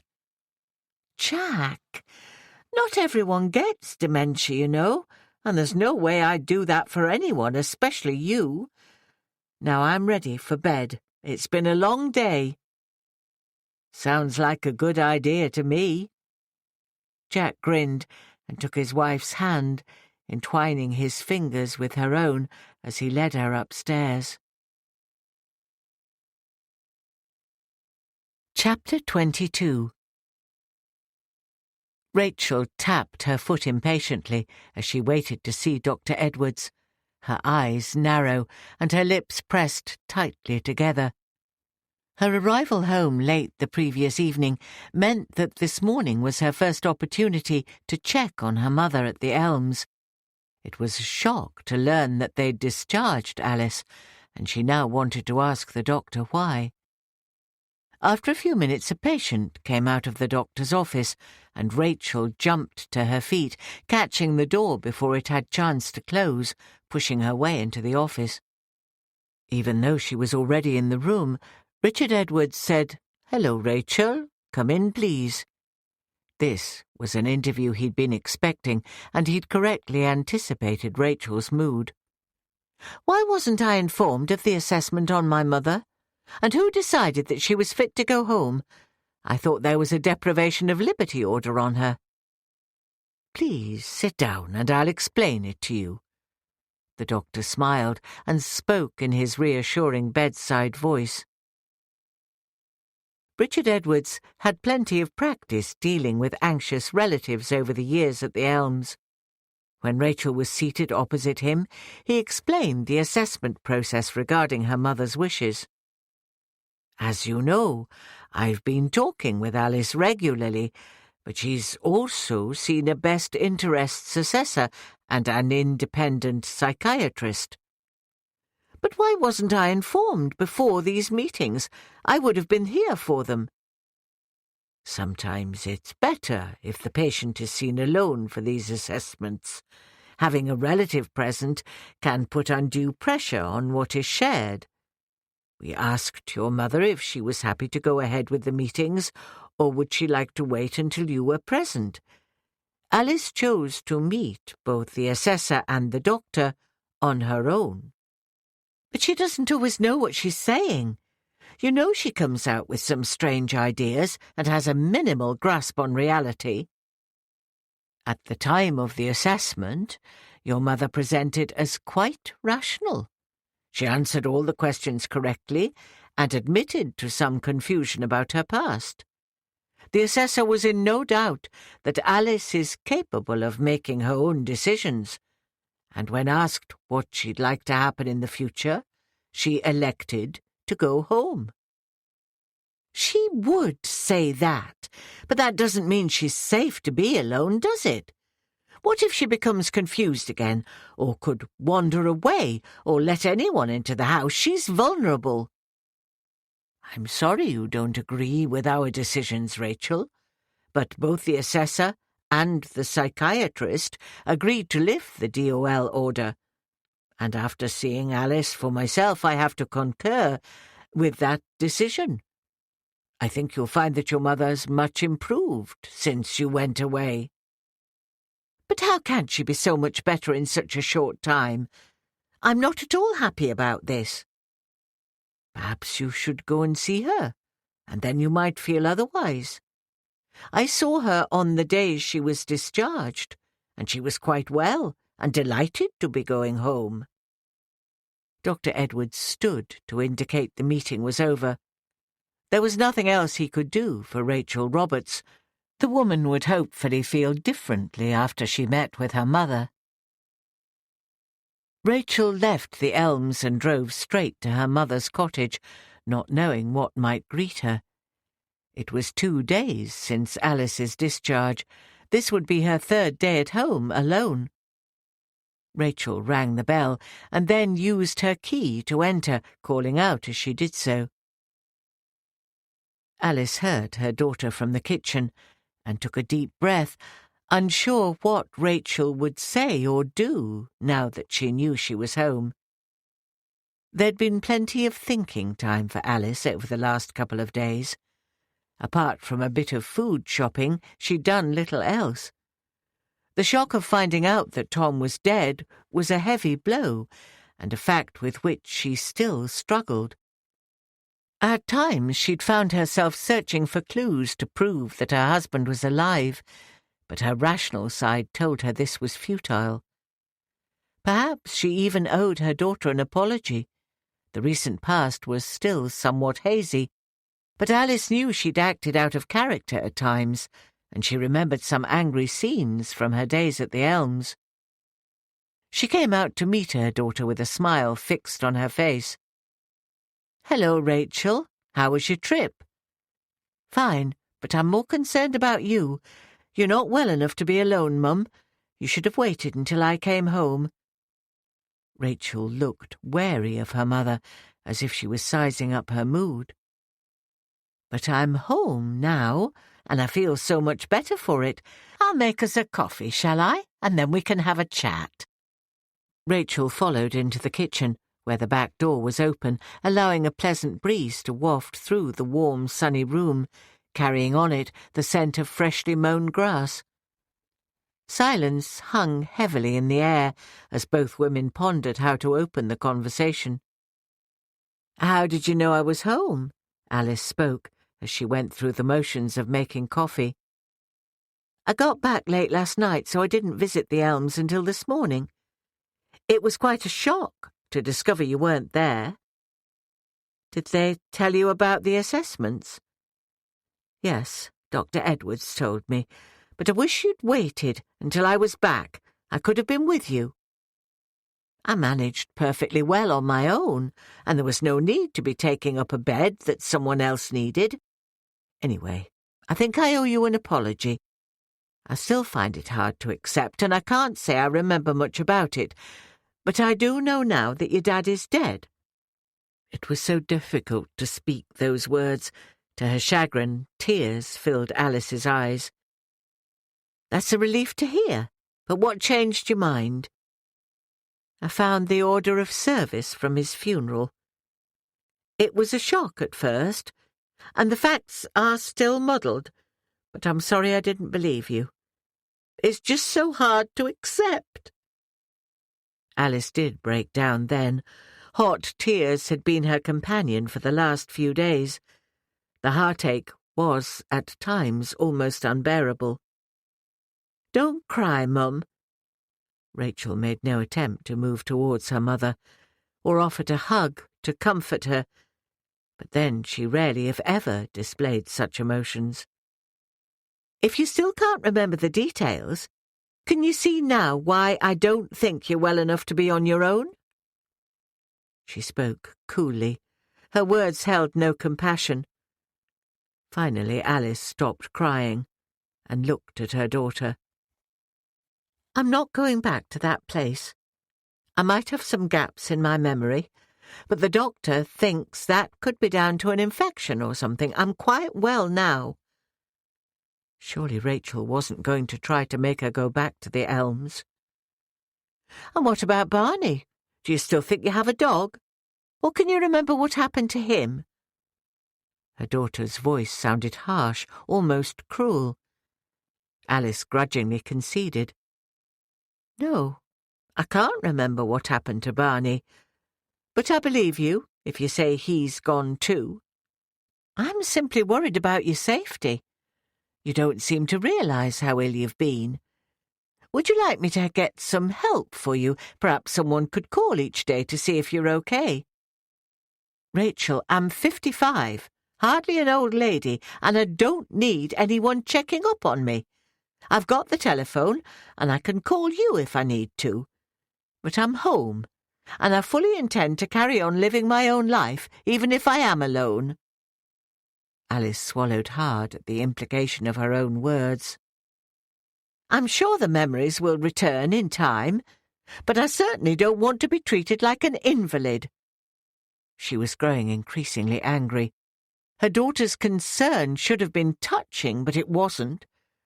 They'd never really been close, and she rather resented Rachel wanting to make decisions for her now. "Okay, but if you do feel ill again or confused, I want you to tell me straight away." "Yes, I will, but I'm sure I'll be fine." After politely answering one or two questions about her trip, Rachel left to go to work, and Alice was finally able to relax. Her daughter wasn't the comfort she should be, and sadly, not the person Alice would want beside her if she did feel ill. The relief when Rachel left was a familiar, almost tangible sensation. When, she wondered, had it started to be like this? Chapter 23. Alice. No one ever doubted that Rachel would attend university. It was her single aim throughout her time at Rockcliffe Academy, and she worked hard to achieve it. As the time drew near for her to leave, my feelings were conflicting. Like any mother approaching the empty nest phase of life, I worried for my daughter. Would she cope? Would she look after herself properly and make the right sort of friends? The last issue was probably the most unfounded. Rachel didn't make any friends, and didn't appear to need them. As well as these expected sentiments, things which all parents concerned themselves with, there were others which I hardly dared to voice, except perhaps to Tom. Our daughter's departure was going to be a relief. It's a difficult admission to make, but Rachel's presence in the house always brought with it a tension, which her departure would almost certainly alleviate. It's not that we wanted her to go. I knew we would worry about her, but Rachel was a very mature young woman, and perhaps gaining her independence would be the making of us all. Our daughter gained excellent results in her A-levels, excelling in maths, chemistry, biology and physics. Naturally, we were proud of her, as she was offered a place at Aston University in Birmingham to do her M.Pharm. The master's degree was a 4-year course that would qualify Rachel as a pharmacist, her chosen career. During the weeks before she was due to leave, Rachel allowed me to help her prepare, and together we shopped for the essentials she would need to live away from home, including the purchase of a new laptop as a gift. Tom also arranged for a generous monthly payment to go into her bank account. We didn't want her to have to worry about money. When the day of departure arrived, we drove Rachel to Birmingham, a distance of only 60 miles, and helped carry her belongings into the halls of residence where she could live for her first year.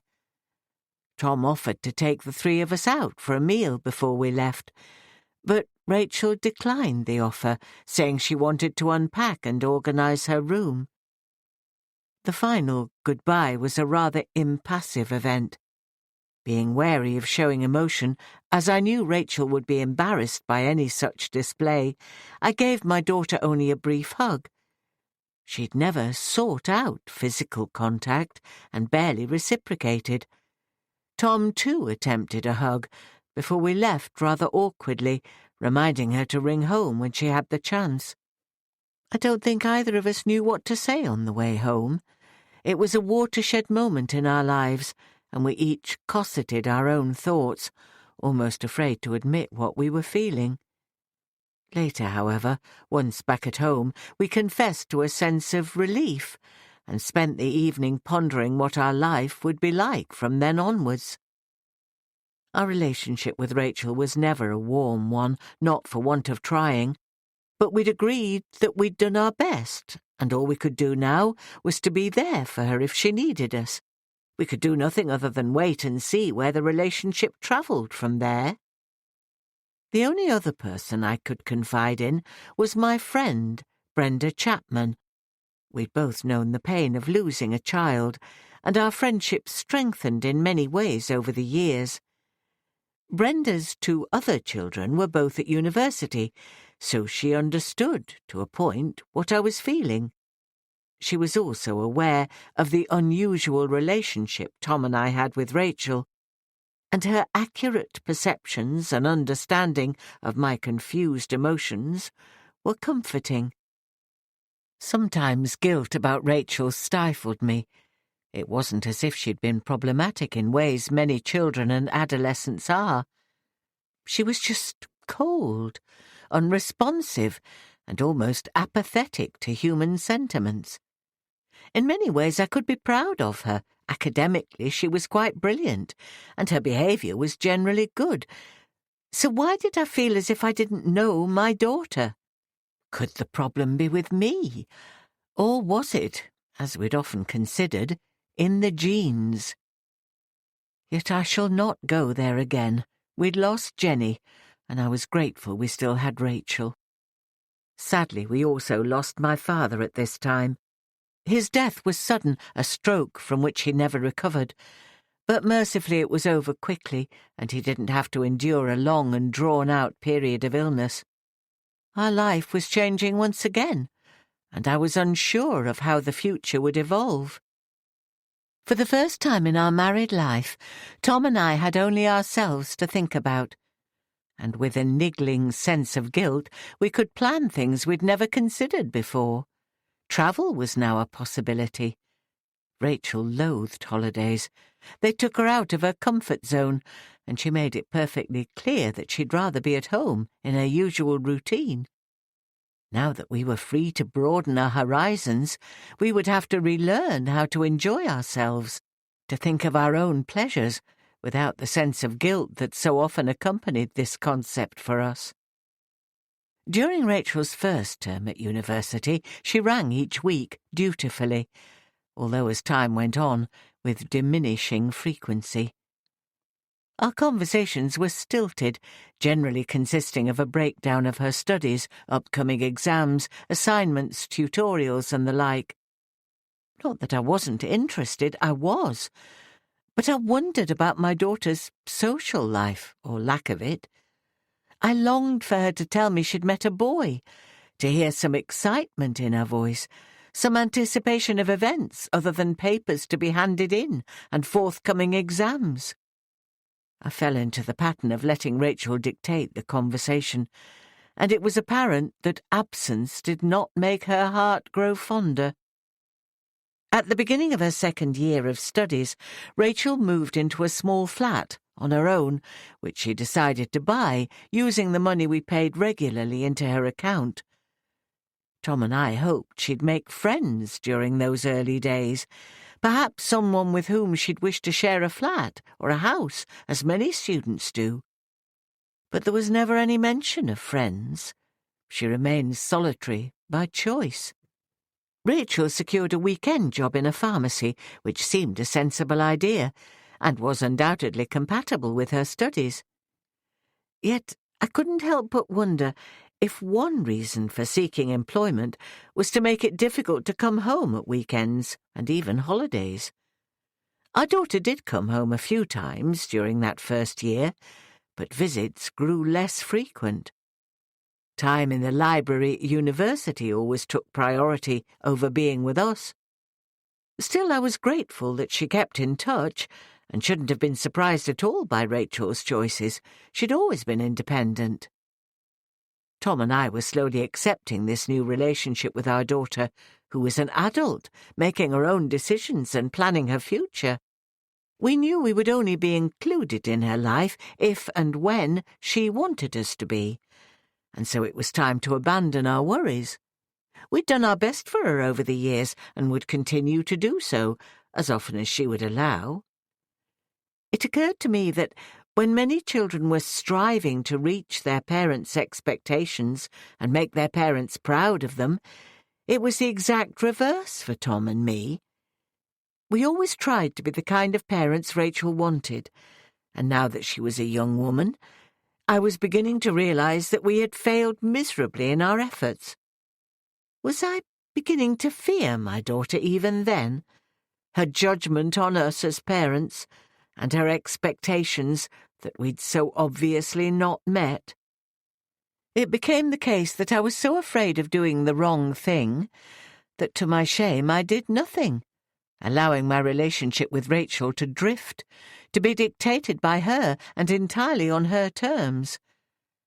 Sadly, this was the way it continued ever since. Tom remained as busy as ever with work, but I too felt the need to be active, both mentally and physically, and so I decided that it was time to re-enter the world of work.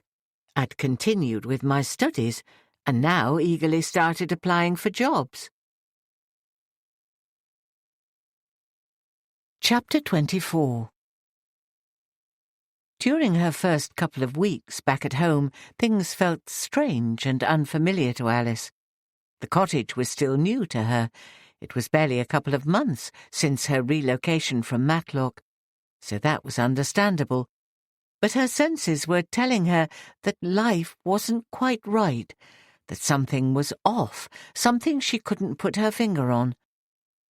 The feeling that Tom should be there with her was a constant, and his presence at times seemed almost palpable. She knew which chair he would sit in, and where his possessions should be stored, which was ridiculous, as he'd never lived in this house with her. Nor had Barney, but she still expected to hear his bark on occasions, or the scuffling of his paws at the back door. Naturally, Alice admitted none of these notions to Rachel, who rang each morning before she left for work, a practice which annoyed Alice rather than comforted her. It was as if her daughter was monitoring her, waiting for something to go wrong, so she could lock her away again. Sarah visited and was becoming a valued friend. It was to her that Alice confided a few of these thoughts. Perhaps you should revisit the doctor, your own GP. After all, you didn't get a diagnosis of exactly what was wrong, did you? Alice knew that Sarah was right, but she wasn't ready to see anyone from the medical profession again just yet. Her faith in the system had been somewhat battered. I'll give it a while and see how I go, Alice procrastinated, and Sarah was too kind to push the suggestion. It was midweek when the first parcel arrived. The doorbell surprised Alice, being so early in the morning, and the young man on the doorstep asked for a signature while passing over a small package. She signed without thinking, took the box inside, and turned it around a few times, examining it. As it was her address, Alice opened it. Inside was a cheap trinket box made of resin masquerading as metal, with glass beads poorly glued into the lid, the sort of item she would never buy. A packing note was inside the wrapping, dispelling her initial thought that it might be a gift from someone as incorrect.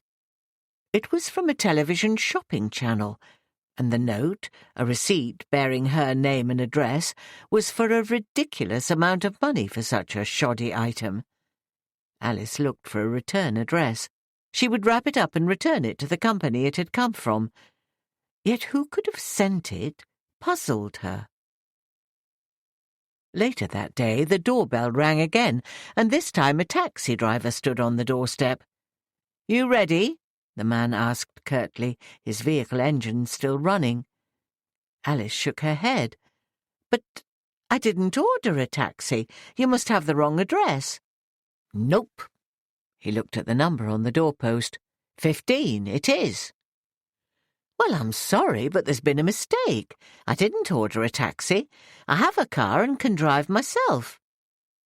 Alice closed the door as the taxi driver began a tirade she didn't want to hear about time-wasters. Yet the incident unnerved her. Was it a simple mix-up, or would someone order the taxi as a joke? Perhaps if it hadn't happened so close together as the unexplained parcel, she wouldn't have thought twice about it. But it did seem strange to have two such incidents in the same day. As part of Alice's attempts to rebuild her life, she decided to contact her old friend, Brenda, and invite her to stay. Brenda had recently retired and might appreciate the time away as much as Alice would enjoy her company. She would send an email. The computer had remained idle since her return from the Elms, and it was about time she reconnected with the outside world. So, with afternoon coffee beside her, Alice switched on the laptop and waited for it to spring to life. Technology wasn't her thing. Tom was always the one to be up to date with electronics, loving all the latest gadgets. But she knew the basics, and even kept a Facebook account. Admittedly, she rarely used it, unable to think of the snappy, witty posts with which the younger generation seemed so adept. Alice went into her email account when the laptop was ready, and was surprised to see that the inbox was empty. After so long offline, she'd at least expected a full spam box. But no, there was nothing. Attempting to bring up her email address book, again there was nothing, no contacts at all. Perhaps she was doing something wrong. It was a while since she'd used it. Maybe it was best to leave it for now and ask Rachel to take a look when she next visited. After finishing her coffee, Alice went to find her address book to ring Brenda instead. It would be lovely to hear her friend's voice again. The address book was not in its usual place in the drawer, and a feeling of panic swelled in Alice's chest. Things were going wrong again. Was it some kind of relapse? After searching in all the likely places that the book might be, she sat, willing herself to calm down, to breathe normally, determined that one or two minor issues were not going to unbalance her. She needed to think positively, make a plan, and keep herself busy. The only other place housing Brenda's number was on Alice's mobile phone, but that too appeared to be missing since her return from the Elms. Alice took herself off for a long walk, finishing up at the garden centre and treating herself to a pastry from their bakery for later. Arriving home, Rachel was on the doorstep. "Hello, I was just about to use my key. I didn't know you were going out," her daughter greeted her. "I just went for a walk. Nowhere special, but come in. Will you stay for tea with me?"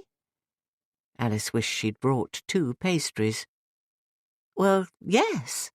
That's why I'm here. You invited me for a meal, don't you remember?" Rachel was scrutinizing her mother, a frown on her face, making Alice feel suddenly flustered. "Yes, of course I remember. I just didn't think you'd be so early," she lied, wondering what she could produce for a meal to make her daughter think the arrangement hadn't slipped her mind. "Actually, I thought we could get some fish and chips for a change. Would that be okay?" Alice thought she'd covered her mistake quite well. "But the nearest fish and chip shop is miles away. And to be perfectly honest, I don't have a lot of time. I need to be back for—" Rachel paused mid-sentence, then reconsidered. "How about we just have a cup of tea now and we'll do the meal another time?" The compromise suited Alice. With no recollection of inviting her daughter, and after the events of earlier in the day, it was all a little disconcerting. They went inside together. "While I make the tea, perhaps you could have a look at my laptop for me. I want to send an email, and I can't seem to get into my address book." "Fine, no problem." Rachel sat down and fired up the device. When Alice came through to the lounge with the tea tray, her daughter was still frowning. "You don't have any addresses saved on this." She looked blankly at her mother. "But I do. There must be somewhere else in another folder or something." "No, there's nothing. You don't have any files at all. The laptop appears to be just as it came from the manufacturers. Is it a new one? Did you buy it before you left Matlock?" "No. It's the same one I've had for ages. Surely there must be something on it. What about the photographs you sent me of—" Alice stopped herself. A memory of Rachel sending Milly's photograph flashed into her mind. But then she remembered there was no Milly. It was all in her head, a figment of her imagination. Her daughter was still frowning, looking at her with concern. "Who did you want to send an email to?" Rachel asked. "To Brenda. I thought I'd ask her to come and stay for a few days, but I can't find my address book either, or I'd ring her." "But Brenda's gone to Australia for 3 months to visit her daughter. Don't you remember? She left about the same time you moved here. There's no chance she'll be home yet." "Oh, right." Alice had no memory of this, but again wasn't going to admit it to Rachel. "Let's have this tea before it gets cold, shall we?" When Rachel left, Alice again searched for the address book.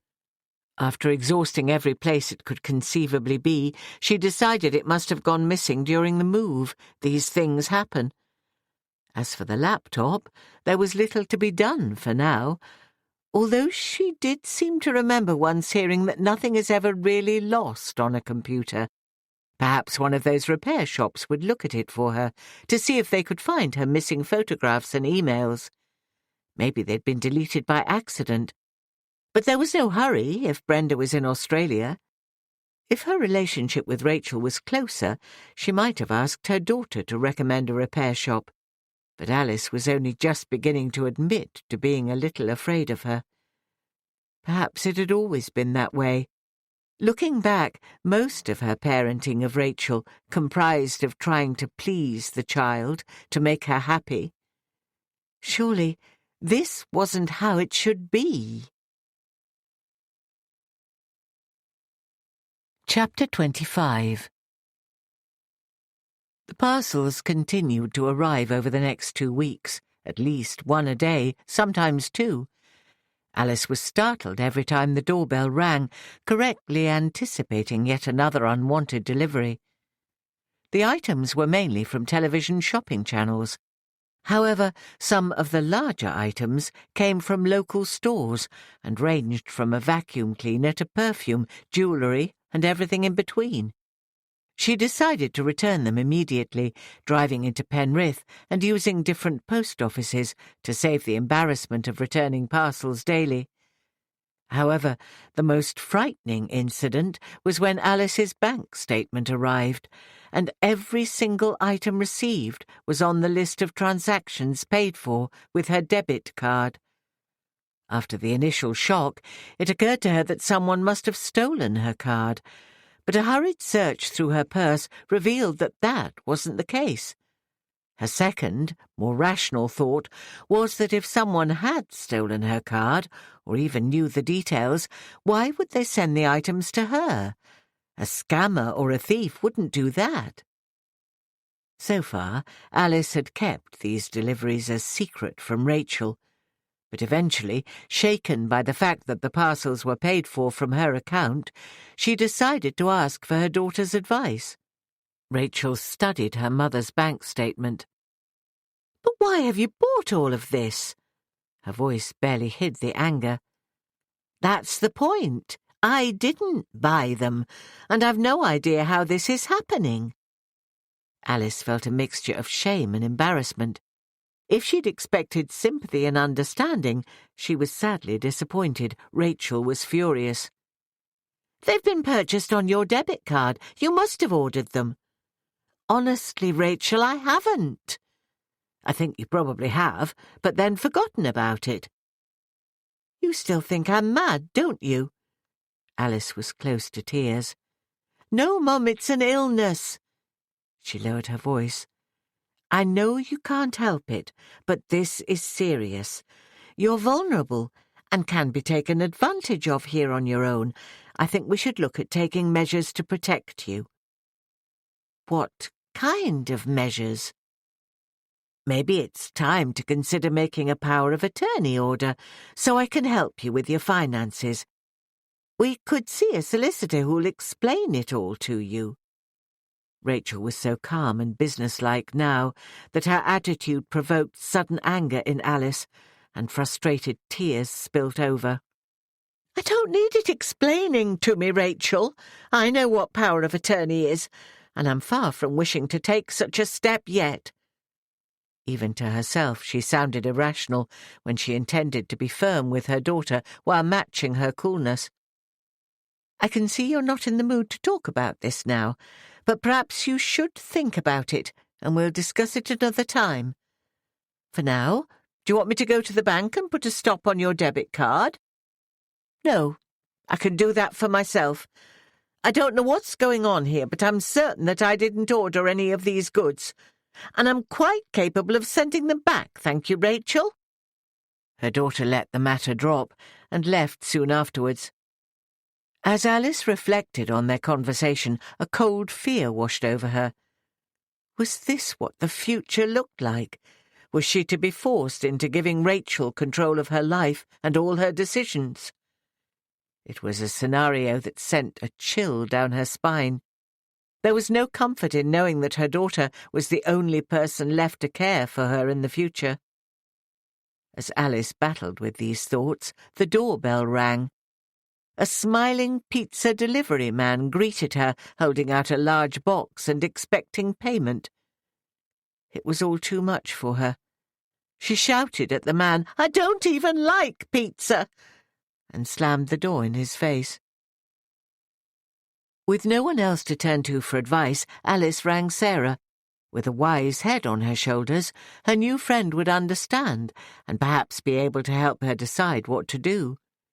Sarah promised to call round later that afternoon and asked if Alice needed her to bring anything, but the answer was no, just herself. When Sarah arrived, it was to find Alice rather tense and longing to share recent events. Alice related the strange happenings of the last few days, including the mysterious parcels, the laptop problems and the missing address book. Finally, she showed Sarah the bank statement, which seemed to prove she'd ordered the goods herself. It was so much easier to talk to Sarah than it was to Rachel. She didn't judge or make her feel stupid, and consequently Alice didn't get flustered or angry, a response her daughter frequently provoked these days. Alice's problems came tumbling out, bringing a measure of relief in sharing them with someone who understood and was prepared to listen, rather than assume she was in the wrong. Rachel and I had quite a disagreement. She ended up suggesting that we see a solicitor, and I give her power of attorney. And is this something you'd be happy to do? No, not at all. I don't think it's necessary yet, and in some ways it would feel like admitting I was going mad. We exchanged some rather sharp words. I don't usually get angry, but Rachel is so frustrating at times. She won't even consider that I didn't order all these things. I can see why she thinks you did, but someone else may be doing it as a prank. Jack's come across this sort of thing before, I'm sure. People can be vindictive for no apparent reason other than they think it's funny. Do you think that's a possibility? But no one knows me here, and I can't think of anyone who would be so cruel. I'll have a word with Jack and see if he has any suggestions, if that's okay with you. Yes, thank you, Sarah. Another opinion's always welcome. I haven't a clue what to do about it all. Have you double-checked the card details on this bank statement with your debit card, just to make sure there's not a technical error? Well, no. I checked to see if I still had my card, but not that the numbers correspond. I'll just go and get it. Alice went to find her handbag, but it wasn't in the hall cupboard where it was usually kept. A brief search of other possible places didn't reveal where the bag was, but she decided not to worry. It must be somewhere in the house. She'd check the numbers later. Alice returned to Sarah. I had it this afternoon when Rachel was here, but never mind. Shall we have a cup of tea? That would be great, thanks. But then I'll have to be off. Jack's taking me out for dinner tonight. We're still enjoying discovering Penrith's culinary delights. How lovely. We'll have a cuppa, then I won't keep you, but thanks for coming, I do appreciate it. As Alice pottered in the kitchen, she suddenly gasped. Sarah appeared in the doorway and found Alice staring at the open swing bin. Inside was her handbag, together with a pair of shoes and a new pair of gloves. "Forget the tea. Come and sit down." Sarah steered a trembling Alice from the kitchen, concerned at the shock on her friend's face. "It's such a trivial thing. You'll be laughing about this tomorrow." "But how did they get in the bin? I must have put them there, Sarah. Perhaps I am going mad after all." "Don't say that, Alice. We all do silly things occasionally. Maybe it's time to talk to your GP. You never did make that appointment. Perhaps he could help to reassure you." "I haven't even registered with a GP here yet. But I think you're right, it's time to see someone. I don't have to tell Rachel, though, do I?" "No, Alice, you don't. What happens between you and your doctor will remain confidential." "Do you know which doctor Rachel uses?" "No, but I think she goes to Greenfield Surgery." "Then you might like to try Hill Street. That's where we've just registered. It's probably nearer for you, too, and you've no chance of bumping into your daughter there." Sarah smiled. "Yes, I'll do that, thank you, Sarah. Now you go and have a good night out. I'll be fine now. I've got a handbag and a pair of shoes to clean." The next time Sarah visited Alice was a week later, and there'd been 5 more parcels. "I appear to have ordered a matching set of underwear, not even in my size, a gadget to take the top off boiled eggs, an ugly plastic carriage clock and a set of Union Jack bedding. Then there's that." Alice pointed to the corner of the room where a Zimmer frame stood almost mockingly. "That one really made my blood boil. If someone's doing this as some kind of joke, it's gone way beyond funny." "I spoke to Jack about it, and he suggested cancelling your debit card and getting a new one as someone apparently knows your number. He says it's not uncommon for people to do this kind of thing. They call it pranking. But as you say, it's not funny." "Yes, I've meant to go to the bank to do that, but to be honest, Sarah, I'm getting so that I don't want to go out, and I dread answering the door." Sarah looked more closely at her friend. Since leaving the Elms, Alice had certainly lost confidence and appeared to have lost weight too. She seemed to be tired and perhaps somewhat depressed, which wasn't surprising, considering everything she'd experienced since coming home. Sarah didn't tell her friend that, although Jack expressed sympathy for Alice's plight, he initially thought she must have ordered the goods herself and forgotten doing so. Sarah argued her case, convinced that Alice was not so far down the road of dementia that she'd do such a thing. Still, Jack again advised caution about becoming too involved, especially knowing that Rachel Roberts didn't take too kindly to her. Sarah was sure Alice hadn't told her daughter about their continued contact, which suited her fine. It was to be hoped she'd not encounter Rachel while visiting her mother. Maybe she was overstepping the mark by visiting and advising Alice. But there was something about Rachel Roberts that she didn't trust. "Is there something else troubling you?" Sarah asked. "You don't look too well today." "There is.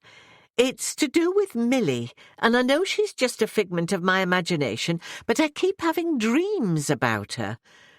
There's been something at the back of my mind for ages, a concern for her safety. In my dreams, she's told me things that are troubling, and even though I know she doesn't exist, it still worries me. Now you must think I've really lost the plot. Are they just dreams, Sarah? Or are these the false memories that the doctors at the Elms used to talk about? I'm honestly not sure, but I don't think you've lost the plot. Dreams can be quite vivid, and you've had so much going on lately that it's not surprising the lines of fantasy and reality are a little blurred. Again, this is something you could talk about to the doctor. Did you manage to get an appointment?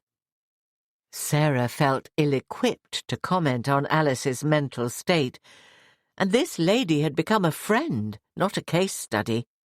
A doctor would be the best person to advise her. Yes, I'm seeing a lady doctor at Hill Street Surgery on Friday. I'm dreading it, really. But you're right, I need someone to talk to who can explain precisely what's happening to me. I could come with you if you like. It's no problem to change my shift. That's so sweet of you, Sarah. But I have to get my confidence back and start to go out more on my own. I'll be fine, but thanks for the offer. Part 2. The Daughter. Chapter 26. Rachel glanced impatiently at the little girl with the wide, moist eyes and trembling bottom lip. Why, she wondered, does everyone have to ask so many questions? My mother and now Millie. Her 5-year-old daughter had just plucked up the courage to ask why she hadn't seen her grandma for such a long time. Perhaps Grandma doesn't want to see us. Rachel's abrupt answer was harsh, cruel, and one she knew would upset Millie. But she had no inclination to spare the child's feelings or answer her daughter's questions. From experience, Millie knew better than to ask a second time, so the child turned away from her mother and went to sit with her book in the corner, confused and upset. Her mother's brief answer suggested to her young mind that perhaps she'd done something wrong, something so naughty that her grandmother no longer wanted to see her. At 5 years old, and without the understanding to process the sudden absence of her beloved grandmother, Millie was confused as to what she might have done. Being afraid to ask again, the child carried the hurt quietly in her heart, wondering whether perhaps Grandma didn't love her as much as Millie had thought she did. By this point in time, Rachel had expected to have her mother safely and permanently ensconced in a home where she could no longer ask probing questions about her life and Millie. Alice assumed a divine right to know everything about her daughter's life, which frustrated and infuriated Rachel in equal measures. It had always been the case that her parents wanted more of her than Rachel was prepared to give, a situation which could be reasonably well handled from a distance. But when her mother decided to move closer to Penrith, it was time for Rachel to sort out the problem once and for all. Simply because Tom and Alice Roberts had adopted Rachel, they held expectations and an assumption that she should be grateful for the home they'd given her, or at least that's how it appeared to her. Truthfully, even from a very young age, Rachel couldn't wait to escape from their home, a desire which her place at university presented to her. The excitement of escape was considerably increased by the certainty that once the break from her parents' home was made, she would never return. Tom and Alice, however, proved not so keen to let her go, and even though Rachel maintained the occasional duty call to assure them that all was well, they wanted and expected more than their daughter was prepared to give. Looking at Millie, snivelling in the corner, Rachel, not for the first time, regretted ever deciding to keep the child. Following the initial shock of discovering she was pregnant, Rachel had vacillated over what to do, knowing that the period for decisions was limited. It was a situation she'd never expected to find herself in, and her first thought was to get rid of the baby and continue the life she'd so meticulously mapped out. But she didn't. Perhaps the shift in hormones played tricks on her, or more likely it was the memory of the only other baby she'd ever known which changed her mind. Jenny. Rachel often thought of her younger sister, the only person she'd ever felt close to and truly loved. Jenny, with her golden hair, soft, pale skin and blue eyes, was such a beautiful child. Jenny, who laughed like an angel and looked up adoringly to her big sister. Jenny, who loved her unconditionally and whom Rachel loved more than anyone else in the world. Had Rachel been naive in thinking that Jenny could somehow be restored to her through this baby who'd been so thoughtlessly and unintentionally conceived? Or did she possess that primeval need to procreate, to produce a child, to love a child? Eventually Rachel decided that yes, she did want the baby, but that was then, when the rosy memories of Jenny danced so often through her mind, the most delightful time of her life, a time she'd do anything to get back again. But the reality proved to be something vastly different to what she expected. Alice and Tom were stunned when Rachel eventually told them about the baby, as Rachel knew they would be. Their relationship's rocky journey had thrown up more than a few shocks over the years, but Rachel could tell that this news completely threw them off kilter. They assumed that their daughter must be in a relationship, but had typically kept them in the dark, and questions flooded their minds again. Rachel stood firm, refusing to be drawn about the father, and insisting that he would have nothing to do with the child's upbringing. Her silence paid off, and her parents backed off, left with no choice but to content themselves with the knowledge that they were to be grandparents. It was a remarkably easy birth, but from the moment the beautiful, tiny baby girl was placed into her arms, Rachel felt nothing. No rush of emotion, no bonding or strong feelings, simply complete indifference. Other new mothers on the ward were gushing and tearful, besotted with their new offspring. Rachel felt nauseated by their visible displays of emotion. If she'd expected to feel anything like the love she'd known for Jenny, she was sorely disappointed and bereft of any genuine sentiment. Perhaps if the baby resembled Jenny, it might have been different, but with her mother's red hair, a fractious temperament, and an apparent inability to do anything but cry, Rachel stared at the child as if she was an alien being. There was no notion that this tiny scrap of humanity belonged to her, no warmth in her heart, and no desire to hold and comfort her tiny newborn daughter.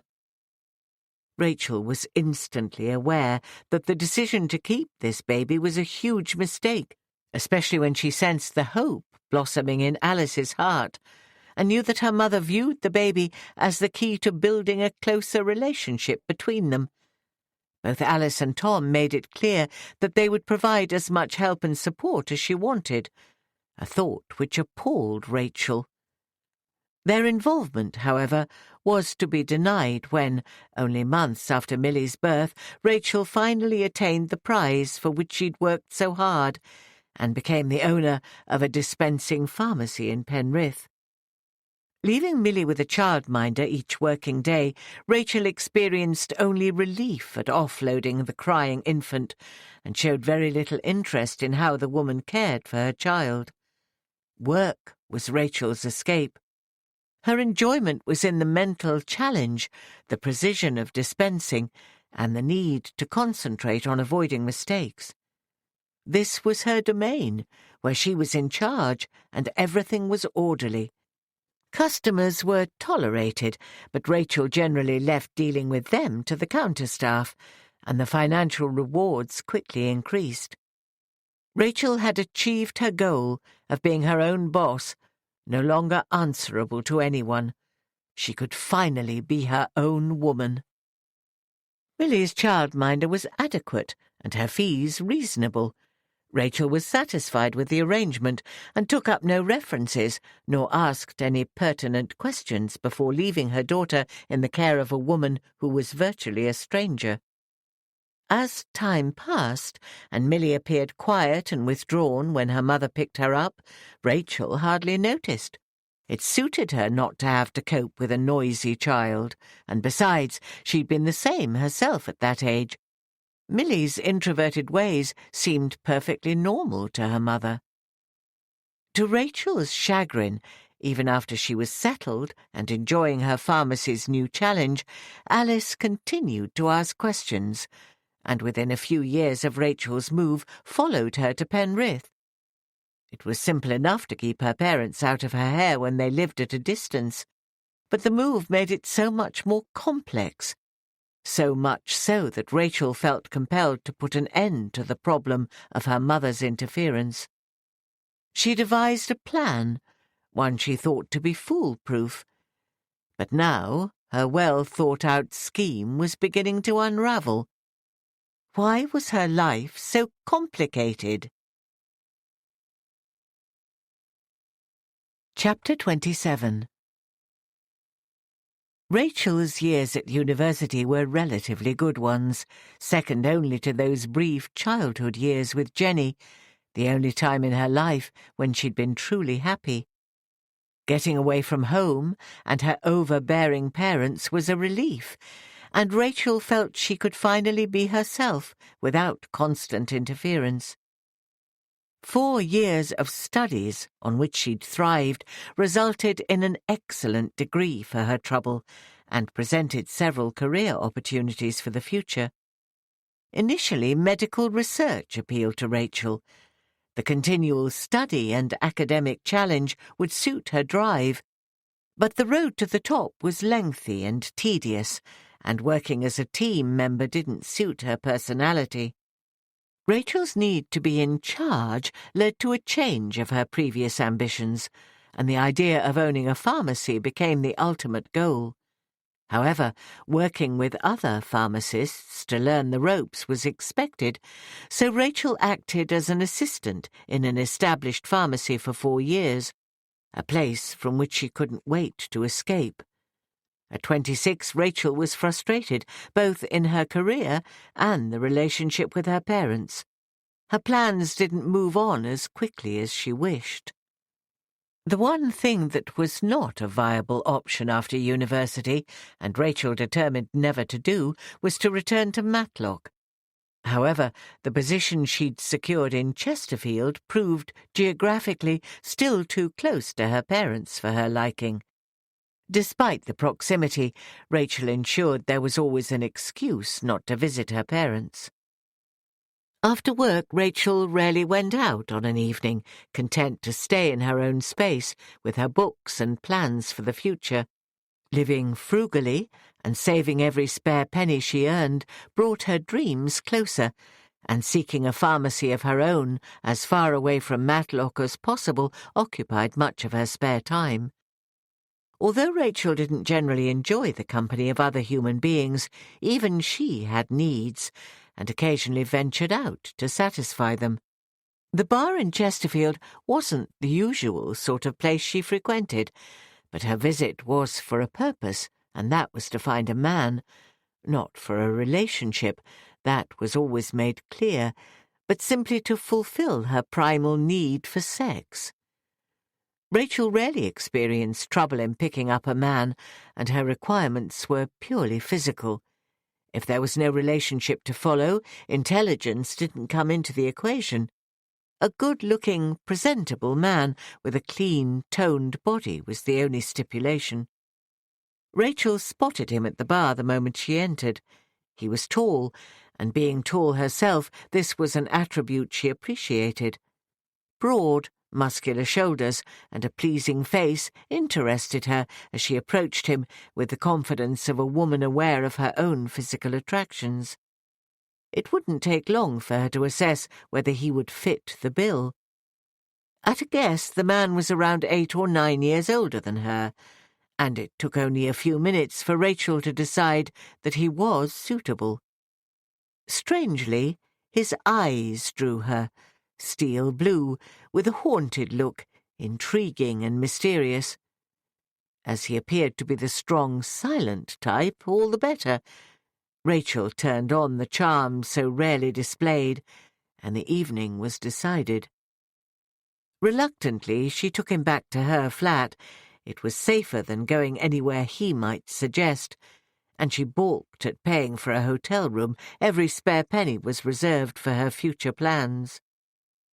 The sex was urgent and quick. She had no desire for any foreplay or tenderness. The man was simply there to satisfy a need. Afterwards he fell instantly asleep in her bed, and Rachel left him alone while she took a shower. When she returned to the bedroom, the still sleeping man was restless. His body was bathed in sweat, and he writhed as if in pain, wrestling in the throes of a nightmare. Rachel looked at his naked body and felt only annoyance at his presence. Suddenly, wanting him gone from the flat, she woke him to discover tears in his eyes. But his apparent torment evoked nothing in her except revulsion. She despised weakness, and felt not the slightest compassion or curiosity as to the reason for his distress. If Rachel had shown even the slightest degree of sympathy, the tormented man might have opened up and unburdened himself. But she cared little for other people's needs. She was driven only by her own. He was a troubled soul. The haunted look in his eyes, which had initially attracted Rachel, now seemed disturbing. If he had the chance to confide the subject of his nightmare, Rachel would have learned of a recurring dream, of an event from his youth for which he was deeply ashamed. During his regular bouts of fitful sleep, the man relived a time when he was behind the wheel of a van and losing control. He was confronted time and time again by the horrific scene of a car forced over the edge of an incline, caused by his stupidity, and the unforgettable sound of the explosion a few moments afterwards. There was no doubt in his mind that he alone was culpable for the resulting carnage, and the images, indelibly seared on his brain, served as a constant and never-ending reminder of his cowardice at fleeing the scene. He lived with the knowledge that there would never be a way to absolve himself from the guilt which haunted him each day. He was responsible for the death of 4 people, 2 of them children. The recurring dream was a regular and disturbing recollection of the lowest point of his life, his nadir, and of his deep abiding shame. But Rachel asked the man to leave without learning of his torment, of his bitter regrets. He had been used simply to satisfy a need. She was without the slightest desire for the intimacy of allowing him to sleep in her bed for the night, and held no wish to converse with him on any level or share personal details about their respective lives. They were both consenting adults. He'd been a willing participant. The pair, however, were also carelessly ignorant of the new life they created that night. By the time Rachel realized she was pregnant, the man, whose name she'd almost instantly forgotten, was long gone, and there was no question of telling him about the pregnancy. Since the night Millie was conceived, Rachel hadn't seen him, which suited her fine. There was no room or desire in her life for a permanent relationship. Chapter 28. "How did you get my phone number?" Rachel Roberts was disconcerted and more than a little angry to hear the voice of her mother's friend, Brenda Chapman, on the phone. She was a woman whom Rachel despised. "Alice gave it to me for emergencies. She wasn't sure what the signal would be like in Melkinthorpe, and thought I should have your number until the landline was connected, just in case." "In case of what exactly?" "A situation such as this, I suppose. I haven't been able to get hold of Alice, and was getting worried. Is having your number really such a big deal?" "She shouldn't have given it to you. Mum knows I value my privacy." "As we all do. But if you'd be kind enough to tell me why I can't reach Alice, I'll not trouble you again, and be assured that I won't pass your number on to anyone else." "Good. You can't reach my mother because she's in a care home. She's recently suffered a severe mental breakdown and isn't in the best of health." Brenda gasped. "But what brought this on?" Dad suffered a stroke from which he's not expected to recover, and Mum can't seem to cope. No, surely. Your dad's always been so strong and active. I can't believe this has happened. Well, it has, so there's no point in trying to visit. The care home is adamant that Mum needs complete rest, and they discourage visitors. Dad's receiving palliative care and is unconscious in a vegetative state, so visiting him is pointless. Oh, Rachel, I'm so sorry. But perhaps Alice will benefit from seeing an old friend. We've always been so close. No, that's not possible. The care home's policy is rigid, and only close family can visit. But surely, as there's only you. No, Brenda. Why would you want to see her in that state anyway? If she was lucid, I'm sure she'd not want to be seen the way she is, to be gawped at like some kind of sideshow. So she's not aware of her situation? No, Mum's lost touch with reality completely, which is probably for the best, as Dad won't last much longer. I really must insist that you stay away. Any outside interference will not be welcomed. I'm concerned, Rachel. That's hardly interference. Will you at least keep me informed on your mother's progress, and Tom's too? Yes, I can do that, but I'm not anticipating Mum's condition to change. The doctors expect her to be in the Elms for some considerable time, perhaps even permanently. Now, I really must go. I'm very busy. Rachel ended the call abruptly. Brenda was decidedly uncomfortable and more than a little sad after such an awkward conversation. It appeared that tragedy had once again struck Alice and her family, and Rachel's attitude was totally indifferent, with her manner bordering on obstructive. Yet the more Brenda reflected on their conversation, the angrier she became. Although the daughter of one of her closest friends, Brenda had never taken to Rachel. As a child, she was cold and aloof, possessing one of the most glacial stares Brenda had ever come across in one so young. Rachel was capable of looking straight through you with utter disdain, as if you were inconsequential. Even now, speaking to her on the phone, her words came over as cool and dispassionate, as if talking about strangers rather than relating her own parents' tragic misfortunes. The girl had all but accused Brenda of having a morbid curiosity. She shuddered at the thought. Over the years of their friendship, Alice had confided some of the child's history with Brenda. What they knew of her background was sketchy, and therefore some problems were to be anticipated. However, during the years the girl lived with Tom and Alice, Brenda witnessed much love and affection lavished upon Rachel, that Brenda's sympathy for the girl dwindled. In her opinion, she should be grateful for the upbringing and advantages which her adoptive parents so willingly provided. Yet this was never so. Alice often confided how she struggled to maintain any kind of relationship with her daughter during those formative years, especially after Jenny died. Brenda understood all too well how the tragedy of losing her sister would affect Rachel, but she also knew that such a loss, devastating though it may be, shouldn't be allowed to define the rest of your life. Rachel was a grown woman. It was time to let go of her pain, or at least not allow it to colour the rest of her life. When Brenda's son, Harry, had died, she'd thought she'd never recover. In fact, initially she didn't want to. But for the sake of her husband and her other 2 children, and with Alice's help, she came through that harrowing time, and very slowly picked up the threads of her life once more. The mutual experience of grief formed the early basis of Alice and Brenda's friendship, each finding in the other the confidant they needed. Though they were both married to good men, Tom's work necessitated that he was away a great deal, and Ian simply wasn't one to talk about his feelings.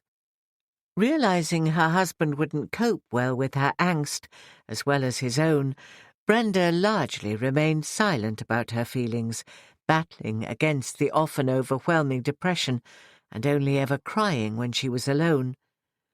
Therefore, friendship with Alice was a blessing and grew into a solid and lasting bond until Alice and Tom decided to move to Penrith to be nearer to Rachel, or more accurately, nearer to Millie. Brenda was aware of Alice's constant worry about her grandchild, her deep concern for the child's welfare, a little girl whom she didn't see nearly as much as she would have wished. Retirement for her and Tom presented the opportunity to become more proactive in Millie's care, or could do if Rachel would allow it. Brenda remembered the time, 6 years earlier, when Rachel told her parents that she was pregnant. She'd asked Alice who the father was and if a wedding would be happening soon. Sadly, Alice admitted that her daughter refused to name the father. He was apparently no longer in the picture. The two friends then speculated about the pregnancy, with Brenda trying to cheer Alice, suggesting that Rachel might have used a sperm donor. After laughing at the thought, both women agreed that it could be the case.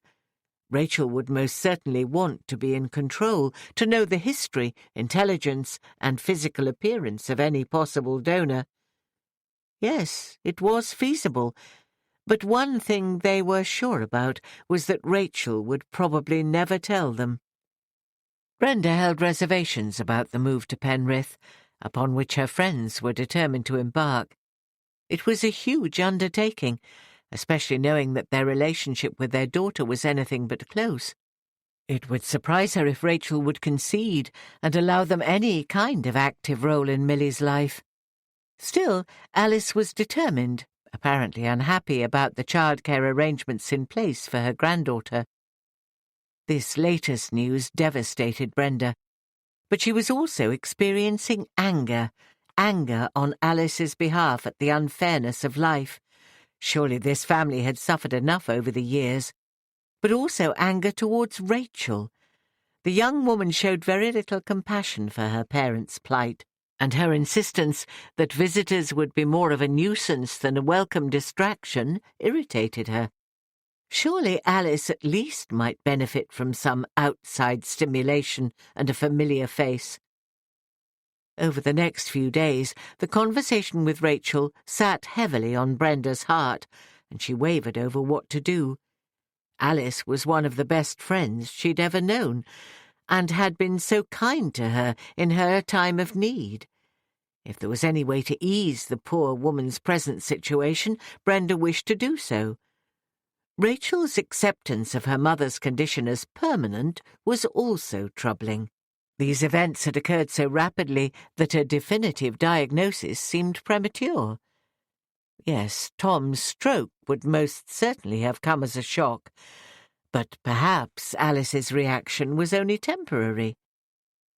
Sadly, Brenda was uncertain that Rachel could be trusted to act in her mother's best interests.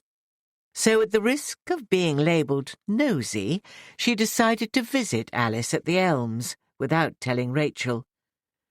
The drive to Penrith was not unpleasant, yet Brenda would have enjoyed it much more if her mind wasn't full of concern for Alice and Tom.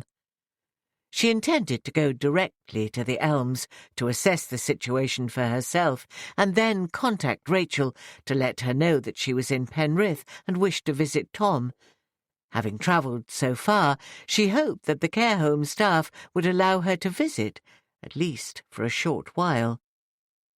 Not being the most confident of drivers, Brenda was grateful for the sat-nav into which she'd programmed the details of the Elms from her search on the internet.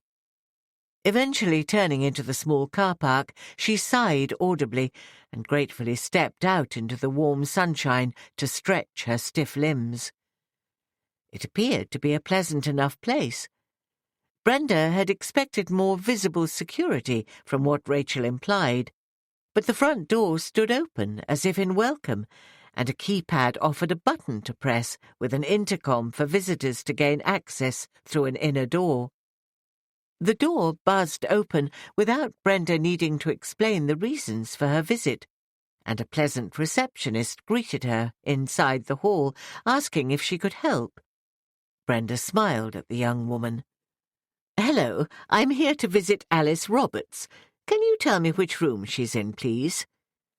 The receptionist looked puzzled for a moment before replying, I'm sorry, but Mrs. Roberts left us over a week ago.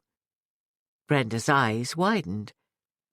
But her daughter told me she was here. Has she gone to another facility? No, Mrs. Roberts went home. I saw her into the taxi myself. I'm sorry you've had a wasted journey. It appears I've got the wrong message. I'll visit Alice at home. Thank you for your help. The receptionist buzzed a somewhat perplexed Brenda out. She returned to her car, took her address book from her bag, looked up Alice's new address and fed the information into her sat-nav. It seemed the village wasn't too far away, but she was unsure if she'd find Alice at home. On impulse, she decided to ring Rachel to find out what was going on, but the number went straight to voicemail. Rachel, it's Brenda here. I've just been to the Elms, only to be told that your mother's at home. Can you ring me back when you get this message? I'm on my way to Melkinthorpe now, but I'd like to talk to you soon. The message was perhaps rather abrupt, but Brenda was angry. What was Rachel playing at? She certainly hadn't given the impression that Alice was well enough to go home, or would be soon. So what exactly was going on? Chapter 29. The message on her phone came as a shock to Rachel, jolting her out of her reverie about the meeting she'd just attended. It landed on her phone nearly an hour earlier, so it was pointless to try to return the call and stall her mother's friend. Brenda would almost certainly be with Alice by now. With a degree of trepidation, Rachel could only imagine their conversation. An interfering friend was the last thing she needed, or indeed anticipated, and the consequence of Brenda meeting up with Alice could, and most probably would, ruin everything. She listened again to the message, to the barely veiled anger in the woman's voice, and Rachel knew she needed to act quickly. Was it all over, or could she still salvage something of her plans? Dashing into the pharmacy, Rachel instructed her deputy, Pauline, to take charge for the rest of the day. Without allowing the woman to question the sudden change in routine, Rachel hurriedly left the shop to go to Millie's school. In a blind panic, Rachel risked parking on double yellow lines, knowing she'd be in and out before the traffic wardens made their usual afternoon trawl of the streets surrounding the primary school. Impatiently ringing the buzzer on the intercom system, she tapped her foot, cursing herself for not foreseeing Brenda's actions and being remiss in letting slip the name of the home in which her mother had been. When the secretary's voice came over the intercom, Rachel garbled an excuse for picking Millie up early, saying that her mother had been taken ill and they needed to travel to see her.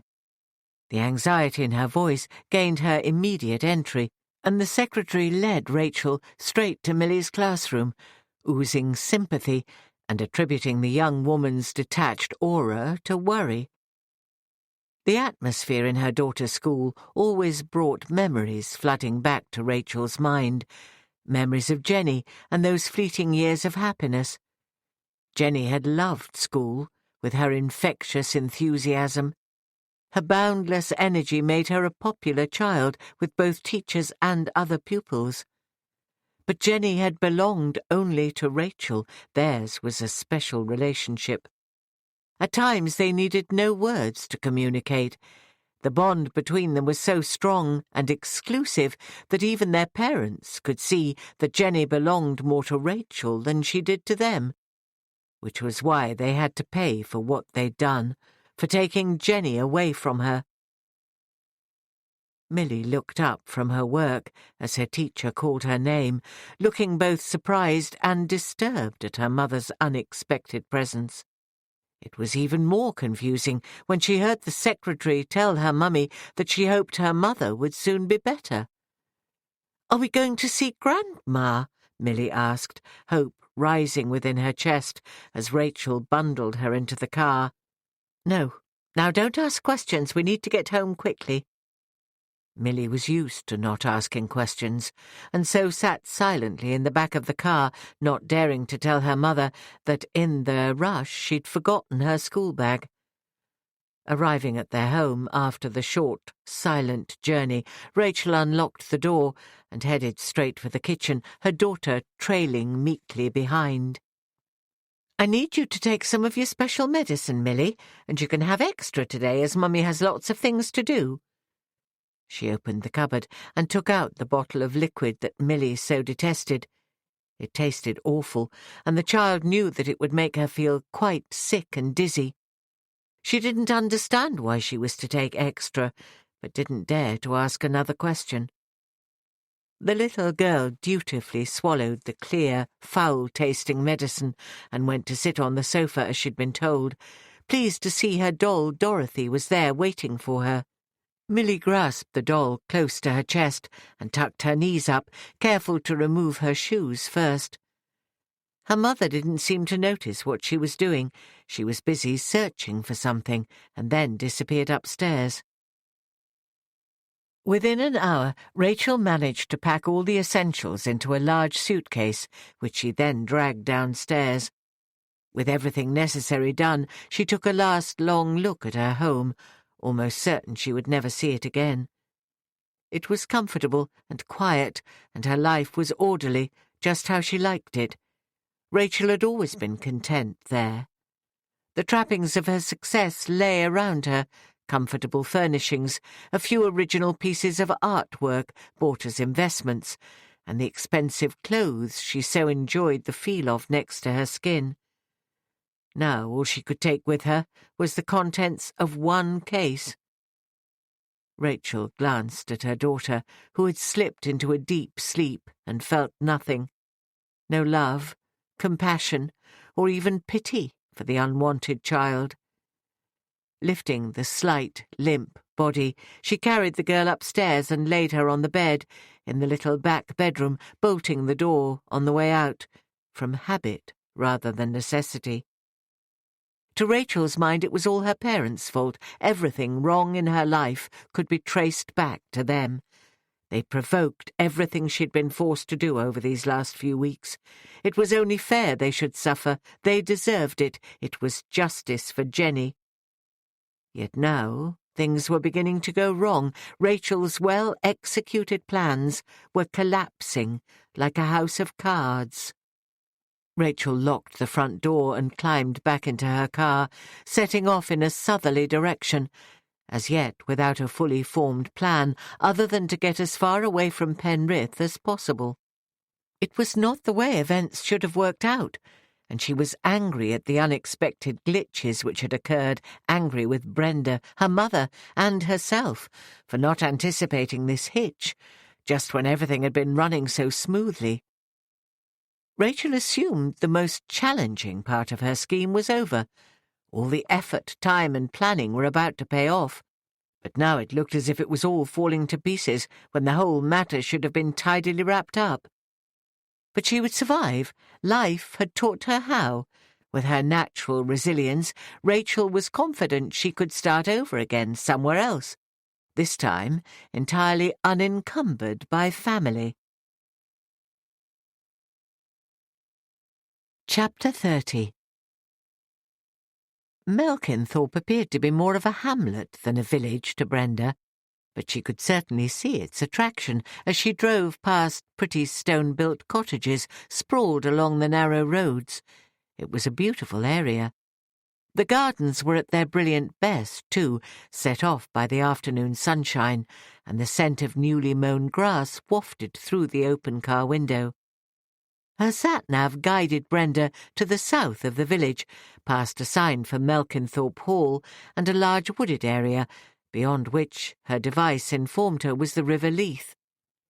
Alice's cottage was a property standing on its own just off the main road, and she pulled tentatively into the drive, trusting she had the correct address.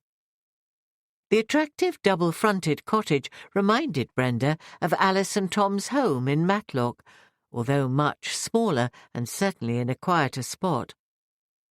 The thought that perhaps subconsciously they'd chosen a similar home as the one they'd loved and left crossed her mind as she parked her car in front of the garage. Brenda grabbed her bag from the passenger seat and threw open the door, anxious to see Alice and hopefully learn the answers to some rather troubling questions. When she heard the sound of someone coming to answer the doorbell, Brenda almost shouted "Hallelujah!" And as the door opened, just a crack at first, relief flooded through her as she found herself facing a startled and nervous-looking Alice. Her friend looked pale and had lost a considerable amount of weight since they'd last been together. But a smile lit up her face and tears glistened in her eyes at the sight of her friend on her doorstep. "Brenda, what are you doing here? I thought you were in Australia." Brenda scowled. "Why would I be in Australia? Rachel said you were visiting Chloe for 3 months. Alice looked confused, but stood aside to allow her friend to enter her home. The two women hugged, then stood back and looked at each other properly. "I think Rachel has a lot to answer for," Brenda frowned. "She told me that you were in the Elms, permanently, after a breakdown." "What?" "No. I was there for a few weeks, but I'm home now, and much better, as you can see. Come through to the kitchen and tell me when you spoke to Rachel." Alice led Brenda through the house to the kitchen, automatically putting the kettle on to boil. It was as if they'd never been apart, and the ease of their friendship, picked up again so readily, comforted both women. Brenda took in the generously sized farmhouse-style room, with the window overlooking open countryside. The kitchen door stood open, and the sounds of birds drifted in on the scent of roses. It could have been an idyllic setting for Alice's retirement, but things seemed to have gone badly wrong. Brenda wondered if she should ask about Tom, or wait for Alice to tell her in her own time. She accepted the tea placed before her and smiled. "So, you're feeling much better now, then? Why didn't you let me know you were home? I could have come sooner." "I would have, but my address book seems to have got lost in the move, and I couldn't remember your phone number." Alice didn't like to admit that she'd hardly been able to remember her own name at times. "You could have emailed," Brenda suggested. "Ah, that's another story. I seem to have deleted all my contacts on the laptop, too. Things have been so strange lately, but I really am much better." "So, did Rachel get it wrong, then? Have you been to Australia?"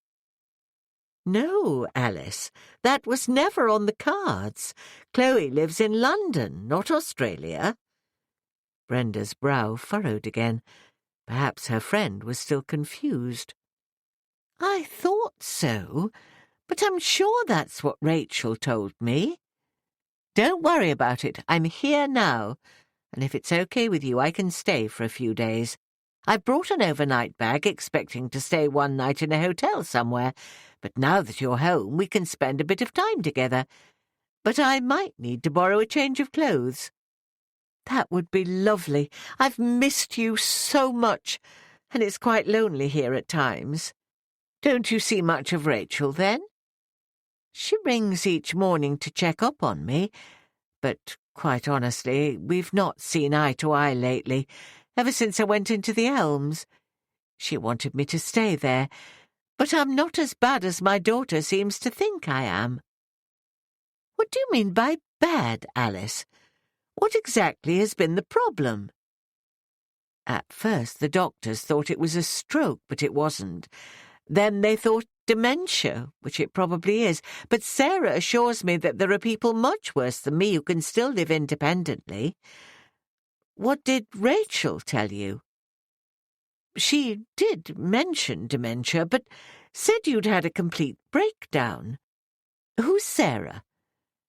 "A volunteer at the Elms, but she's become a friend since then. She's a lovely lady, a policeman's wife, and so caring. I can talk to her when I can't talk to Rachel, which sadly is most of the time." Alice looked thoughtful before asking her friend what was on her mind. "Brenda, do you know who Millie is?" "Of course. She's your granddaughter, and the reason you and Tom moved here." Brenda was confused now, and found it difficult to assess just what her friend's state of mind really was. "Did you say Tom?" Alice almost dropped the cup she was holding. Her face paled and tears again clouded her eyes. "Rachel told me that Tom died 4 years ago from a heart attack, and that I don't have a granddaughter." "Alice, you're not making any sense. Rachel wouldn't say those things, surely. Tom's in hospital. He's had a stroke, don't you remember?" Alice's hand flew to her mouth. "And I suppose Rachel told you that?" She was suddenly furious, as her mind raced and things started to fall into place. "I'm going to ring Sarah. I want you to meet her." Alice left a very puzzled Brenda in the kitchen and went to telephone her friend. At least Sarah would back her up as to what Rachel had or hadn't said. "Here, look at this." Alice returned from making her call and thrust a piece of paper into Brenda's hands. After reading the front page, Brenda felt quite nauseous and gasped. "But what's this? Where did you get it?" She was shocked to read the order of service for Tom's funeral, dated 4 years previously. "Can't you guess, Rachel? Tom isn't in hospital after a stroke. It appears he's missing. I don't know what my daughter's playing at, but I'm going to find out. Sarah's coming straight over, and when you've heard what she has to say, I'd like you to come with me to visit Rachel. She's certainly got some explaining to do." While they waited for Sarah, the two women speculated on why Rachel had been deliberately lying. But the biggest concern to Alice was where Tom and Millie were. Since leaving the Elms, Alice hadn't visited Rachel's house. There seemed no point, as she'd accepted that Millie was just a figment of her supposedly muddled mind. Now, however, all previous concerns about her granddaughter's welfare resurfaced, and her head throbbed with the shocking knowledge that Rachel was deceiving and manipulating Alice. How could she be so cruel, so heartless? But what about Tom? Dare Alice hope that her husband was still alive, and if so, where was he? When Sarah arrived, and quick introductions made, Alice asked Brenda to tell her new friend about Millie. Sarah's face drained of all colour as she listened to this woman confirming that Rachel Roberts actually did have a daughter called Millie. Alice wasn't confused. She was right all along. Brenda had even met the child on a couple of occasions. "Now tell her about Tom." Alice's voice was breaking. There was so much to process, and she felt exhausted with the effort, and the painful knowledge that her daughter had so callously deceived her. "The last time I saw Tom was a week or 2 before they moved here from Matlock," Brenda confirmed. "He came round with Alice to have a meal with Ian and me. He was as fit as I'd ever seen him and looking forward to retirement." "But Rachel told us at the Elms that Tom died 4 years ago, and she certainly denied having a daughter. She almost bit my head off for believing Alice. Tell me, was Alice a teacher at Matlock Primary School?" "Yes, and a rather brilliant one, too. Look, it's quite obvious that Rachel's the one who's living in a fantasy land, not poor Alice. That girl's told lie after lie until it's almost impossible to know the truth. But the question now is, what do we do about it? I know Alice wants to go round and confront her, but is that the best thing to do?" Brenda and Alice both looked to Sarah, who was still reeling with the incredible knowledge of Rachel's deceit. "I feel a bit out of my depth here, and can't advise you, but I don't think it would be wise to confront Rachel. If she's capable of such deception, who knows what else she's capable of? Alice, would you mind if I rang Jack and asked him to come and see you?"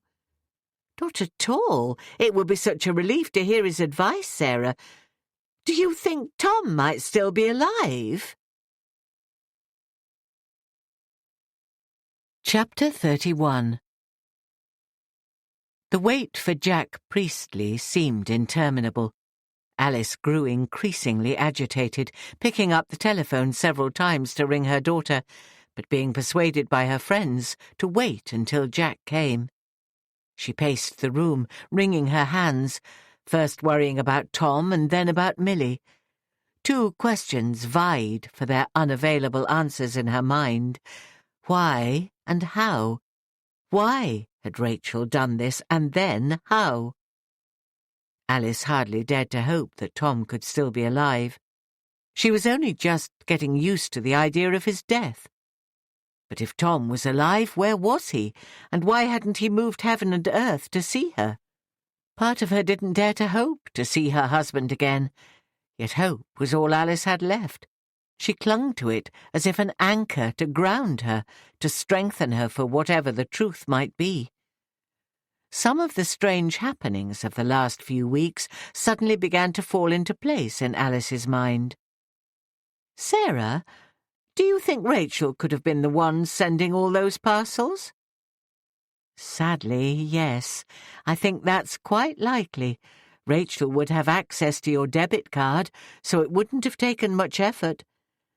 I did wonder about some of the other weird happenings, like your handbag and shoes in the bin. That happened just after Rachel's visit, didn't it? It seems your daughter's been on a mission to make you think that you were losing your mind. I'm so sorry. This must be very difficult for you to take in." Alice simply nodded, her mind spinning with questions. Brenda, clearly horrified at the cruelties her friend had suffered at Rachel's hand, asked, "But where's Tom? I think I'm missing something here. Do you think he could be in a hospital somewhere, and for some reason Rachel's keeping that from you? It's all so confusing." "I think that's another of her lies, a story invented to keep you away." There was no time to discuss the possibility as they heard a car pull up outside, and a measure of relief lifted the mood as Jack Priestley rang the bell. Sarah let him in, pausing in the hallway to briefly outline more of the situation before introducing him to both women. Jack shook hands with them, Alice's hand trembling in his. Jack asked several questions designed to grasp the complete picture of what had been happening. Sarah sat holding Alice's hand as the frightened woman recalled some harrowing incidents. "What I want to know is if all these lies Rachel has told constitute a crime," Brenda interrupted, angry and frustrated with the appalling facts she so recently learned. "Yes, there are certainly several things we can charge her with. Conspiring to have her mother held against her will, even harassment if we can prove she sent the parcels. But some of her actions are not specific crimes, like maintaining she didn't have a daughter and that her mother was never a teacher. However, my primary concern for now is the welfare of the child. I want to check up on Milly, if you could give me an address, Alice, and we'll look into the whereabouts of your husband, too. Mrs. Chapman has confirmed that he was alive and well when you left Matlock, for which we'll need a formal statement sometime soon." Jack looked at Brenda, who nodded vigorously, clearly eager to help. "And as far as you're aware, Alice, Tom was living here with you when you moved?" Alice nodded too, and Jack continued. "Rachel is the key to this whole mystery. I need to speak to her as soon as possible, so if you're happy to report your husband as a missing person, I can get a warrant and visit Rachel's home in the next few hours." "Yes, please. Do you think Tom might be there?" "It's too early to say as yet, but if I can question Rachel, she might tell us exactly what's going on. I'm going to make a few calls to arrange a warrant and then leave you here. I'm sure Sarah will stay as long as you want her to." His wife smiled her agreement. "I would ask, though, that you don't try to contact Rachel. The element of surprise will give us the advantage, and it's best if she doesn't know we're coming." "Oh, no," Brenda gasped. "I think I've probably ruined your chances of that. I rang Rachel when I was on my way here and left a rather angry message to say I was visiting Alice at home." Brenda clearly regretted her earlier phone call, but it couldn't be undone. She'd unwittingly warned Rachel that her lies were about to be discovered. "Don't worry about it, Mrs. Chapman. If we find the property empty, we'll have good cause to enter it and search for signs of Tom and Millie. It may even be that I don't need that warrant after all." Jack made the calls and left. It was early evening, and Brenda insisted on making something for them all to eat, even if it was only a sandwich. The three women could be in for a long night, and being faint from hunger would help no one. Alice made a half-hearted effort to eat, constantly listening for the telephone in case D.I. Priestley rang to update them. "It won't happen quickly," Sarah explained, "but he'll ring as soon as there's anything to report." "I know, and I'm sorry to have dragged your family into all this." "Don't be. It's Jack's job, and I'm only too happy to help. But sadly I believed Rachel's lies too, Alice, when I should have accepted that you were right, and I'm sorry for that." "Why wouldn't you believe her? She even convinced me in the end. My daughter seems to be a very accomplished liar. But Tom and that fake order of service, how could she be so cruel? Does she hate me so much?" Alice spoke with sadness more than anger, and then lapsed into silence, offering a prayer for the best outcome there could be. Part 3. The Investigation. Chapter 32. D.I. Priestley gathered his team in record time. D.C. Claire Swift met him at Rachel Roberts's address with D.S. Owen Hardy and 2 uniformed officers. The stone-built end-terraced house was in an affluent area of Penrith, a large family property over 3 floors, which appeared to be well maintained, as did the neighbouring properties. It seemed a large house for a single woman and a child, but Rachel was already something of an enigma to Jack. He rather relished the chance to interview her and find out exactly what made the woman tick. Unsurprisingly, the property appeared empty, but Jack, supposing there could be a child at risk, decided not to wait for a warrant and proceed inside. The team effected their entry rapidly and began a quick search of the rooms. Claire Swift and the uniformed officers took the first and second floors, while Jack and Owen Hardy scanned downstairs. The lounge was beautifully furnished, show-home standard, and almost unnaturally tidy. If a child did live here, there was very little evidence of her. Jack remembered when his boys were little, their home never seemed tidy, with signs of their presence in every room. This room wasn't sparse enough to be minimalist, but very modern, with a few tasteful and presumably expensive objets d'art. A bronze figurine caught Jack's eye. It was of 2 little girls, the elder one shielding her eyes whilst gazing into the distance. Her free hand held the younger child, who was looking up with an expression of adoration. Both girls' features were finely sculpted and similar enough to be sisters. It was an enchanting piece, one of many. A doll lay on the floor beside the sofa, a single abandoned toy, the only clue that Millie had ever been there. He picked it up and turned it over in his hands. It was an old-fashioned rag doll, obviously well loved and worn in several places. He imagined the little girl must have had it since she was a baby. Next, Jack searched an understairs cupboard, always bracing himself for whatever he might find, while D.S. Hardy went through to the kitchen and utility room. It was only a few moments before an anxious shout from upstairs caused them to break into a run. On the first floor, Jack hurried into an open bedroom to find D.C. Swift leaning over the motionless body of a child on the bed. "She's alive, but her pulse is very weak," Claire said, trying to rouse the girl. Owen Hardy was already on the phone for an ambulance, urgently barking out the address's details and the little girl's condition. The others were right behind them, and Jack sent one of the officers outside to await the ambulance while he looked around the room. He'd noticed the bolt on the outside of the door, not something you'd usually expect on a 5-year-old's bedroom, and in comparison to the living room he'd just left, this room was positively Spartan. The walls were drab, with washed-out curtains hanging at the window. A narrow bed, a chest of drawers with a single wardrobe were the only furnishings, with a small pile of books on the floor in the corner. Surely, Jack thought, this couldn't be Millie's room. Again, his mind briefly drifted back to when Jake and Dan were that age, the football-themed wallpaper in their room, the teddies that smothered their beds, games, books, and posters everywhere.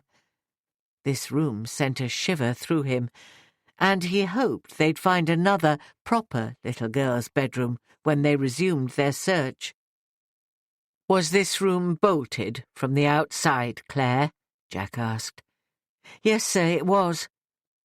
Claire's eyes sparkled with tears as she cradled Millie in her arms, still gently trying to rouse her. Passion always crept into a case when children were involved, ensuring the team remained motivated and worked hard. DC Swift went with Millie in the ambulance. The paramedics were reassuring as to her condition. It appeared that some kind of sedative had been administered. Tests would be performed at the hospital to determine precisely what the substance was. Jack rang Alice to tell her they'd found her granddaughter and that she was safely on her way to the hospital. Trying to be truthful without upsetting Alice, he said that the child was found unconscious, but the paramedics were hopeful. After finishing the conversation, he and his team continued searching the rest of the house. The top floor consisted of 2 empty rooms, used only for storage, while the 3 bedrooms on the first floor were entirely different. The master bedroom was every bit as elegant as the downstairs rooms, with plush carpet, newly fitted furniture, and an immaculate ensuite. Rachel's wardrobe was still quite full, with indications of hasty packing, so it seemed that she'd not taken much with her. The second bedroom appeared not to be in use, with no evidence of it being for a child, so Jack could only assume that the room they'd found Millie in was her bedroom. The family bathroom was also pristine, probably recently refurbished. The only item of interest was an exceptionally large number of drugs in a cabinet, partly concealed behind a hefty mirror. The DI decided to have them all bagged and taken away for analysis. Back downstairs, Owen Hardy was busy searching an office and collecting various papers which might prove helpful. "No laptop or passport so far, boss," he said, before pulling out more drawers. Jack nodded. Rachel would probably have taken those with her. There were an address book and a mobile phone in a desk drawer, which on examination Jack believed to belong to Alice. He decided to leave the search for the time being and get back to the station. A crime scene investigation team would perform a more detailed search the following day. With the state they'd found the girl in, and the fact that Tom Roberts was still unaccounted for, Jack's priority was to find Rachel Roberts, so they sealed the house as a possible crime scene and left. On his way back to the station, Jack took a call from Claire Swift. "I'm at the hospital, boss, and it's good news. Millie's going to be fine." Jack could hear the relief in Claire's voice and imagined her smile. "It seems she's ingested a large amount of a drug to make her sleep. They haven't identified exactly what yet, but with Rachel being a pharmacist, and presumably knowing what she was doing, it appears her intention wasn't to kill the child. Still, she abandoned her daughter, drugged her to keep her quiet, and locked her up, not knowing when she'd be found. It's unbelievable. Who knows what might have happened if you hadn't decided on a search?" Mrs. Roberts and her friend are here now and intend to stay the night, even though Millie will probably sleep for some time, so I'll get off for the night. It'll be lovely for her to have her grandmother there when she wakes, if Mrs. Roberts can stop crying." Jack thanked Claire. He assumed that Sarah would have gone home when Alice left for the hospital. He'd ring her later. Goodness only knew when he'd get home. Chapter 33. At midnight, Jack finally left the station to go home. When Sarah had alerted him to Alice's situation, he'd already finished an 8-hour shift, so was bone-tired, yet content to know that he'd done all he could for the time being. Everything possible was in place, and the search for Rachel Roberts had begun in earnest. Jack remembered his previous scepticism as to Alice's state of mind with some regret. He'd been too quick to assume Rachel was telling the truth and Alice was confused. With his experience of human nature, he should have known better and kept an open mind. He hadn't taken Sarah's concerns seriously either, although he knew his wife to be an intelligent, discerning woman. Yet regrets were something Jack spent little time on worrying about. He would learn from them and move on to do his job to the best of his ability as he always did. Thoughts of his home and wife crept into his mind. Jack was confident that Sarah would be waiting up to find out what had transpired, and after telling her he could hopefully sink into bed for a few hours' sleep before the search resumed early the following day. Sarah was in the lounge, her feet up on the sofa, dozing. The sound of her husband's key in the lock made her jump, suddenly wide awake and fully alert. "Any news?" She wrapped her arms around Jack and leaned her head on his shoulder. "No, it's too early, but we'll find her. How about you? Are you okay?" "A bit numb, but nothing compared to what poor Alice is feeling. It's enough to make anyone doubt what's real and what isn't. It's incredible that Rachel could do that to her mother, and as for her father—" "I know, it's hard to believe, but everything's pure speculation at the moment. Tomorrow we'll get straight back onto the search for Tom Roberts. I've added his details to the National Computer for Missing Persons, so the wheels are already turning. I'll need to interview Alice formally, too, as soon as possible. Do you think she'll be up to it?" "If it brings her any closer to knowing what's happened to Tom, yes. And having Brenda there will help, too.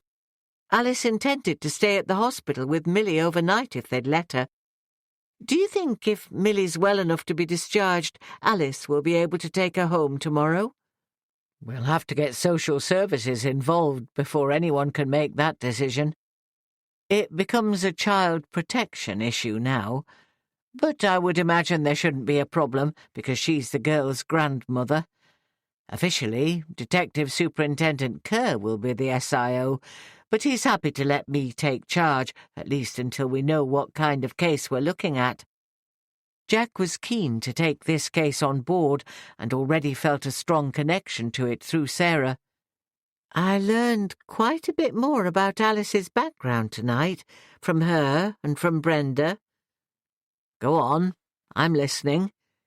Any background information was useful. By this time the couple was seated on the sofa, Jack's arm around his wife, her head on his shoulder as she spoke. "Rachel Roberts is adopted, not because Alice and Tom couldn't have children, but because they wanted to share their home and their love with a baby who needed a fresh start in life. They did have another daughter, their natural child, Jenny, who was killed in a car crash when she was 7. No, that's awful. Losing a child of that age is unthinkable. That's only half of it. Alice's brother-in-law drove the car, and her sister and their daughter were also in it. They'd taken Jenny on an outing with them, and all 4 died in the accident." A palpable silence hung in the air as Jack and Sarah contemplated such tragedy. "I don't know how Alice has coped," And now, for all this to happen, it's inconceivable. We're so blessed, Jack, to have each other and the boys. Absolutely. And if it turns out that Tom is dead, how will the poor woman cope? It seems Alice's relationship with Rachel never recovered from the loss of Jenny. The sisters were very close, and Rachel would have been on the outing herself except for a nasty case of chicken pox. Sarah continued, while Jack's thoughts drifted back to the bronze statue in Rachel's home of the two young girls, sisters, and the significance it might hold for Rachel. Apparently, Sarah went on, Alice and Brenda's friendship developed out of mutual loss. Brenda lost her son when he was 12. He fell down the stairs at school. You can see how the bond developed between them.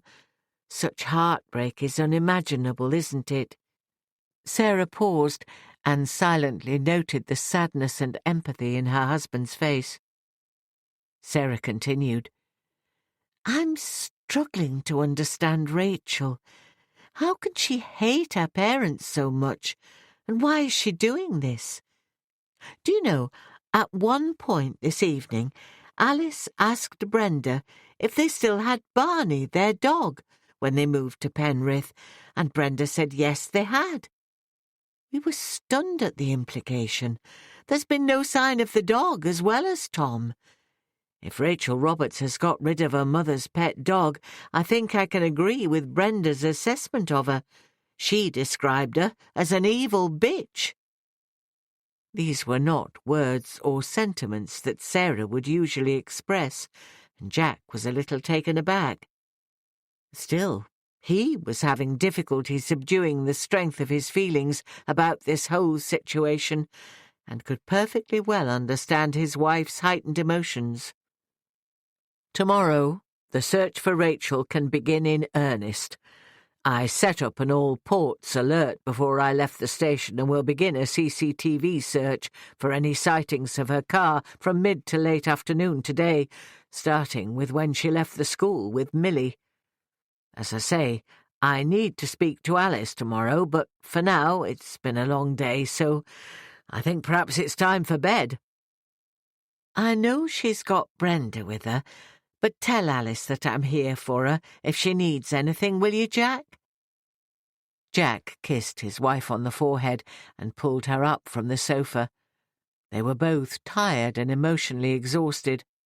Hopefully, a few hours' sleep would revive them for the following day's numerous unpleasant tasks. Chapter 34. Alice sat by Millie's bed, holding her tiny, limp hand. How could I ever have doubted her very existence? She asked herself. But she knew the answer.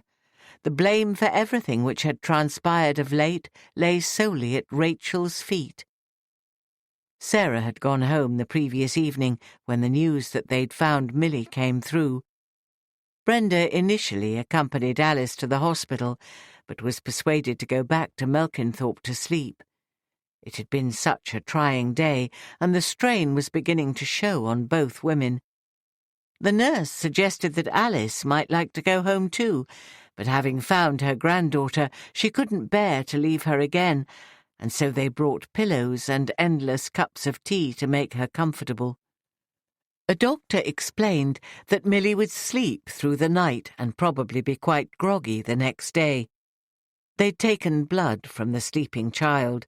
Further tests would establish precisely what drugs she'd been given, and if there would be any long-term effects on her organs. Alice silently prayed that Millie would recover fully, but was acutely aware that the psychological effects of recent events might have a more lasting impact on her granddaughter than the physical.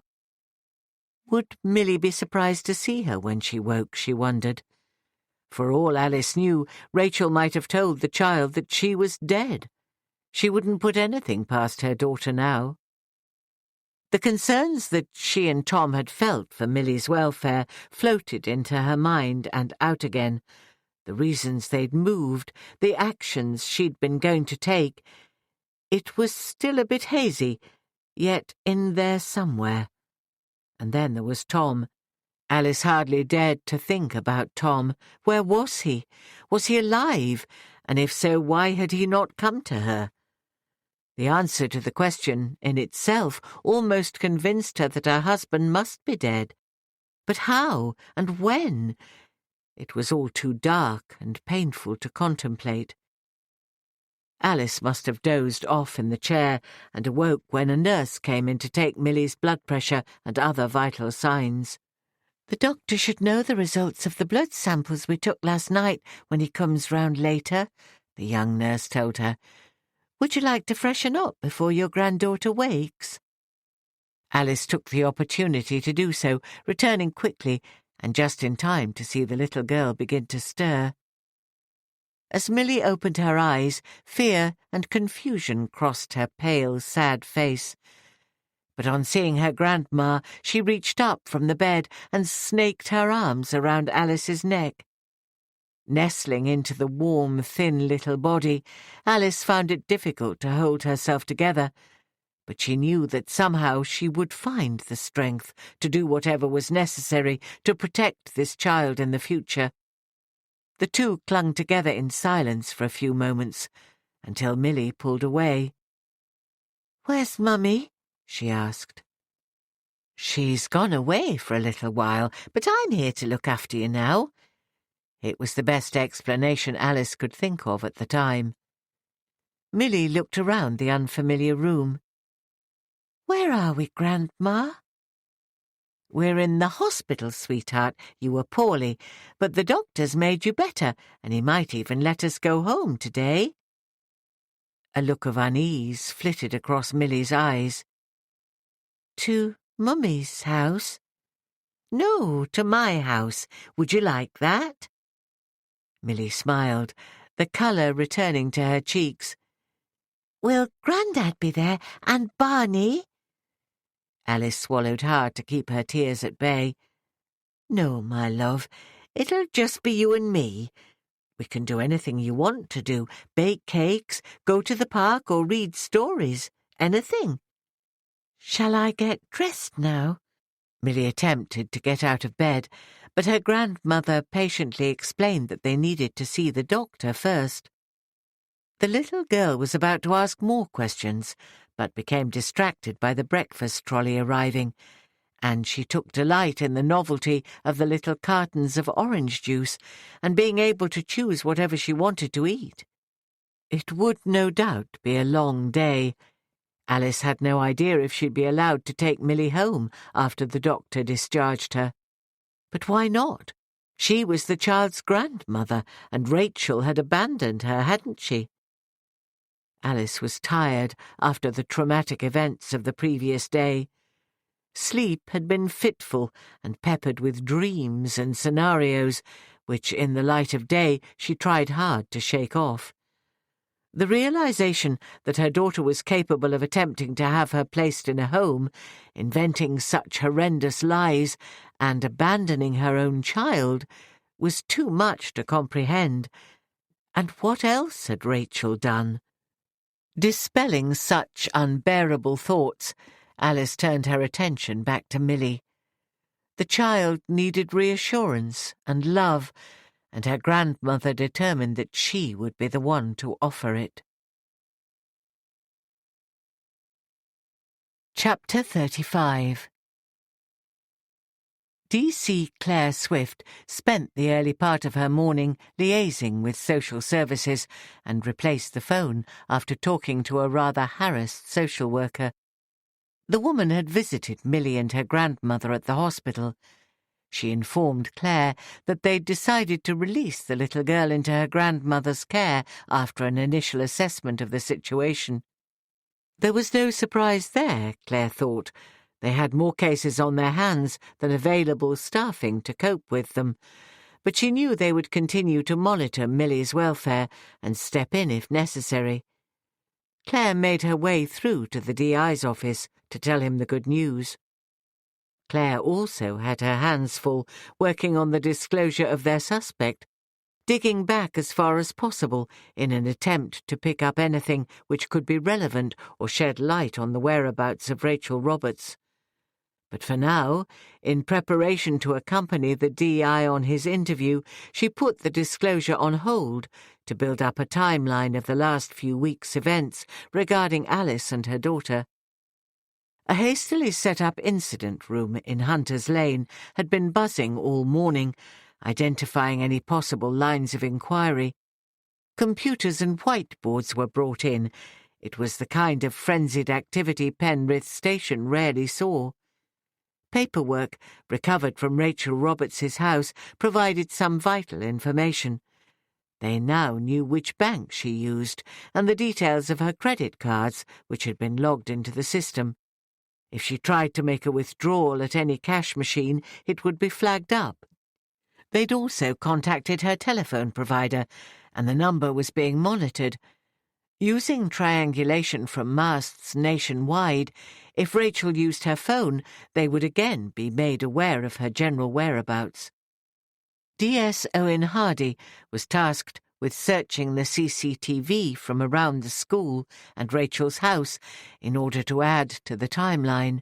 Her car number plate had also been fed into the automatic number plate recognition system, and if she were driving on any major roads or motorways, ONPR would pick up the vehicle.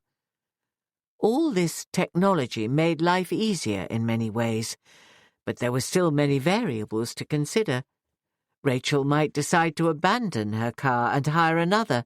She could have an account with a building society and have had the presence of mind to take her passbook and access money without using a bank. Jack could do little more than put everything possible in place to find her and hopefully discover where Tom Roberts was. Sadly, the crime scene investigation manager had found no physical evidence of their missing person ever having been in Rachel's house, but some DNA samples were yet to be processed. By late morning, Jack Priestley was ready to visit Alice Roberts. They'd heard from the hospital that Millie was fully recovered and had been discharged, so the pair were back home in Melkinthorpe. As he left the station with Claire Swift, she handed him a piece of paper detailing the various drugs they'd discovered in Rachel's house the previous evening. In return, he gave the keys for the pool car to his DC for her to drive while he studied the list.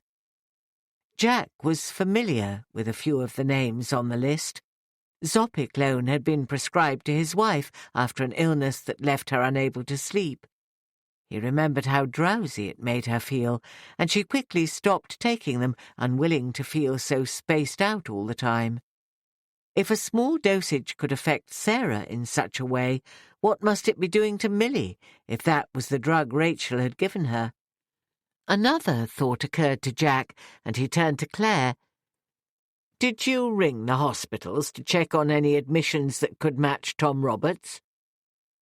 "Yes, and no. There are no patients of that name and none matching his age and description either. Sorry, boss, another blank." Claire and Jack lapsed into silence. Their first stop was at Rachel's house, and Jack used a set of keys which they'd picked up the night before to let himself in, taking only a few minutes to collect what he wanted before they were on their way again.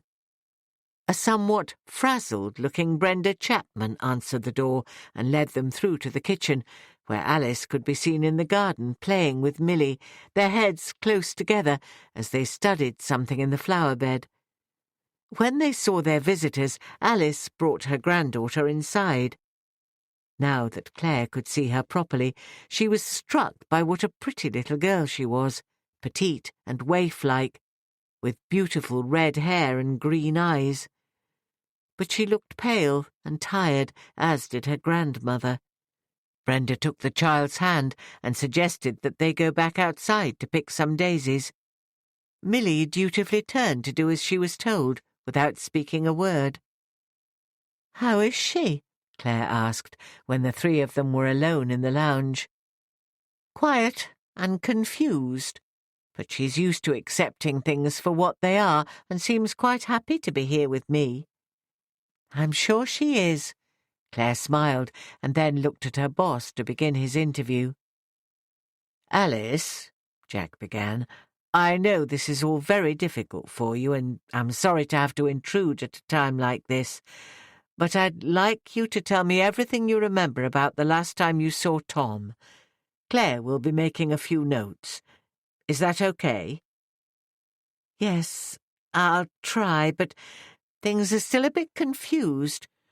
Rachel's told me so much that isn't true. I'm having problems sorting out the facts from her fiction.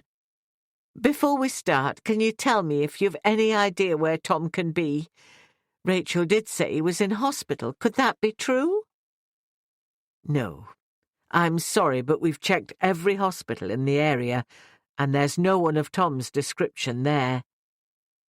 Alice nodded, resigned to what she already suspected, took a deep breath and closed her eyes for a moment, before opening them and beginning. "Rachel came here for a meal, this I can be certain of, as it was the evening of the 7th of June, my birthday. Not that we celebrate family birthdays, you know, since Jenny and Karen died. Well, anyway, we'd invited her round, particularly to discuss our concerns about Millie. She knew we were going to bring the matter up, and our daughter wasn't pleased about it. You see, since we moved to Penrith, some of the things Millie's told us have been quite concerning. I think the childminder she was left with is an uncaring woman, to say the least. We also felt Rachel deliberately avoided contact between our granddaughter and us, which is certainly not what we want. I can't remember everything said during the meal, but the atmosphere was tense. Things didn't entirely develop into a full-blown row, but it came close to it, because we were determined to discover what exactly was going on with Millie. Rachel brought wine, and although I'm not usually a big drinker, I had a couple of glasses, Dutch courage, you know. It made me feel quite ill, and I remember Tom helping me to bed, telling me he'd sort things out with Rachel and I wasn't to worry. I was so upset by then about how the conversation was going. The next thing I remember was waking up the following morning with no sign of Tom in the house. At first I assumed he'd taken Barney for his walk, but I rang Rachel when he didn't come home. She came round and insisted on calling the doctor before putting me to bed with a couple of aspirins, and I must have fallen asleep. When the doctor arrived, I felt worse, and by then I couldn't even speak. Before long I was in the hospital having tests, and then everything seemed to be taken out of my hands, and I ended up in the Elms. Alice looked exhausted from revisiting what was a traumatic experience, but the detectives needed to know more. "Mrs. Roberts, are you sure it was the evening of the 7th of June? Claire looked up from taking her notes to ask her question. "Yes. As I said, it was my birthday, but that was a coincidence. It certainly wasn't a celebration." "Thank you." Claire smiled and looked down at her notebook again. "You say Rachel gave you some aspirin. Can you be certain that's what they were?" Jack asked. "Well, no. I assumed they were aspirin and took them. Rachel's a pharmacist, you see." Alice looked at Jack, trying to read his thoughts.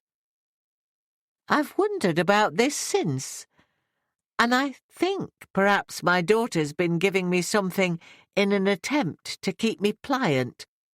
The hospital tests couldn't find anything that caused my symptoms that day, and even at the Elms, I never received a proper diagnosis. It was only when I stopped taking the prescribed medication and Rachel's little treats that I started to feel better. Do you think she's been drugging me, Jack?" "I think it's something we have to consider. Rachel gave Millie medication to make her sleep, and we found an unusually large quantity of drugs at their house, so it is a strong possibility." "And what about Tom? Did she drug him too?" "I don't think it helps to speculate on what's happened to Tom, but we're doing everything we can to find your daughter in the hope that she'll be able to tell us where he is." What we need to do now is build up a picture of Rachel, her life with Millie, and her relationships, and what you've told me so far is pertinent. We're also going to have to talk to Millie sometime soon. There'll be a specialist safeguarding officer to do this, but perhaps you could prepare her for it if possible. Alice nodded solemnly. Can you think of anywhere Rachel might go? To a friend, perhaps, or an old work colleague? No, I'm sorry. And I know it's no help at all, but there's no one that Rachel's close to. Even at university she never made friends, always content with her studies and her own company. If you do think of anyone, or maybe a favourite place she likes to go to, please let us know. Now, could you tell me a little more about why you were concerned for Millie? Rachel never visited us in Matlock and made it clear that we weren't welcome to visit her here. It didn't seem natural. On the few occasions we insisted on coming north, it was usually easier to stay in a hotel and meet up with her and Millie for a meal somewhere. I think we only visited Rachel's house twice, and things just didn't feel right. It's hard to explain, but it didn't feel like a home. Millie didn't appear to know how to play with the toys we brought her, and she was forever looking at Rachel as if for approval. The poor child seemed afraid to do or say anything, for fear it would be wrong and she'd be in trouble. The only time she became animated was when we asked about school, but she was cagey about her friends, apparently never socialising outside of school. You might think I'm paranoid, Jack, and most of this might seem trivial, but I don't want Millie to become a loner like her mother. It's essential that she builds friendships. I don't think you're paranoid at all, Alice. And in an investigation, nothing is trivial. Background information is the starting point, and we need to know as much as possible about Rachel and your life with her. Alice attempted a smile and continued, On the rare occasions when I've spoken to Millie alone, she's told me about her childminder, a Mrs. Palmer, a woman of whom she appears to be scared. This childminder only seems to feed her baked beans. Millie's not allowed to make any noise or mess, which is absurd.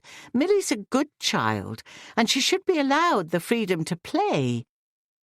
I asked her if she told her mummy about Mrs. Palmer, and she said yes, but mummy says she has to be a good girl for her, otherwise she'd have no one to look after her. I know children make up stories and exaggerate, but the thing is, Jack, I believe her. And I have my suspicions that Rachel might leave her in the house alone at times. Jack thought about the bolt on the outside of Millie's bedroom door. Have you ever been in Millie's bedroom, Alice? He asked. No, we never got any further than the lounge. Sadly, I've never felt welcome or even comfortable in my daughter's home. The door opened at that point, and Millie ran across the room to her grandmother. Brenda was apologetic. I'm sorry. She was getting upset and wanted to see you. That's fine. Alice put a comforting arm around Millie's shoulders as the child clung to her legs. Can we finish this later, Jack? Alice asked. He nodded. Perhaps they'd covered enough ground for the time being. I have something for you, Millie. Jack hunkered down in front of the little girl and pulled out her doll from his jacket pocket. Millie's eyes widened at the sight of her beloved toy, and she reached out to grasp it, a huge smile on her face. Dorothy! She clutched the rag doll to her chest, clearly delighted to have it back. After relaying Sarah's message to Alice, Jack smiled and took his leave before he and Claire Swift left the house. "What's on your mind, Claire?" Jack asked his DC when they were alone in the car. He could tell that something was troubling her. "The date, sir. It doesn't tally. According to the hospital, Alice was admitted on the morning of the 9th of June. So if she's correct about the meal being on the evening of the 7th, and she was ill the following morning, it would have been the 8th. I'll double-check with the hospital when we get back. I'd also like you to look into the whereabouts of Tom Roberts's car, Jack said. We've already got traffic looking for it. Good. But I think they need to search here, in Melkinthorpe. If Rachel got rid of the car, it can't be far away. She'd have to walk back to the house from wherever it's hidden. Get traffic to search the woodlands around here, will you? Yes, sir. The DS started the car, and they headed back to Hunter's Lane. Chapter 36. Jack wanted to interview Alice Roberts again, and soon. There was a difficult balance between moving a case on as quickly as possible and being sensitive to the victim's plight. The information-gathering stage was crucial and speed of the essence, but the fact that it was already several weeks since the last sighting of Tom Roberts added another dimension to the case. There were so many shifting issues here, and Alice's memory was still not as reliable as Jack would have liked. Before leaving Melkinthorpe, he'd asked Brenda Chapman to come to the station for an interview and to make her formal statement. Talking to her away from Alice's cottage would offer fewer distractions, and Brenda was happy to comply. Perhaps she needed a break from what must be a somewhat tense situation. Brenda arrived at Hunter's Lane mid-afternoon. Jack and Claire Swift started the interview, hoping to build up a more detailed picture of Rachel, her relationship with her mother, and anything else of relevance from an independent source. "Thank you for coming in, Mrs. Chapman," Jack began. "D.C. Swift here will take your statement shortly, but first we'd like to ask a few general questions. Is that okay?" "Fine. Anything to help catch that monster," Brenda replied bitterly. "How long have you known the Roberts family, Mrs. Chapman?" "About 15 years, I think. I always knew of them, ever since Alice's family were killed in the accident. Matlock's a small community. We were all shocked by the tragedy. Our children went to the same school, too, but it wasn't until after my son died that I really got to know Alice." Jack nodded, encouraging her to continue. Claire opened her notebook and started writing down a few details. "It was a bond, I suppose, both of us having lost a child. We understood how it felt, and our friendship grew from there. Our husbands got along too, and we often socialized together, but generally it was only Alice and me." "And what about Rachel? What was she like as a child?" "Rather strange. To be honest, I could never take to her. She was a sullen girl, and it was an effort for her to speak to anyone. It always seemed that she couldn't be bothered with me. Alice said that Rachel was shy and a bit of a loner, but that was just an excuse to my mind. Between us, I think Alice and Tom spoilt her, always trying to make up for losing Jenny, you know? In the circumstances it was understandable, and I was probably guilty of doing the same with my own kids after Harry died. But they were normal." "Are you suggesting that Rachel wasn't normal, Mrs. Chapman?" Claire asked. "Maybe that's a bit strong, but she was surly and unsociable to the point of rudeness. Even when Jenny was still alive, my Harry used to say none of the other children at school liked Rachel. They only put up with her for Jenny's sake. Now she was a popular girl, but that's another story. Harry even went so far as to say that some of the children were frightened of Rachel, the way she stared at them. She looked straight through you, you know?" "Were there any specific incidents that concerned you about Rachel?" Jack was aware that this was all very vague. They were getting a picture, but not a very clear one. He preferred facts and reliable data. Brenda looked thoughtful. "There was an incident with the school guinea pig." "Go on." Each holiday, a different child was allowed to take Freddie, that was the guinea pig, home to look after. At the end of one summer term, Jenny was chosen to take him home and was thrilled. But Rachel didn't want to have him. I think she was jealous of anyone or anything which took her sister's attention away from her. The day before school broke up, Freddie was found dead in his hutch. His neck was broken, and the staff didn't know how it could have happened. One of the children insisted they'd seen Rachel at the hutch with the door open, but naturally she denied it, and the matter was dropped. The children whispered about Rachel having killed the poor creature, but they were so scared of her that the whispering stopped almost as soon as it started. There was probably nothing in it. It wasn't the sort of thing you could prove, but I believed it at the time. Claire made a few more notes in her book, writing the words hearsay and vivid imaginations in the margin. What about Alice and Tom's relationship? Would you say they were close as a couple? Jack was keen to move on. Yes, very. Tom worked away quite a bit and Alice missed him terribly. They were devoted to each other and so close. Not surprising, really, after all they'd been through. So you wouldn't think he was the sort to have an affair? The question needed to be asked.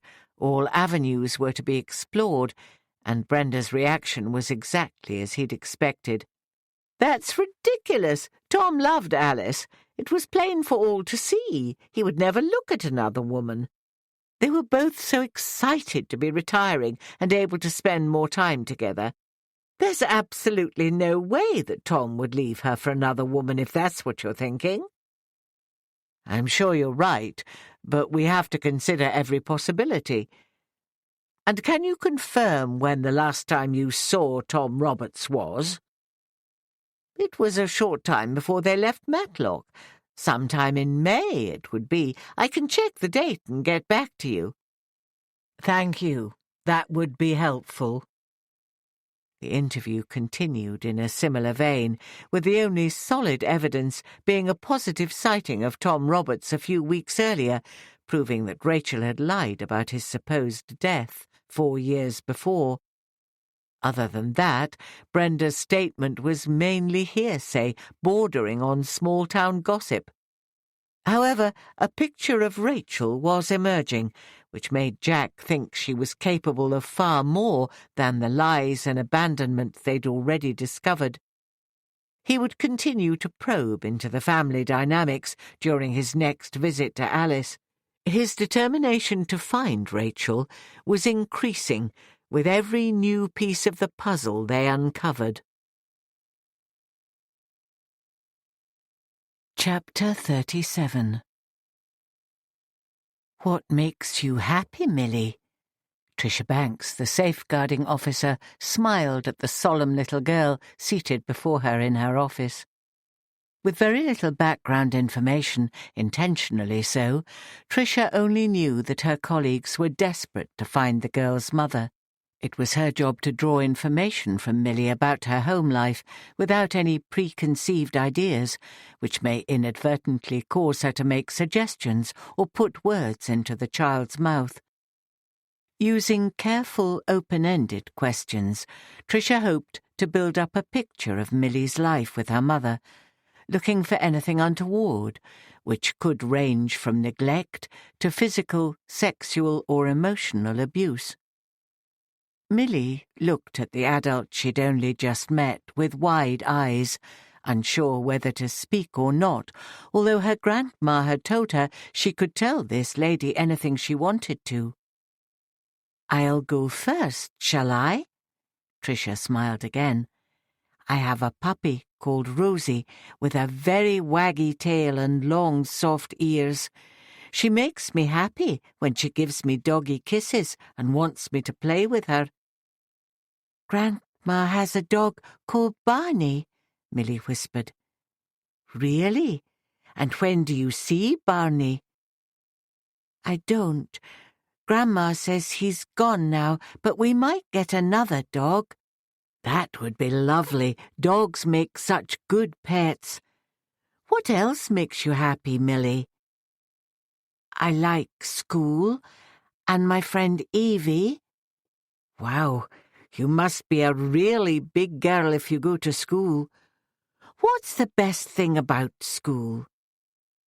All the toys and books and playing with Evie. And what about at home? What do you enjoy doing at home? The little girl answered very politely, still clearly unsure whether she should be telling this stranger details about her life. Reading my books and playing with Dorothy. Is this Dorothy? She's very pretty. Millie nodded and hugged her doll even closer, as if afraid to lose her again. Do you like colouring?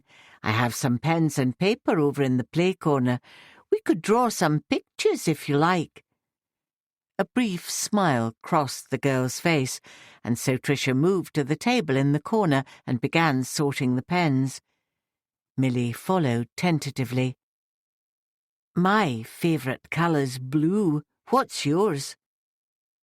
Yellow, but Evie's favourite is pink.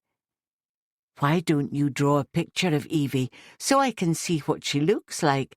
Or maybe you'd like to draw someone else? Mummy or Grandma, perhaps? Millie chose a yellow pen and started to draw her school friend, and then her grandma. It was going to be a slow process, but Tricia was endlessly patient. From drawing people, they progressed to drawing their houses, working side by side, until Millie was chatting quite readily to this lady, who quickly gained the status of a new friend. Who takes you to school, Millie? Mummy does, and then Mrs. Palmer picks me up, and I have to go to her house. And is it fun at Mrs. Palmer's? Not really. She smells, and her house is cold and dark. She just watches things on television all the time, and I have to be quiet. Dorothy and I can read books when I'm a good girl, but if I make a noise I have to go into the yard, and she takes Dorothy away, and I can't have my beans. But if it's raining, I'm allowed to go in the shed. Tricia swallowed hard at the mental picture of this slight little girl, who looked as though a strong wind would blow her over, put out into a yard, just so her childminder could watch television. And does Mummy pick you up from Mrs. Palmer's house to take you home for tea? Yes, she picks me up, but I've usually had my beans, so we don't eat at home. Does Evie ever come to your house to play? Tricia ventured. No, Mummy doesn't like visitors. I went to Evie's house once. It was fun. She has lots of toys and a trampoline and a swing in the garden. We were allowed to watch Peppa Pig on the television too. I'd never seen it before. Peppa has a little brother who's so funny. Evie says she watches it all the time, but my mummy says cartoons are bad for me. Evie's mummy laughs a lot and never gets cross, even if Evie is really naughty and makes lots of noise. Mrs. Harper cooked us fish fingers and alphabet spaghetti for tea, with bananas and ice cream for afters. She reads bedtime stories too, even though Evie can read. Millie continued her colouring, lapsing into thoughtful silence, but then picked up the narrative again. When Mummy came to take me home, I didn't want to go, but I didn't dare say so. Evie's Mummy hugged me goodbye, and I started to cry. Mummy was cross. She says I'm too old for hugs and to cry, now that I'm 5 and a big girl. And do you think you'll go to Evie's house again sometime? Tricia was blinking back the tears as Millie spoke. No, I'd like to go again, but Mummy said Evie's Mummy spoiled me like Grandma and Grandad do, and I'm not allowed to be spoiled. So, other than Mrs. Palmer, does anyone else look after you, Millie? No. The child shook her head, an earnest expression on her face, as if she was thinking of what to say next. If Mummy has to go out, I have to stay in my bedroom alone, 'cause I'm a big girl now." She continued the colouring as she spoke, her brow creased in concentration. "It's scary on my own, even when Mummy gives me some magic medicine which she says will make me brave. But all it does is make me sleepy. Sometimes, when I'm alone in the house for a long time, I get very hungry, and I worry that Mummy might never come back, especially when it gets dark." Chapter 38. In the Hunter's Lane incident room, D.I. Priestley surveyed his team. The mood was somewhat solemn. It was the third day since Rachel Roberts' disappearance, and so far there'd been no sightings. The room showed signs of round-the-clock use, waste paper bins overflowing with polystyrene cups, fast food wrappers, and half-empty water bottles on the desks. The whiteboards were filling up with information and photographs. Rachel Roberts looked down on them, her cold stare almost mocking their so far futile efforts to find her. A second image, one of Tom Roberts, reminded the team of the urgency of their investigation. "Does her mother have any idea where she might be?" D.S. Owen Hardy asked. "No. Apparently there are no friends that Alice Roberts knows of, and she doesn't appear to have kept in touch with anyone from her university days in Birmingham. Rachel Roberts is very much a loner," Claire answered. "A real ice queen, this one." "Claire, did you check those dates with the hospital?" the D.I. asked. "Yes, and they confirmed that Mrs. Roberts was admitted on the 9th of June. She must be confused about the date. Her daughter was with them. It would have been the 8th. "No, I think we'll find that Alice is correct. It was the 7th, her birthday." Claire tilted her head to one side. "But she said it was the morning after their dinner, when she awoke to find her husband missing and rang her daughter." "That's a natural assumption for both her and us to make. But it's been bugging me, how Rachel could have got rid of any sign of her father and spirited him away to an unknown destination, all in the few hours between Alice feeling ill and going to bed and waking up the next morning. I think our suspect used her knowledge of drugs to keep her mother unconscious for all of the following day and a second night, too. Alice went to bed on the 7th and woke on the morning of the 9th.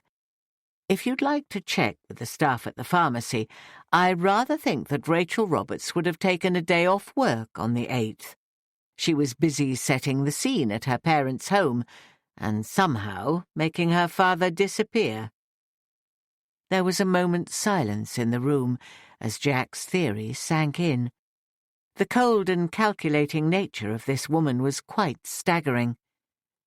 Owen shook his head in disbelief. "So what are you saying? That she worked through the night and the following day to get rid of her father to a place as yet unknown, then removed all trace of him from the house in a bid to con her own mother into thinking she was mad and that her husband had been dead for years?" "That's about the long and short of it. But it's all hypothetical at the moment.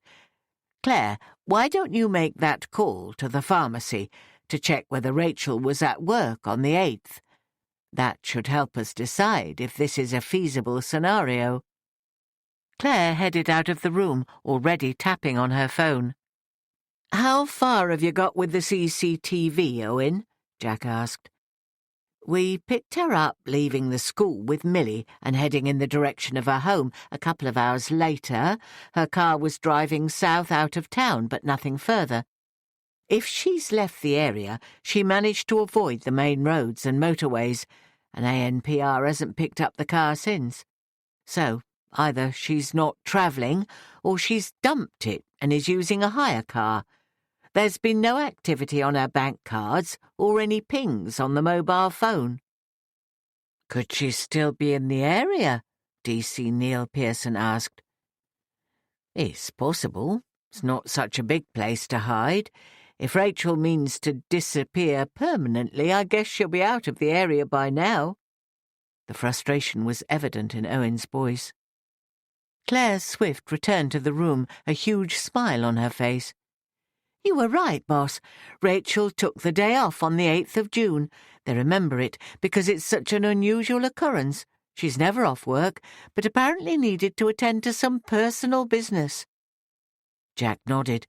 It all pointed to and was evidence of a premeditated crime.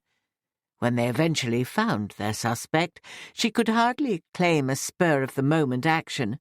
Taking drugs to her parents' home and taking a day off work was solid proof of forward planning.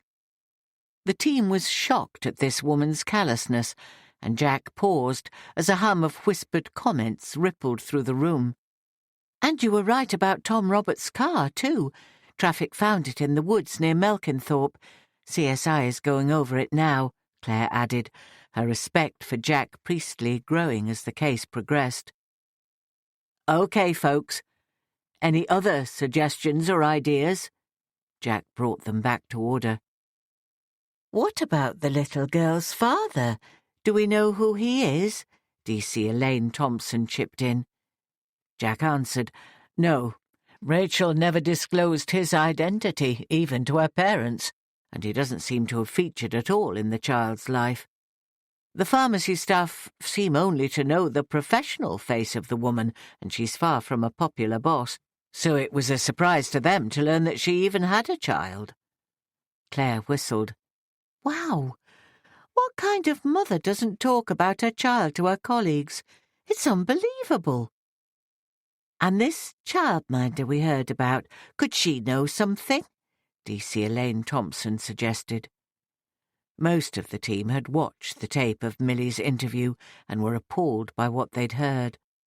The childminder seemed to be as heartless as the mother, and it was a reasonable leap to think that she might know something, or even be in league with Rachel, although a motive for that certainly wasn't apparent. "Claire's already passed the woman's name on to social services.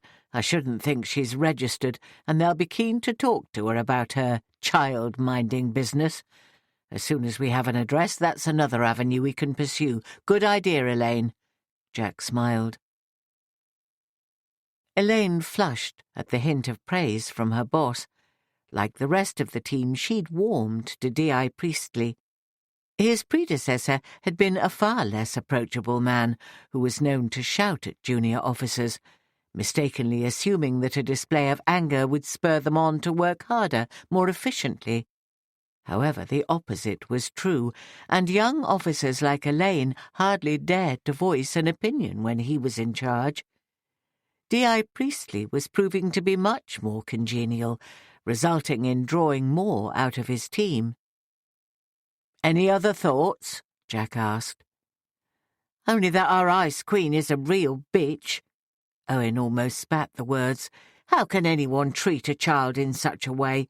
Her own daughter, too. OK, she might not have beaten the girl or starved her, but there's certainly a case for emotional abuse and neglect. And if the little girl's right about being left in the house alone, that's plain unthinkable." Owen was a recently new father himself, and Millie's interview tape had clearly touched him deeply. "I'm sure we all agree, Owen, but let's keep our focus on Tom Roberts for now.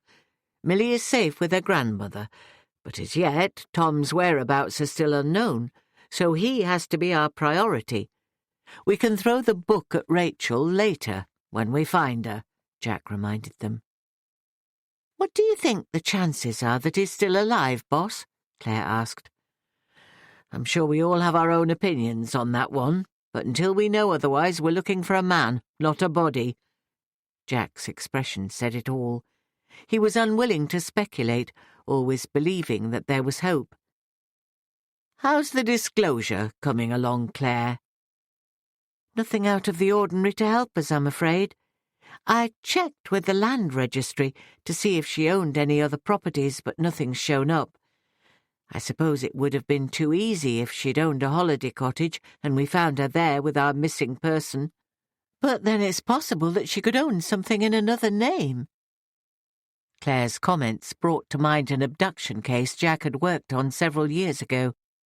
The abductors took a 3-year-old girl and concealed her for 14 years, passing her off as their own daughter, a girl of the same age who died in infancy. They were eventually discovered hiding out at a holiday home in Northumberland, a place overlooked in the search as it was owned in the wife's maiden name. That's always a possibility, Claire, but as I've said before, there are so many variables we can't discount anything. With this propensity for using drugs that she has, I suppose it's a possibility that Tom Roberts could still be alive and drugged, perhaps in another property somewhere. After all, she kept her mother sedated for as long as it suited her needs, Owen Hardy added. That would be an outcome I'd welcome rather than the alternative, and one of the reasons why we need to remain focused. As a pharmacist, Rachel certainly knew what she was doing. The list of drugs we found at her home is quite staggering, not at all the usual bathroom cabinet medication. For those who haven't seen the lab report, it's on the board. Check it out. Our old friend Rohypnol is on the list, and I wouldn't mind betting that's what she gave her mother from time to time, even when she was in the nursing home. There's also Zopiclone, a sleeping tablet, traces of which the hospital found in Millie's blood samples. Rachel had probably used it on her daughter with some regularity and no regard for the long-term effect on the girl's health. A rather nasty neuromuscular blocker called suxamethonium was also found, the sort of drug no pharmacist can justify having in their possession. It's a powerful, fast-acting muscle relaxant found in anesthetics. They used to use it in the States to paralyze prisoners on death row before giving lethal injections. It was banned due to disturbing side effects, which begs the question, why did Rachel Roberts have it in her home? The only reasons I can think of are nefarious. The drug is almost undetectable, as the body's enzymes break it down within 30 minutes. A pathologist would have to be specifically looking for that particular drug to find it. As Jack's words sank in, some of the team shook their heads in disbelief. The thought of a mother feeding drugs to her child sickened them. Although it appeared that their suspect had vanished, they were determined to track her down to see justice brought to bear. I think we need to visit the pharmacy to ask a few more questions. Rachel might have been the only qualified pharmacist working there, but she must have used locums. Even ice queens need time off occasionally. Owen, come with me on this one. You can use your charm to get those girls talking. A brief look passed between Elaine and Claire as they tried not to laugh at the DI's inference that Owen Hardy possessed any charm at all. Chapter 39. Rachel's shop was still open, and both assistants turned towards the door as the old-fashioned bell jingled. A smile of recognition crossed their faces when they saw Owen. He'd been part of the team to search the premises previously, seeking clues as to Rachel's whereabouts, and he now introduced his DI. "This is Val and Pauline," he said. "I see you're managing to keep the shop open, ladies." Pauline spoke for both of them. "We don't know what else to do, but we can't go on like this indefinitely. There's no one here to fill prescriptions, and that's where most of the business is. If Ms. Roberts doesn't come back soon, we'll have to close up and put a note on the door. And what about our jobs?" "That's a decision you may need to make, as I don't think Mrs. Roberts will be returning to work, even if we do locate her soon." Jack was guarded in what he could say, as technically Rachel was still only a suspect in her father's disappearance and Millie's neglect.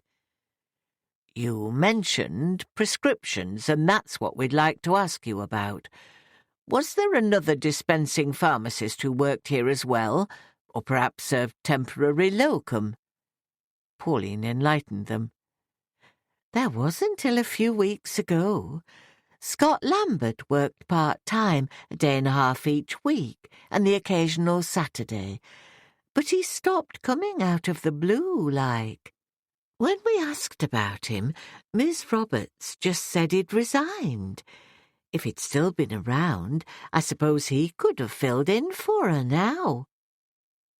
"And you were never given a reason for his sudden resignation?" Owen asked. "No, only, that he'd not be back again." "Do you have any contact details for Mr. Lambert?" Owen continued. "We'd like to speak to him." "Hang on. Val, love, can you go and get his address and number now, please, not tomorrow?" Pauline shook her head as the younger girl sauntered through to the back of the shop. "You didn't mention this Scott when I was here the other day, Pauline. Are there any other employees who might have left within the last few weeks or months?" Owen continued the discussion with Pauline while Jack familiarised himself with the shop. Pauline shook her head. "No, no one else but him." "Could I have a quick look around?" Jack asked. As Val returned with the information on Scott Lambert, Pauline showed Jack around the shop. Apart from the retail space, there were 4 other rooms, all accessed from behind the counter. To the right were a small but adequate staff room, a bathroom next to it, and an office and large walk-in storeroom to the left. Unfortunately, the latter 2 were both locked, but Pauline produced keys and showed Jack inside. "Does anyone use the office and storeroom other than Rachel?" he asked. "Not the office. That's very much her domain. But Scott had access to the storeroom, where all the meds are, to fill the prescriptions. He used that little shelf to do his paperwork, and there's a ledger he filled in. Val and I never came in here. In fact, we had the devil of a job finding keys to the room when your lot came before. Thought you were going to have to break in." Jack thanked the ladies for their help and then set off with Owen to visit Scott Lambert. The address was only a couple of miles from the shop, and the 2 detectives were optimistic of finding Scott at home, as it was apparently one of the days he used to work for Rachel Roberts. The house was in a row of pre-war semi-detached properties, small but neat, with a forecourt garden and a low wrought-iron fence. A tall, thin man answered the door, his face immediately taking on the expression of a startled deer, even before his visitors announced themselves. Lambert showed Jack and Owen into the lounge, hurriedly moving piles of newspapers and magazines, and removing the residue of what looked like the previous day's takeaway. "Can I get you a coffee or something?" he asked, before even establishing why he merited a visit from the police. Jack answered for them both. "No, thank you, we're fine. We'll try not to keep you long, Mr. Lambert. We'd just like to ask you a few questions." "Yes, of course. What's it about, then?" "We're making inquiries as to the whereabouts of your employer, Rachel Roberts. It's imperative that we find her quickly, and we wondered if you could help us in any way." "Rachel? But I haven't seen her for about 4 weeks now. I don't work for her any more." "We realise that. Yet any information you can give us about her whereabouts would be helpful. Perhaps you'd tell us why you left her employment." "It was a disagreement, a clash of personalities, you could say." Scott lowered his eyes as if uncomfortable with the subject. "Is Rachel in any danger? Do you think something's happened to her?" Jack persisted. "We know very little at the moment, except that we need to locate her as soon as possible. So what was the disagreement about, Mr. Lambert?" "Something and nothing, really. I'm sure it hasn't anything to do with her disappearance." "It must have been significant for you to leave your job," Owen chipped in. "Was it a personal matter or professional one?" Scott was squirming with their persistence and obviously didn't want to share the details of his falling out with Rachel. "Is she in any kind of trouble?" he asked, after a thoughtful pause. "Will you please just answer our questions, Mr. Lambert? Or perhaps she'd like to come down to the station to continue this discussion there." Jack's eyes bored into Scott, making the younger man turn away to look down at his feet. After a pause, he decided to cooperate. "Okay, it was a thing at work. Rachel's not an easy person to work for and expects her pound of flesh and more. She often leaves me with mountains of prescriptions to check, which she knows will take far longer than the hours for which I'm contracted. Rachel also gets me to do all the MURs, that's medical use reviews, with the patients. I don't think she likes dealing with the public, but again she expects too much. Then there's the stock-taking to keep on top of, too. I can tell you I work as a locum for 2 other pharmacists, and neither is as demanding as Rachel. Do you know, I trained for 5 years to qualify. Mostly locum work is great. You get to choose your own hours and days off. But the pressure and expectations are mounting, and the pay certainly isn't." Owen appeared to be bored listening to the man's grievances. "So it was your working conditions that caused this disagreement?" "Not exactly. It was to do with irregularities in the stock. When Rachel was away, a rather large order for a residential care home needed filling, and while I was in the storeroom, I had a good mooch around, just to see if what we had—" Thanks for staying with us. Before we continue, take a minute to enjoy some peaceful music. This audiobook is our gift to you. No cost, no ads. Let's keep the good vibes going.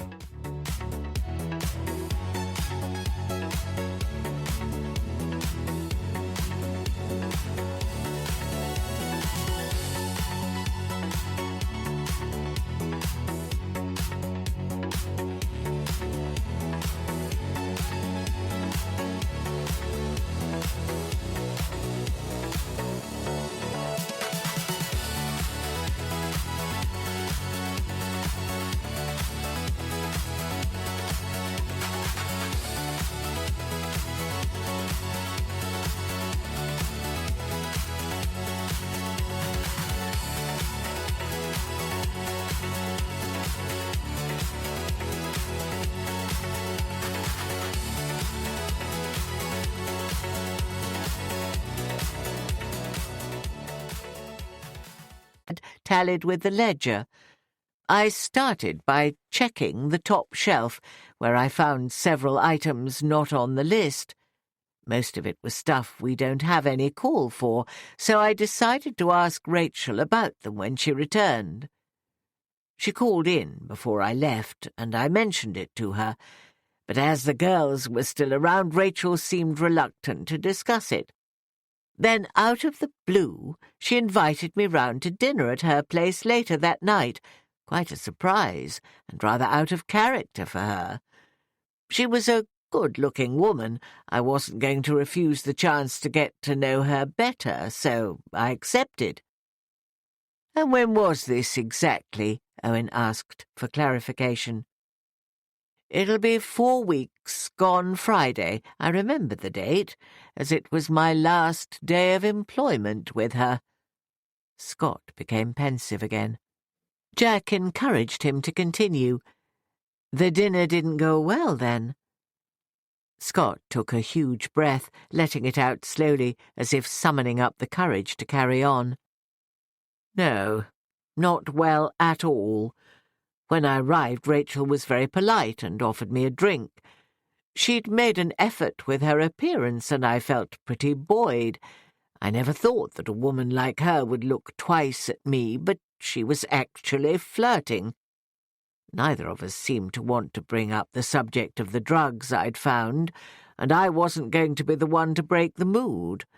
We had a couple of drinks, well, maybe more than a couple, and then she came on to me. I couldn't believe my luck, and as we're both single, consenting adults, I let her lead me upstairs." Scott was blushing. There must be more to the story than a pleasant roll in bed if he'd ended up losing his job and seemingly not getting any dinner. It seemed to be going okay until she became somewhat demanding. Rachel said she liked it rough and asked me to smack her around a bit. I wasn't keen, but she insisted and gave as good as she got, I can tell you. It was over all too quickly. Then Rachel disappeared into the bathroom for a shower. My mind was whirring. I couldn't take in what had just happened, whether she liked me or not, or even if I wanted her any more. She came out of the shower fully clothed and told me to get dressed. Rachel went downstairs and I followed her. Her face said it all. She was angry, but somehow triumphant, and before I had the chance to speak, she told me that she no longer wanted me working at the pharmacy, and I wasn't to mention the irregularity with the drugs to anyone. I was angry myself by then, and asked her what the hell she thought she was playing at. Perhaps I came over a bit heavy-handed, and told her that I'd a good mind to report her to the authorities. "And why didn't you, Mr. Lambert?" Owen asked. The bitch laughed in my face. She said that if I even thought about it again, she'd go to the police and tell them that I raped her. She even got her phone out and started taking selfies of the marks on her face and body. Then she said she'd keep the sheets for DNA evidence. I couldn't believe it. The gall of the woman. There was nothing I could do after that, so I left and came home. With hindsight, Mr. Lambert, did you not think about going to the authorities later? Jack asked. With the threat of rape hanging over me? No bloody way. But these were serious breaches. Did you not wonder what she was doing with the drugs? I tried to put the whole debacle out of my mind. I don't know what the woman was doing with the bloody stuff, but what's it to me? Scott's temper was rising, but so was Owen Hardy's as he countered with equal intensity. Were you aware that there was a child in the house while you were with Miss Roberts? Scott's mood was instantly deflated. He shook his head and frowned. There wasn't a child there. Whose child do you mean? Owen stared the man down. Rachel Roberts's 5-year-old daughter was in the next bedroom, probably drugged with those drugs that meant nothing to you. Mr. Lambert, do you have any idea at all where Rachel Roberts might be? Is there a holiday home or a favourite place she's mentioned at work, perhaps? Jack aimed to diffuse the tension in the room and bring the interview to a close. Interesting though this may be, and it had undoubtedly shown another facet to their suspect's character, it wasn't getting them anywhere. No, nowhere. Rachel was never one to engage in small talk with the staff. Scott sounded weary. Jack stood to go. Thank you for your time, Mr. Lambert. We'll finish this interview for now. But if you think of anything at all that could help us, please get in touch straight away. Right. I will. Will I be in any trouble over this? Lambert asked nervously. Owen was quick to answer. It's too early to say. You were a bit hard on him in there, Jack said, when they were in the car heading back to Hunter's Lane. Nothing more than he deserves. I want the man to stew, to think over his actions, and hopefully show a little more remorse. If only the bastard had come forward sooner, Tom Roberts might still be at home with his wife, and he could have prevented Millie's close call too. True. But if only is a hypothetical phrase, and in my opinion, one of the saddest phrases in the English language. What do you mean by that? Owen snapped. We all say if only, and usually it's with hindsight when we're all much wiser. Don't you think that if Scott Lambert knew what the immediate future was going to look like, he'd have reported his boss?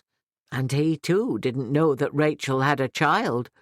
None of her colleagues was aware of that little fact. But he should have reported it anyway. Don't they swear some kind of Hippocratic oath like doctors do? No, I don't think it's mandatory for pharmacists. But according to Dan, my youngest, they're encouraged to swear a similar oath when they finish their degrees. There you are, then. He should be struck off, or whatever they do. He's breached a moral code, if nothing else. So are we going to charge him, boss? Charge him with what? Withholding information, failing to report drug misuse. Surely there must be a list of crimes we could charge him with. Let's see how things work out for now. Finding Tom Roberts has to be our priority, and Scott Lambert isn't going anywhere, Owen. Owen wriggled back in his seat, thoughtful or sulking, Jack couldn't decide. He appreciated his DS's passion for his job and justice, but he was still young. Hopefully a few more years would mellow his attitude, and he would begin to see that not all cases were black or white. If only it were as simple as that. Chapter 40. The seemingly endless wait had taken its toll on Alice. Sarah could see the strain in her face and the dark circles around her eyes as soon as she opened the door. The woman looked so much older than 55, her skin sallow and eyes dull and red from crying. Sarah smiled. "Are you up for a visitor?" "Oh, Sarah, yes, please, come in. It's so lovely to see you." Alice led the way to the kitchen and automatically switched on the kettle. It was late morning, and Sarah knew her friend would be alone now that Brenda had returned to Matlock and Millie was back at school. Sarah felt the frustration of there being no news of Rachel or Tom, and could hardly imagine how Alice felt. Hopefully some company would cheer her up. As she waited for the kettle to boil, Alice turned to her friend. "Your husband rang me earlier to tell me they'd found Tom's car in the woods. I don't suppose that's good news, is it?" Sarah shook her head sadly, unable to offer the comfort Alice wanted. "I suppose there's still hope. Tom wasn't inside, and until they find a body—" Alice didn't finish her sentence and turned instead to the task of making tea. Sarah took the cup of tea Alice handed to her, and they moved into the lounge.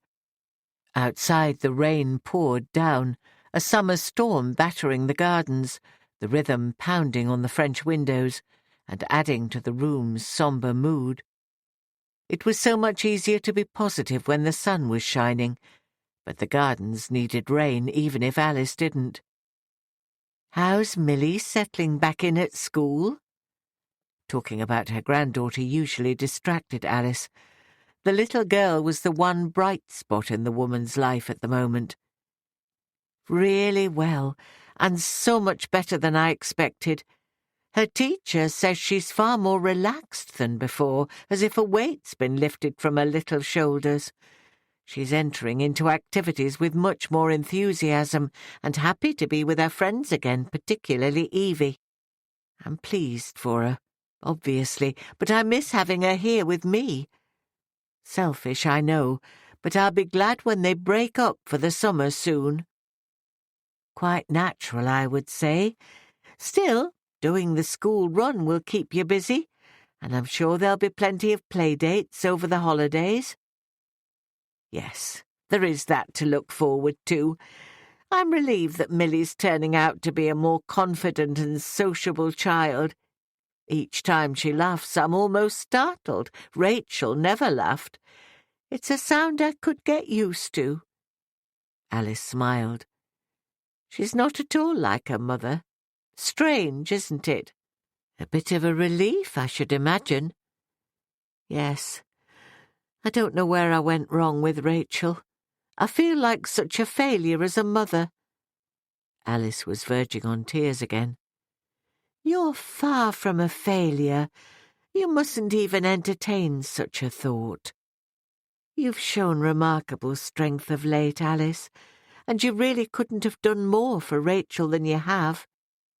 But sadly, I think there's something in her makeup you were never going to change." "You think so?" "Yes, I do. You've nothing to beat yourself up about. You did as much as humanly possible. Still, I can't help thinking that perhaps I could have handled things differently, been a better mother, you know. We all have regrets about past decisions. Children don't arrive with a handbook. We simply have to muddle through. But for what it's worth, I think you've done as much as you possibly could. You've put Rachel before yourself at every turn, and now you're doing the same for Millie. I admire you, Alice. Thank you. You've been so kind, and Jack too. I don't know what I'd have done without you both. Your husband's such an understanding and wise man, isn't he? He'd make an excellent doctor, or a priest, perhaps. But I suppose the police need compassionate men, too. Sarah smiled at her friend's words. Jack would be amused to learn that she thought he'd make a good priest. She'd tell him that one later. Your son's a doctor, isn't he? Alice asked. Our youngest, Dan, yes. He's still training, but he'll qualify in a few more years, and I think he'll be good at it. There's a lot of his father in him. Sarah was struck by a sudden pang of guilt at the thought of her wonderful family when Alice had lost so much. Jenny, her natural daughter, had been taken from her far too soon, together with her sister's family, and now Rachel had proven to be nothing short of evil, which must be heartbreaking for her. As for Tom, this was still a mystery, which must constantly be preying on Alice's mind. Sarah knew how blessed she was to have Jack and her boys, and was so very thankful. Almost as if Alice was reading her mind, she went on to say, Treasure your family, Sarah. They're the most precious gift you'll ever have. Her mood was pensive again, the words almost drowned out by the hammering rain on the windows. Tom's not coming back, is he? In my heart, I've begun to accept that he's dead. It's so hard, but it's the only thing that makes sense. If Rachel was so desperate to get me put into a home, she's done something to Tom, too. There's no other explanation, is there? Chapter 41. Brenda Chapman returned home with mixed feelings. Undoubtedly it was good to see Ian again. She'd missed her husband, even though they'd spoken every day on the telephone. Yet she remained worried about her friend, and intended to go back to Melkinthorpe very soon. Ian would understand that Alice needed her support, although the detective's wife had proved to be a good friend. It was nearly 2 weeks since Rachel Roberts disappeared, and although the police continued to work tirelessly, there appeared to be no new leads. Brenda found comfort in talking to Ian, and thought he must be heartily sick of listening to her voice by now. On her first night home, they lay curled together in bed, talking into the early hours of the morning, or at least Brenda talked while Ian listened. She described Alice's new home in Melkinthorpe, and how perfect it would be if only Tom were there. She vilified Rachel Roberts in just about every sentence, still unable to believe that any human being could treat another so wickedly, especially a member of her own family. Did I tell you how she convinced Alice that Tom was dead? She'd actually gone to the trouble of printing an order of service for his funeral. Can you believe it? The woman drugged her mother, cleared all of Tom's things from the house, and left this cruel, disgusting order of service where she knew Alice would find it. How low can a person stoop? And after all her parents have done for her over the years. Brenda's ranting was heavily punctuated with tears, both of anger and sorrow. Ian listened patiently, holding his wife when she needed his comfort, and utterly amazed at the unbelievable callousness of their friend's daughter. Most of the facts she related she'd told him previously during their phone calls.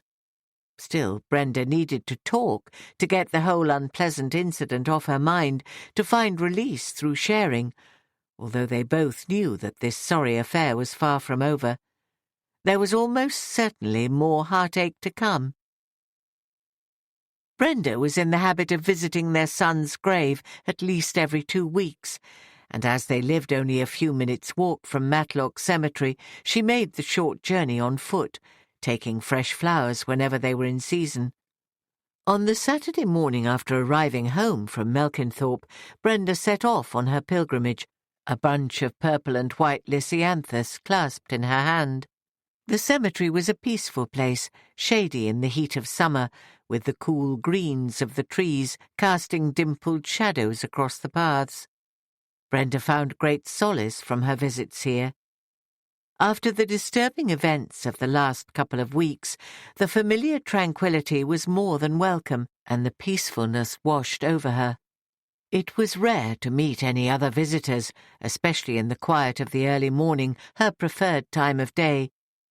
Ian never accompanied his wife, and chose to remember their son as he'd been in life, happy and vital, not lying in the earth, cold and still. But that was fine.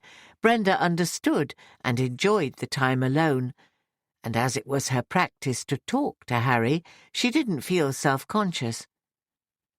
Turning into the path from the main cemetery drive, Brenda was surprised to see a figure ahead, a woman not far from Harry's resting place. Not wishing to meet anyone or intrude on another mourner's grief, Brenda instinctively slowed her pace, as yet unseen by the other early morning visitor.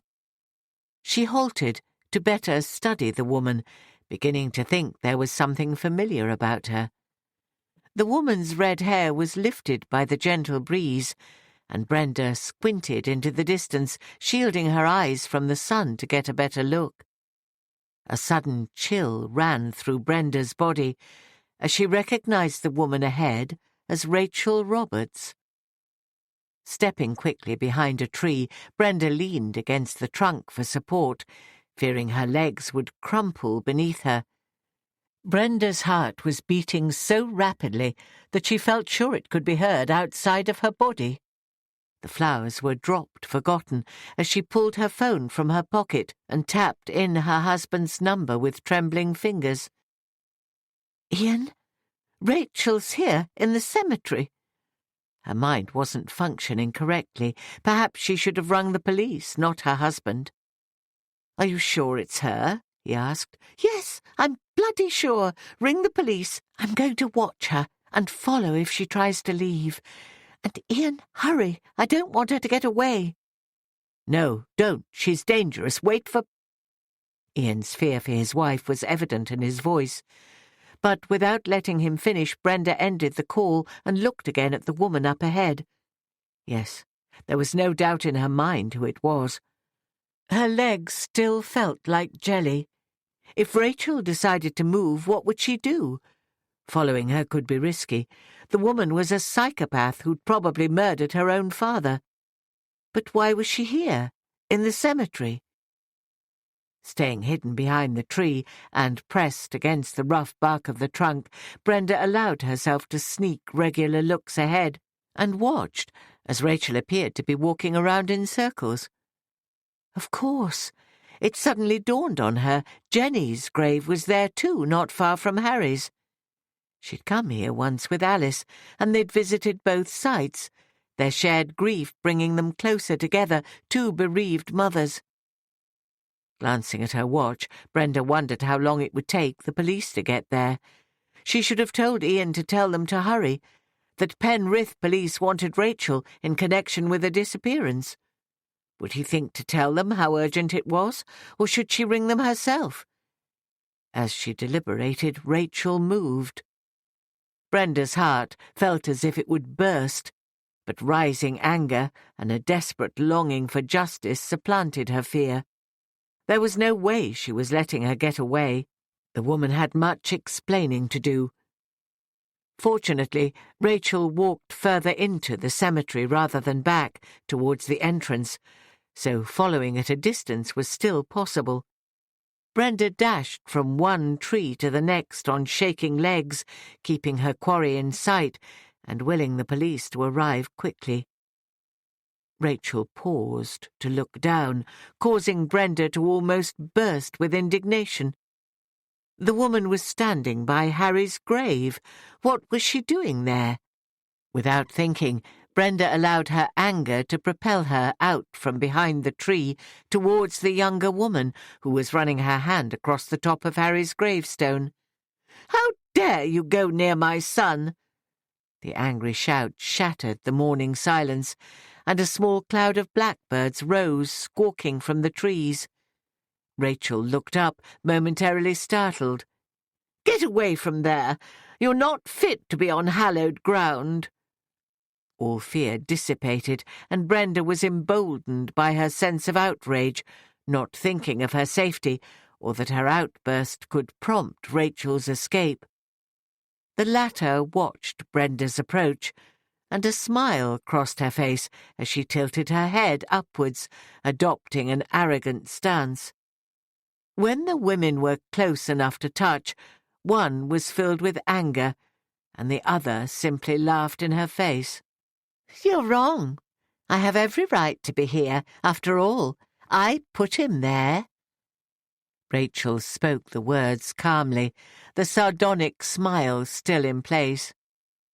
Brenda suddenly paled, anger turning to shock, and her legs almost buckled beneath her as she processed the words. Rachel continued, her smile still in place. "Yes, you heard me correctly. I pushed your precious son down those stairs. He was a bully. He hurt my Jenny and had to pay for it. I only needed to wait for the right time." Brenda suddenly lunged forward and grabbed at Rachel, tears streaming down her face and her mind in turmoil. She wanted to tear the woman's hair out, to scratch at her face and hurt her physically, as she was hurting. But Rachel was taller and stronger. She pushed at her adversary, knocking her to the ground with ease, then ran towards the cemetery entrance. Brenda struggled to her feet, still intent on catching this mad woman who had killed her son. But a sudden pain shot through her ankle and she stumbled. Looking up from the ground, she saw Ian approaching, heading towards them. "Stop her, Ian! She killed Harry!" Ian reacted quickly. A big man and still fit for his age, he blocked Rachel's path, and when she tried to push past him, he grabbed her arms, pinning them to the side of her body. Then, as she continued to struggle, with surprisingly more strength than he expected, he pushed her to the ground, falling on top of her, with his considerable weight making escape impossible. With the sound of police sirens quickly approaching, Ian held fast, hoping his vice-like grip was hurting this evil woman, who persisted in fighting for her freedom. The police quickly took charge of the situation, and Ian helped his wife limp towards a waiting police car. Statements would need to be taken, not only about the morning's events, but about the shocking confession Brenda had been confronted with, one which stunned her to the core, and which she did not want to believe was true. Knowing Rachel, however, in her heart Brenda didn't doubt her. On the way to the police station, Brenda wept quietly into her husband's shoulder, while he remained silent, shocked at this appalling development. Over the years, they'd wrestled to come to terms with Harry's death, struggling to live with the pain and the loss. But things had changed, and the knowledge that it hadn't been an accident hit them like a physical blow. Instead, their beloved son's death was needless, violent, and vindictive, and they desperately wanted this woman to pay for her crimes. Chapter 42. Jack and Sarah were enjoying a quiet Saturday morning at home. Earlier in the week, a successful visit to the garden centre resulted in several trays of new plants waiting for their garden. But before the task, they were indulging in a leisurely breakfast. It was the first day Jack hadn't been into the station since Rachel Roberts disappeared, which was almost 2 weeks earlier. The investigation had slowed considerably and was simply a waiting game. Jack's best guess was that Rachel was laid low somewhere, making plans and waiting for the right moment to execute them. She would have to break cover sometime, possibly in an attempt to leave the country, but it was pure speculation, as was Tom Roberts' fate. There was a slim possibility that the man could still be alive, and that his daughter could be holding him somewhere. But then, what was her long-term objective? "It's nice to have a weekend together, but I get the feeling that you're not really with me," Sarah teased her husband. Jack smiled. Sarah could always read his thoughts, but he knew she was as anxious as he was for this case to be resolved. "You're right, love. Sorry. It's just that I'm not much good at waiting. Another cup of coffee and we'll get out in the garden, eh?" But before Jack got the chance to drink his second coffee, the phone interrupted them.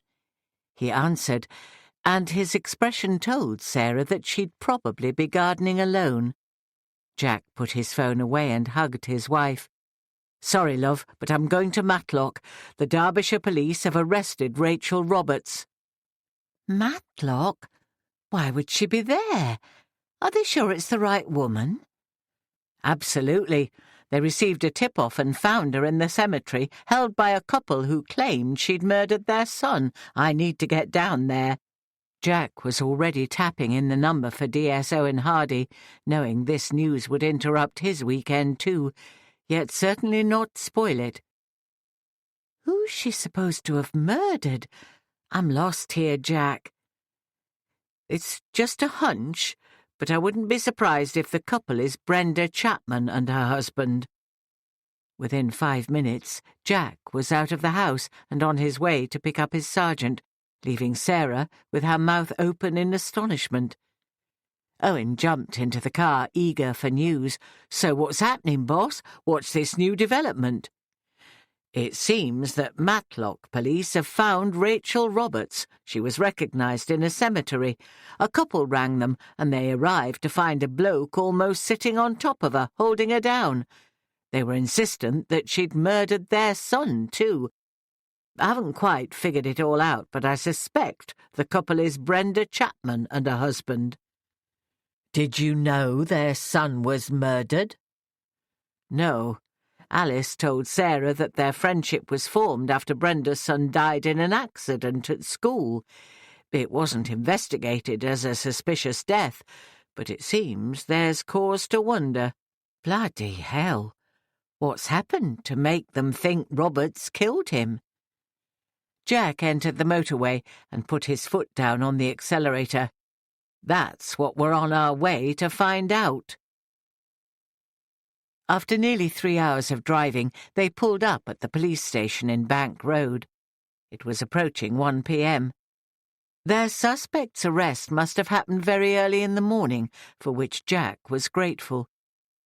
In the heart of Matlock, the station looked to be of the same era as their own in Penrith, and the two men entered with hungry anticipation and a degree of excitement as to what they might learn now that they were finally going to meet Rachel Roberts. The detectives refused the offer of sandwiches from the sergeant on duty, settling for coffee and a brief update on the morning's events. The couple who reported Roberts' whereabouts were indeed Brenda and Ian Chapman, who were still at the station, refusing to leave until they'd spoken to Jack. The decision was easy. They would interview the Chapmans first, and their suspect would have to wait. Brenda was still in a state of distress, even though several hours had passed since their initial encounter with Rachel. Introductions were made, and Ian, protective of his wife, related what had occurred. "Brenda always visits the cemetery in the early morning during the summer months. It's more peaceful and she can be alone with our boy. She'd only been gone 20 minutes when I got a call to say Rachel was there and for me to ring the police. I told her to wait for them, but she's so impatient she approached the "Only because she was touching Harry's grave," Brenda interrupted. "You still should have waited. It was reckless to approach her. You could have been seriously hurt. Anyway, I rang the police and dashed off to the cemetery. Rachel had assaulted her by then and was getting away, so I tackled her and sat on her until the police arrived." Owen suppressed a smile. Ian looked at his wife to continue the story and took hold of her hand. "You'd better tell them what she told you, love." "I told Rachel that she'd no right to be at Harry's grave, but she said she did, because it was her who'd put him there." Brenda was overcome with emotion, and the tears started to fall. This revelation had been a considerable shock to the couple. "Can you remember her exact words, Brenda?" Jack asked quietly. Brenda wiped her face. "Yes, I'll never forget them. First, Rachel told me she had every right to be there because she put him in his grave. Then she said she'd pushed Harry down the stairs at school, that he was a bully, he'd hurt Jenny and had to pay for it. Then she said that she'd only been waiting for the right time." The tears continued to flow as Ian Chapman held his wife to his chest. "You've done well, Brenda, and you too, Mr. Chapman, thank you both. It must be such a shock, and I'm sorry you've had to go through this. At some time soon we'll need to take a formal statement. D.S. Hardy has been taking notes, but now I think you need to go home, have something to eat and rest. Please don't get in touch with Mrs. Roberts. I want to interview her daughter before I let her know we've got her in custody. Perhaps we might discover news of her husband." "Yes, I understand," Brenda sniffed. "And thank you for coming. It's such a relief to see you." She clasped Jack's hand and squeezed it. The couple left. Owen and Jack decided to have that sandwich before interviewing Rachel Roberts. Chapter 43. Despite looking somewhat dishevelled, Rachel Roberts maintained a cool, composed air. Neither detective had met the woman in person yet, but she was easily recognisable from the photographs they'd seen. A bruise was forming on her cheek, no doubt inflicted by Ian Chapman, and a bloodied graze was on the heel of her hand from her fall on the cemetery path. After introducing himself and his colleague, Jack asked if she wished to see a doctor. "No, I've already been asked." Rachel was brusque, indignant almost, with an impatient air, as if she had somewhere to go. "And I don't want a solicitor either." Jack gave a slight nod of acknowledgement and started the interview. Owen had already switched on the tape recorder after they'd entered the room, and now named the people present. Jack commenced with the most crucial question. "I'd like to ask you first about the whereabouts of your father, Tom Roberts. Can you tell me where he is?" "No." Rachel kept her eyes focused on a spot on the wall, somewhere behind Jack's head, not meeting his eyes. "Is that because you don't know, or just that you don't wish to tell me?" He needed clarification for the tape. "I don't know where he is. Why don't you ask my mother, his wife?"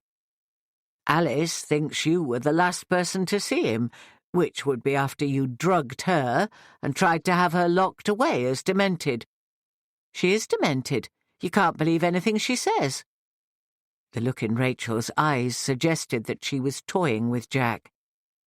"Then why don't you tell me instead?" Jack's voice was even and calm. He'd interviewed many offenders throughout his career and learned to control his emotions, whatever the provocation. She folded her arms and sighed as if bored with the interview. "I've nothing to tell about my father." "Your father is missing, and you're refusing to help us find him?" Jack asked. "I don't know where he is." "And I don't believe you. So why did you leave Penrith and abandon your daughter?" Rachel looked briefly into Jack's eyes but said nothing. "Why do you think you're in here, Rachel?" he asked next. "Because those stupid people attacked me in the cemetery. I had just as much right to be there as they did." She subconsciously rubbed her hand. "Whose grave were you visiting, Rachel?" "Jenny's, of course, and I thought I'd pay my respects to Harry Chapman, too." A sly smile crossed her face. She was toying with them. "And can you explain what you said to the Chapmans to make them believe you killed their son?" "Is that what they're saying?" "Well, then maybe I did." She was meeting Jack's eyes, playing games with him, and looking as if she was enjoying it. "No, I don't believe you pushed Harry Chapman down the stairs. I think it was just an accident, which you're using to torment his parents. You seem to take pleasure in hurting others, and I rather think you said that simply to punish them." Rachel looked surprised by this. A look of confusion crossed Owen's face, and he glanced at his boss. "That's your prerogative. You can think what you like, D.I. Priestley. Perhaps I did push him, or perhaps not. Who's going to know for sure now after all these years?" The smile was back, baiting the detectives. Jack returned to his priority. "I don't want to talk about Harry. I want to talk about Tom. When did you last see him, Rachel?" "I told you I couldn't remember. I'm not exactly close to my parents, but that's not a crime, is it?" "Why did you abandon Millie?" "Ah, so you've finally found something to pin on me now, have you? Let's see. I was having a breakdown and simply didn't know what I was doing. Life as a single mother hasn't been easy for me, you know." Her eyes were mocking, the subtext telling Jack that she could plead diminished responsibility. The woman was an accomplished liar and a practiced manipulator. "We found rather a large number of drugs at your house, Rachel. Why were they there?" "I'm a pharmacist. I take work home with me sometimes." "Even suxamethonium? What would a pharmacist need that for? Or are you an anaesthetist, too?" "I supply to the medical profession on occasions." "Okay, but we'll need proof of that. For the last week my team has been searching through the paperwork from your pharmacy, and so far found nothing relating to suxamethonium. In fact, there seem to be several drugs for which the paperwork is missing. Amphetamines, mostly. Recreational drugs. Who do you supply with those, Rachel? What kind of business do you run, exactly?" Jack was pushing, angling for a reaction. "I'm a damn good pharmacist. It's my art, and you'll find nothing amiss with my bookkeeping." Rachel, although still cool, almost spat the words at him. Jack noticed her use of the word art. It brought to his mind the dark arts, and how something with such potential for good, sometimes used to heal and relieve pain, could also be used for evil.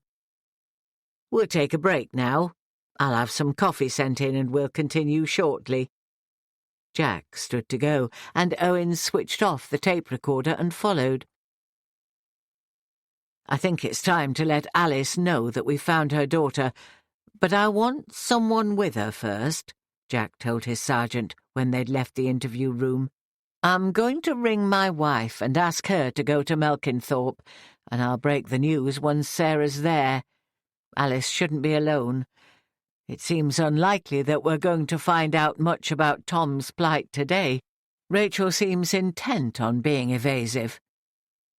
After Jack rang Sarah, the two men went in search of coffee, and Owen took the opportunity to ask his boss a question. "I was a bit surprised by what you said in there about Harry Chapman's death. Do you really think she had nothing to do with it?" "Actually, I think it's more than likely that she did kill him. Rachel Roberts is a psychopath, and a psychopath generally wants you to know all the details. It's a matter of pride, a way of boasting and letting you know how clever they are. I'm working on the theory that if she thinks we're inept, she'll not be able to resist putting us right. My plan is not to ask the questions she wants us to ask." Jack smiled at the DS. "So, would you like to take over for the next session and play the dumb cop?" Chapter 44 It was the first time Milly had laughed out loud since Alice brought her home from the hospital. The two returned from a shopping trip with bags full of new clothes for the little girl. D.I. Priestley had initially offered to take them to Rachel's house to pick up some of Milly's clothes, but Alice didn't ever want to set foot in there again. She'd prefer to buy everything new. She also insisted on buying almost every toy her granddaughter showed an interest in at the department store, and now they were home, sorting out where to put their purchases. The little girl's eyes sparkled as she kissed each teddy and doll in turn before laying them gently on her bed, unable to believe that all those toys were for her. It wasn't their first shopping trip. The pair had visited town while Brenda was still with them, and chose new bedding and curtains for the little bedroom, all in pink. Milly thought it was like her very own palace, with fluffy cushions and fairy lights around the window. When her grandma suggested that she might like to invite Evie over for tea one night, the child laughed with such pleasure that Alice mentally scolded herself for not stepping into this situation before it had grown to such dire proportions. School was Milly's safe place, where only positive things happened, and she'd looked forward to going back. She quickly settled in. Seeing Evie had helped the process enormously, and Alice made a point of seeking out Evie's mother to introduce herself. Naturally, Alice was reluctant to let Milly out of her sight, her chief worry being that Rachel would have a change of heart and return to take her daughter away. Her friends and Milly's teacher assured her that this was highly unlikely, and the child was in a safe environment. In her heart, Alice knew Milly needed the normality of school. She was just a child and longed for the company of other children. But the little girl was the only thing keeping Alice sane. Concentrating on her granddaughter's needs eased the pain of missing Tom. As Alice was helping Milly erect a new playhouse in the corner of the lounge, the doorbell rang. "Come in and see what we're up to," Alice smiled, delighted to see her visitor. Sarah was becoming a familiar figure to the little girl, which could only be a good thing. Sarah took a few minutes to admire Milly's new toys, delighted at how the child was coming out of her shell. It would take time for them to heal, and this ordeal wasn't over yet, especially for Alice. Would Jack's news be good or bad for her? "Alice, Jack asked me to come around." Sarah was quickly scrolling through her contacts to find her husband's number as she spoke. "Have they found Tom?" "Let Jack tell you himself." Sarah passed the phone to Alice and moved away to distract Milly as her grandma listened. She would stay as long as her friend needed her to. "We've found Rachel, but not Tom as yet, I'm afraid," Jack began. "But has she said where he is? She must know." "As yet, Rachel's not saying much at all, but we'll be bringing her back to Penrith tonight, and we'll continue to question her until she tells us everything she knows." "Where are you, then? Who found her?" Alice's mind was racing with questions. "She's in Matlock. It was your friend Brenda who found her and rang the police. Rachel was at the cemetery when Brenda was making her regular visit." "Oh, no. Jenny! She'd be going to Jenny's grave. I should have thought of that. Can I talk to her when she gets back? Perhaps she'll tell me where Tom is." "We'll have to see about that. It would be highly unusual and could prejudice the case." "I understand. Whatever you say, Jack, is okay with me. And thank you so much. I appreciate all you've done to find her. Let's hope you'll find Tom, too." Alice left the room after the call to compose herself so Milly didn't see her tears. When she returned to the lounge, with a tray of lemonade and homemade biscuits, Sarah and her granddaughter were both inside the playhouse, squeezed together and giggling, as Alice joined in the game and pretended not to know where they were. "Boo!" Milly shouted as she jumped out.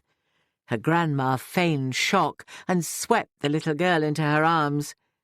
She hugged her granddaughter tightly for a few moments.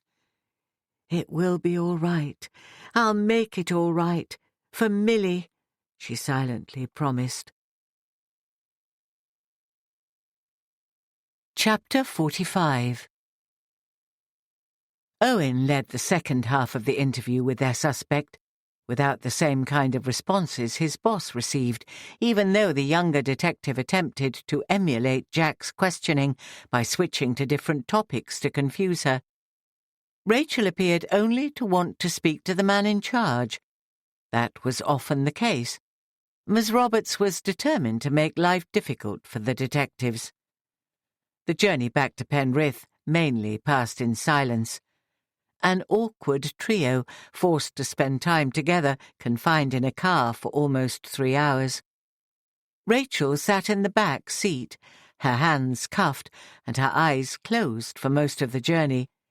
Jack drove, and Owen sat beside him, apparently lost in thought, and as any conversation between the detectives during the journey would need to be guarded, silence was the order of the day.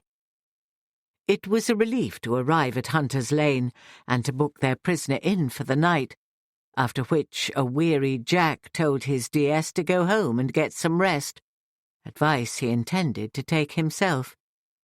The interview with Rachel would resume in earnest the following day, even though it was Sunday.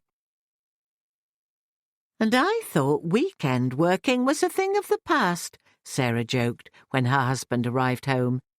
Jack was ravenous and grateful for the meal waiting for him. He'd only eaten a rather stale sandwich since breakfast. While he ate, his wife brought him up to date on Alice and Millie. Unsurprisingly, the news of Rachel's whereabouts had come as a shock, with the poor woman berating herself for not having guessed where her daughter might have been. But worse than that, the gossamer thread of hope that Tom would also be found was severed. Alice hadn't needed to tell her friend that she was expecting the worst. The pain was etched clearly on her face. Sarah was able to impart some positive news to her husband as she described Millie's progress. The little girl was the one bright spot in Alice's life. Jack managed only a few hours of sleep, his mind refusing to switch off, and was up and dressed before 7 the following day.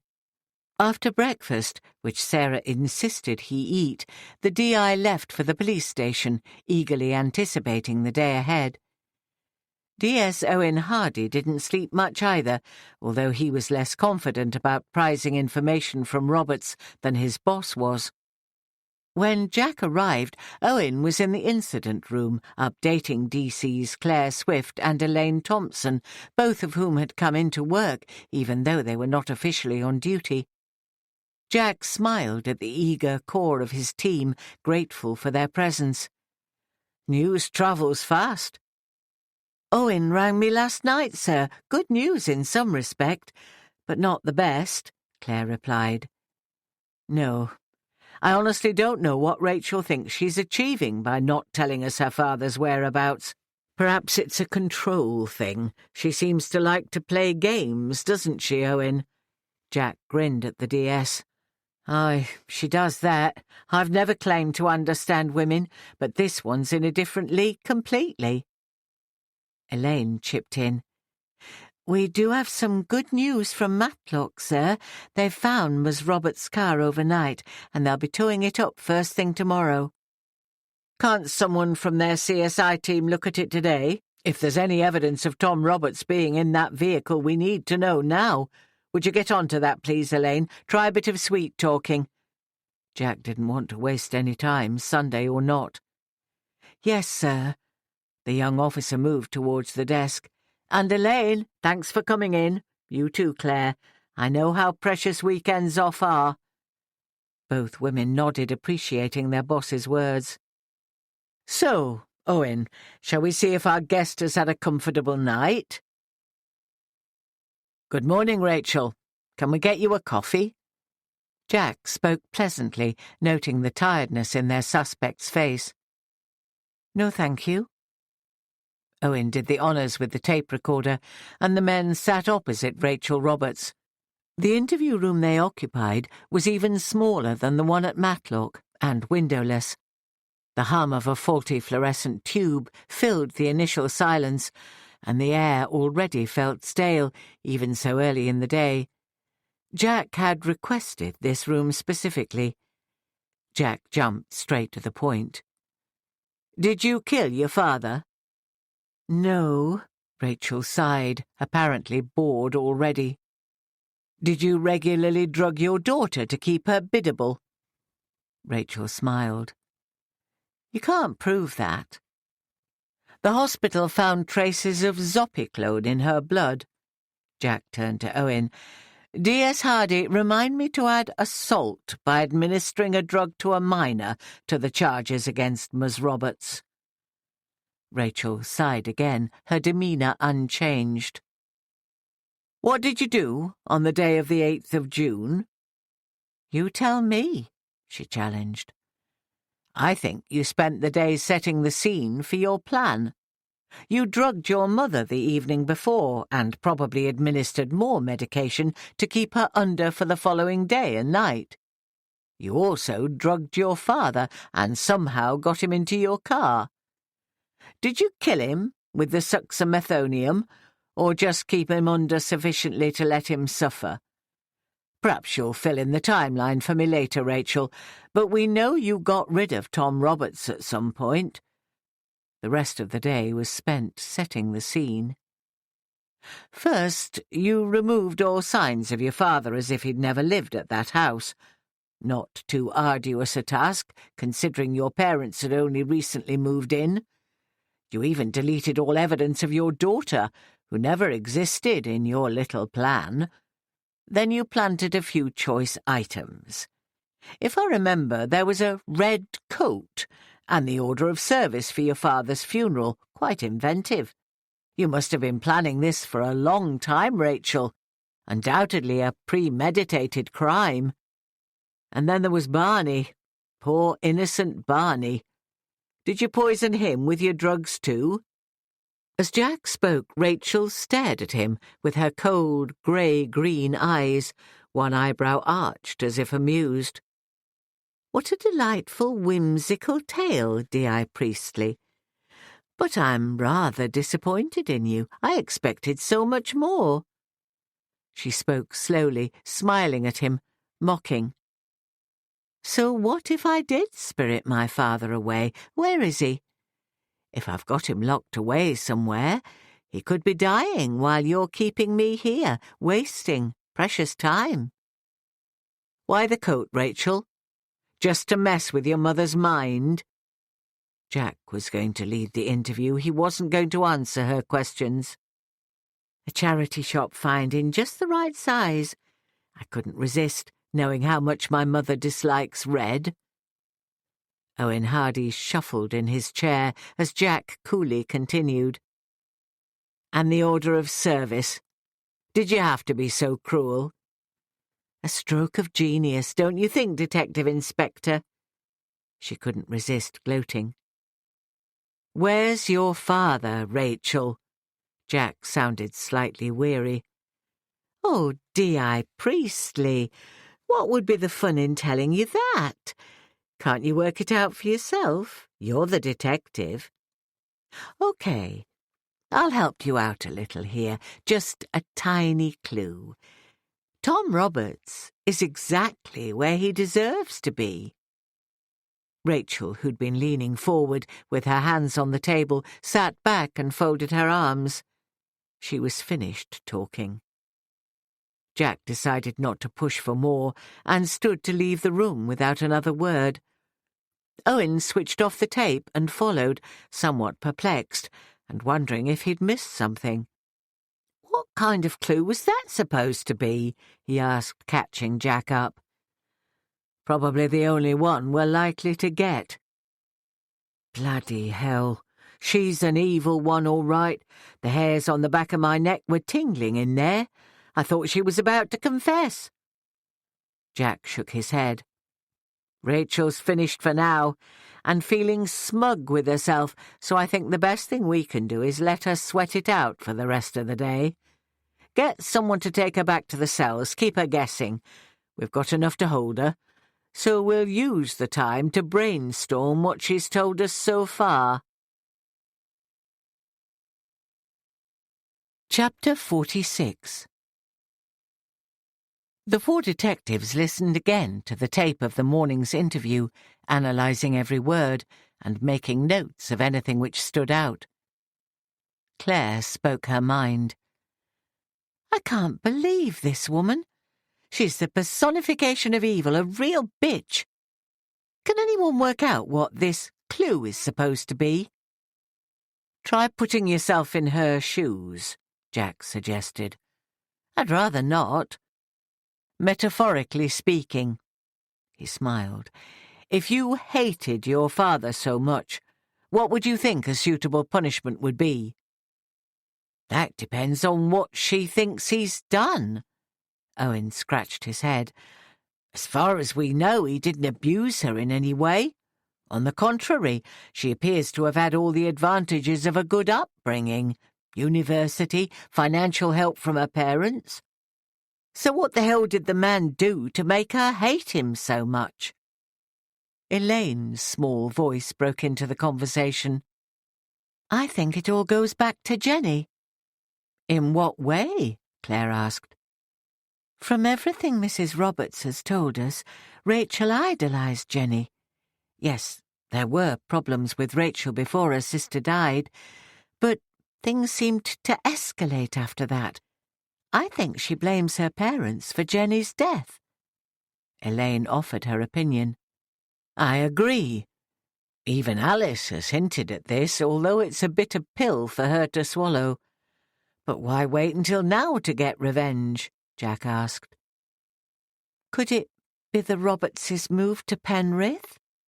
Rachel probably thought she'd got them out of her life, and then they turn up on her doorstep wanting to see Millie, Elaine asked. Yes, all this is valid, but it still doesn't tell us where Tom Roberts is. Where would you hide a body, Owen? Are we looking for a body now, sir? Sadly, I think we are. What did Rachel mean by where he deserves to be? Back in Matlock. What about the cemetery boss? Maybe she was visiting more than those two children. What better place to hide a body than in a cemetery? Owen sounded quite animated by his idea. That's a good shout, Owen. But I can't see the immaculate Rachel Roberts with a shovel in the dead of night. I know I wouldn't be up to it, Claire added. As they pondered the options, Jack left the room, saying he needed to ring Detective Superintendent Kerr, not something to be done lightly on Sunday lunchtime. But before making the call, Jack paid another brief visit to Rachel Roberts in the cells. She seemed surprised to see him so soon. I didn't know you made house calls, D.I. Priestley. The sly smile mocked him again. I just wanted to thank you for your help, and to let you know that we'll be searching the site of your sister's accident at Snake Pass tomorrow. Rachel's smile vanished, and her eyes flashed with impotent anger. She remained silent. No sardonic quip to taunt him now. Her reaction confirmed to Jack that his guess was probably correct. He left the cells to make his call. This had better be good, Jack. I haven't had a Sunday off in weeks, which is why you've been in charge of the case. I'm at the second hole. Am I going to be able to get to the third? Jack knew that George Kerr had been heavily involved in some serious restructuring of the force and bogged down with budget cuts. Jack's guilt at disturbing the superintendent was assuaged only by the urgency of his request. I need authorization for a helicopter, sir. Jack then explained why such a request should be granted and was surprised at his boss's minimal argument. He finished the call with a smile and returned to his team, ready to outline what would happen the following day. Then they could all go home and enjoy the remainder of their weekend. Chapter 47. The investigation into Tom Roberts' disappearance had taken an unexpected turn, as it now seemed highly likely they were searching for a body rather than a missing person. It became a joint venture with Derbyshire Constabulary, as the search relocated from Cumbria to Derbyshire. George Kerr would need to liaise with them to work out the finer details of costs. Naturally, he'd want them to pay the lion's share for such a large operation. Jack would love to be a fly on the wall to hear that conversation. Priestley travelled with his DS, Owen Hardy, who was delegated as the driver, on a bright, sunny Monday morning, while Jack spent much of the journey on his phone, coordinating the search. Heading to such a beautiful part of the country in a designated national park, both men could have wished for a less gruesome reason to visit the area. Claire Swift had worked her magic in researching the original accident in which Jenny and Alice's sister's family had perished, finding an approximate location to give them a starting point. After an early start, the detectives were on course to meet with a team from Derbyshire Constabulary at 10:30 a.m. Jack's phone rang for about the fourth time. He listened silently and then offered his thanks to the caller. "What's up, boss?"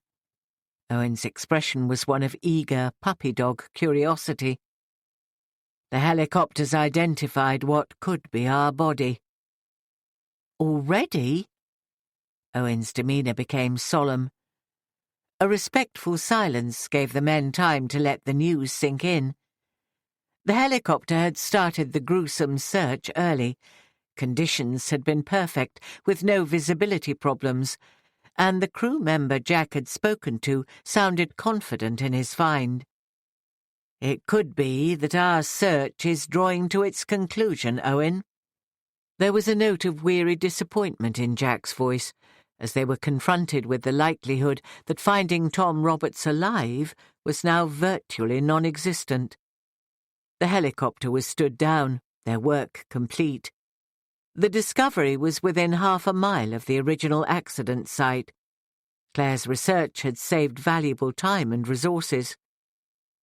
It was unusual for Snake Pass to be closed in the summer. Winter was a different matter altogether. The snow and ice made driving treacherous. Closure was frequent and expected. The road was also prone to subsidence following heavy rain, again resulting in closures. But the reason that Monday morning was for something else entirely. Owen parked his car as close to the barriers as he could get, and he and Jack exited the car with heavy hearts. A group of officers was already assembled, waiting for Jack's okay to begin, and introductions were made. A couple of volunteers from the local mountain rescue team were ready to make the descent from the road to the sighting location. One of them, an off-duty PC, the other a medic. Also waiting to make the climb down was a crime scene manager from Matlock, who identified himself as Rob Britton. If this did prove to be a body, the CSI manager would make an initial examination of both the body and the crime scene before they could move anything. If physical conditions prevented this, photographs would have to suffice. Owen Hardy took a brief glance over the side of the barrier, then stepped back sharply. "Thank God I don't have to go down there," he whispered to Jack. In most investigations, the CIO and the DS would view the scene before anything was moved. Unfortunately, today this was not possible, as neither were experienced enough in such terrain. Jack, impressed with the equipment already in place, was grateful for the cooperation of those at the scene. Nothing was visible from the roadside, but the helicopter crew's report suggested that what they were looking for was about 70 feet below the edge, caught in some shrubs. Of course, it could have been worse. The CSI manager and the PC, both dressed to make the descent, seemed to think nothing of it. Jack felt like a spare part as he watched them prepare, checking safety equipment and clipping on harnesses. A hydraulic winch, still loaded on the back of a lorry, was parked at the roadside, the operator waiting patiently to play his part in the recovery. It all seemed surreal to the Penrith officers, but the Derbyshire team knew their stuff and worked efficiently. As the two men embarked on their descent, the team fell silent, listening to the men's breathing, the only sound so far through their radio mics. Rob Britton's voice came through the speaker. "I can see something now. It's too small to be a body. Hang on, I'll get a bit closer." A few minutes of silence followed, when all they could hear was the men's movements and a few grunts. "It's a black plastic sack, too small for a man's body, unless it's dismembered." Jack felt suddenly nauseous, wondering to what awful depths Rachel Roberts had plummeted. "Can you see anything else?" he asked. "Yes." The PC, whose name was Andy Grice, answered. "There's something about 6 feet below me, larger than a bag, caught up in some shrubs. Could be what we're looking for." "Rob, how are you fixed for a preliminary examination of both items?" Jack asked. "Not good. I've got a foothold, but it's precarious. I think photographs will have to suffice in this case, Jack." "Agreed. Don't take any unnecessary risks. Good job, both of you." The winch was manoeuvred to the side of the road, and a stretcher sent down to the two men below. It was a slow process, the grinding noise adding to the horror of the task they were undertaking. But eventually they managed to secure their first discovery, which was winched safely back up to the top. The smell was the first thing that struck those gathered around on the roadside, a rancid stench made worse by the heat of the recent summer weather. Owen pulled on gloves and rolled the bundle off the stretcher. "Bloody hell, it's a dog!" He turned away, clearly disgusted, as the plastic covering was pulled away to reveal the decomposing body. "Barney," Jack whispered gloomily. It was tangible proof of Rachel's depravity. Again the stretcher was lowered over the edge, with Jack and Owen sadly aware of what this second discovery would be. The wait was longer this time, made more unbearable by the heat of the sun now at its peak. Jack imagined the original accident would have been on such a day as this. Eventually, the second, heavier bundle was winched to the top, followed closely by Rob Britton and PC Andy Grice. The body was partly covered by what could be a blanket. "Good work, guys. Thank you." Jack helped the CSI manager to his feet. "It's certainly a body. The clothing suggests an adult male. But I need to get him to the morgue for the pathologist to begin the identification process. It won't be a pretty sight, Jack," Rob warned him. "Decomposition in this weather will have been rapid, and the wildlife will have contributed as well." Jack nodded. He had no reason or desire to view what they now knew to be a body. Identification and cause of death would take time, although the Derbyshire pathologist had assured him he would fast-track this one.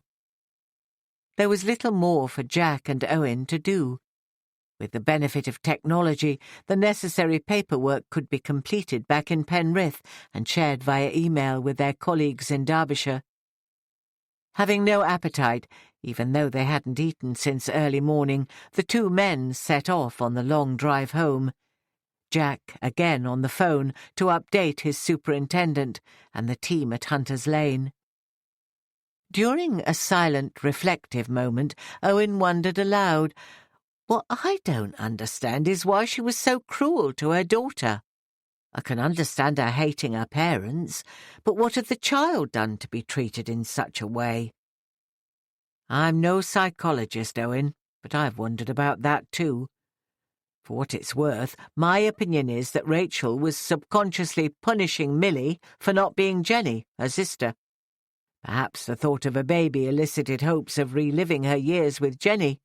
But when Millie turned out to be nothing like her, and Rachel didn't feel the emotions she was expecting, she was angry, and took it out on her daughter over the years.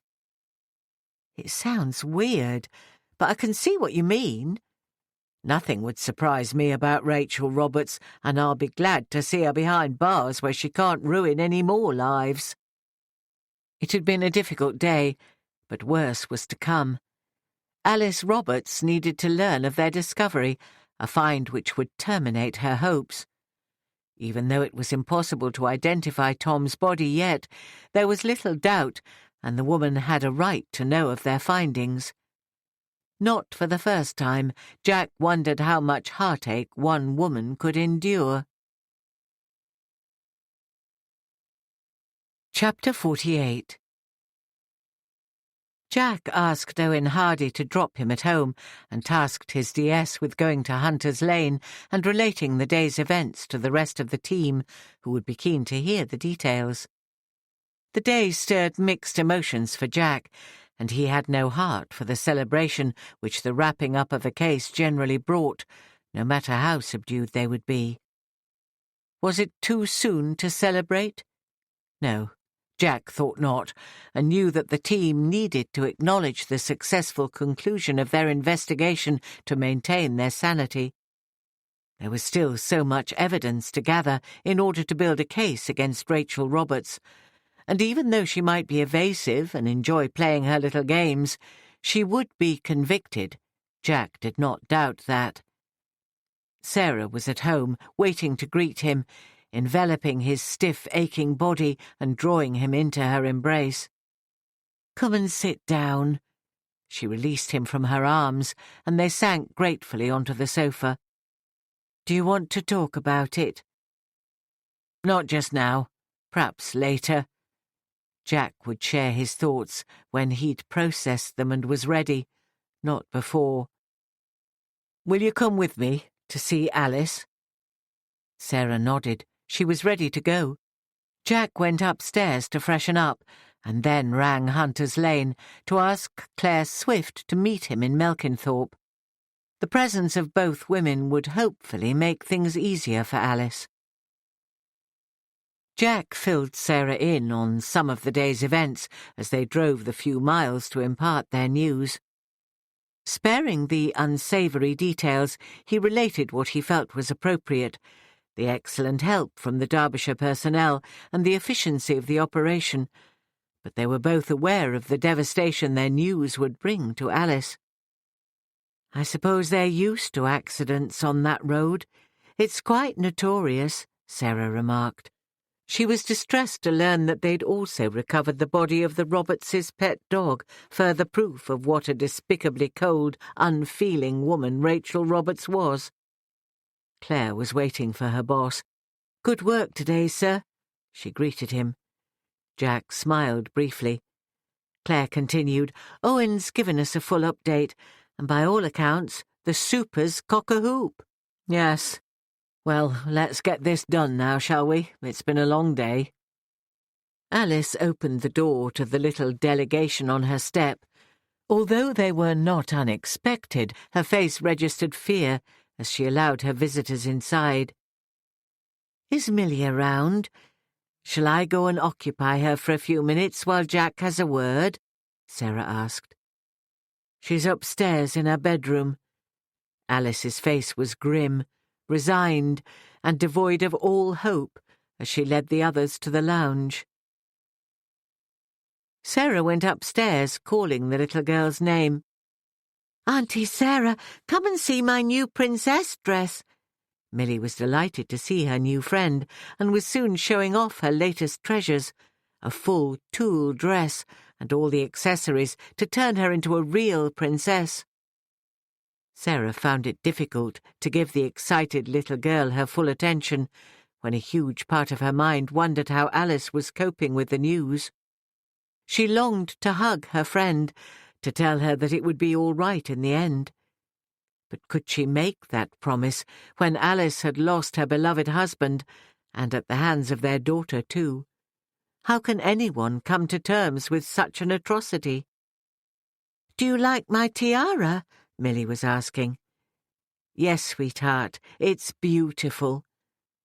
At least Milly seemed to be recovering well, and she would be Alice's saviour. The bond between the two was strong. Healing would come in time, but there was so much grief to grapple with before then. Downstairs, Alice dabbed at her eyes with a tissue and blew her nose. She sobbed quietly when Jack told her the news, and then pulled herself together to ask some questions. "Are you sure it's Tom?" "A positive ID won't be possible until after the autopsy, but I wouldn't be telling you this much if I didn't think it was likely to be Tom." "Did Rachel tell you where to find him?" "Not in so many words, but she did drop hints, which led us to the site of the accident." Jack loathed these moments.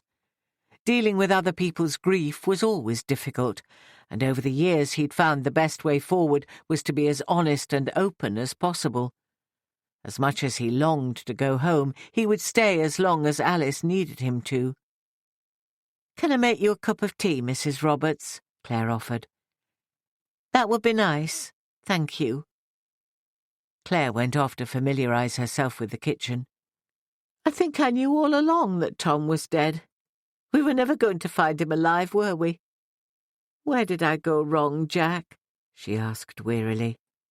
"You didn't go wrong. None of this is your fault, Alice. You and Tom did all you could for Rachel. She was given every possible advantage. I'm sorry you have to go through this, but you do have Milly to consider. From what I've seen, she's a delightful little girl, and she'll be a great comfort to you." "Yes, you're right. There's always a silver lining, and Milly is mine. Thank you for coming this evening, Jack. I know it's been a long and trying day for you." "You're very welcome, and you know that if Sarah or I can do anything for you, you only have to ask." "I do, and I'm grateful for such good friends. Now, let's call Sarah and Milly down, shall we, and have that tea?" Chapter 49. Jack went into work late the following day. He figured he'd earned a lie-in, and had surprisingly slept better than he had in weeks. Over the second cup of coffee with Sarah, they talked about Alice and marvelled at her strength. "She'd accepted that Tom was dead before you found the body.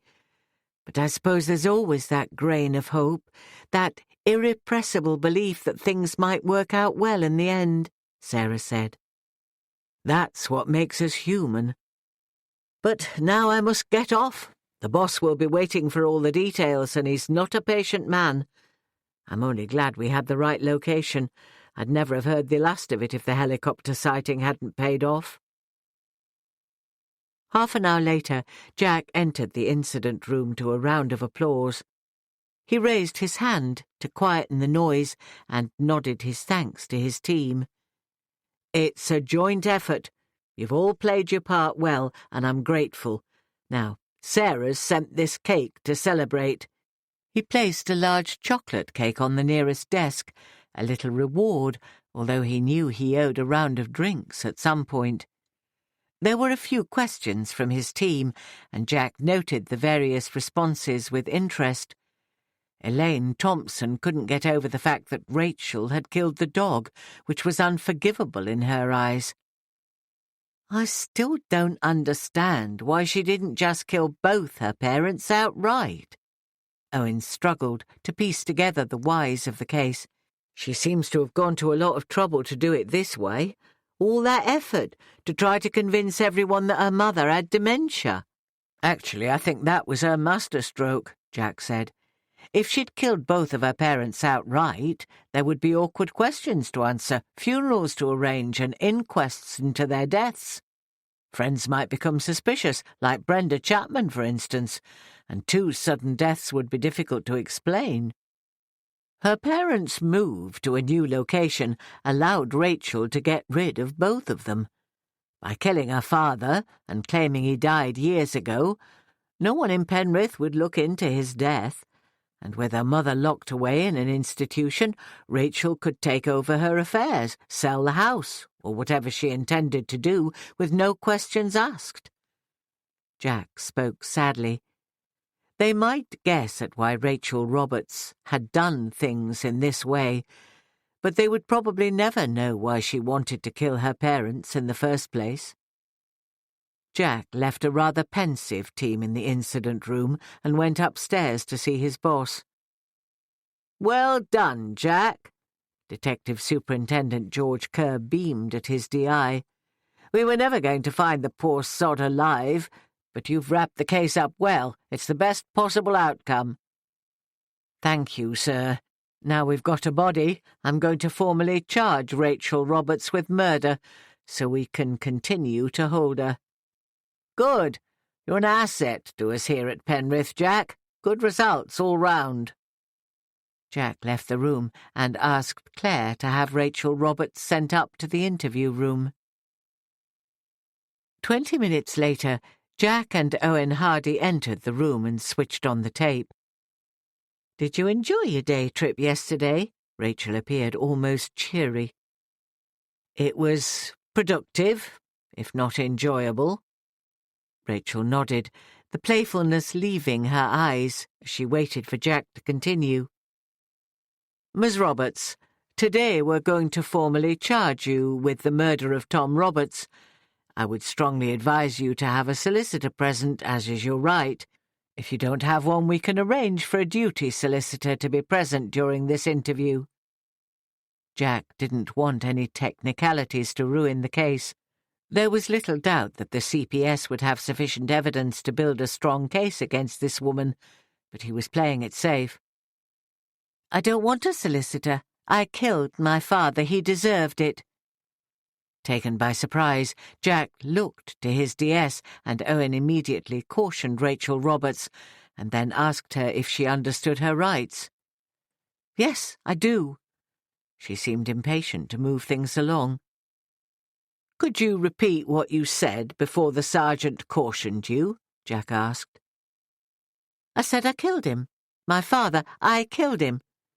Do you want to know how or not?"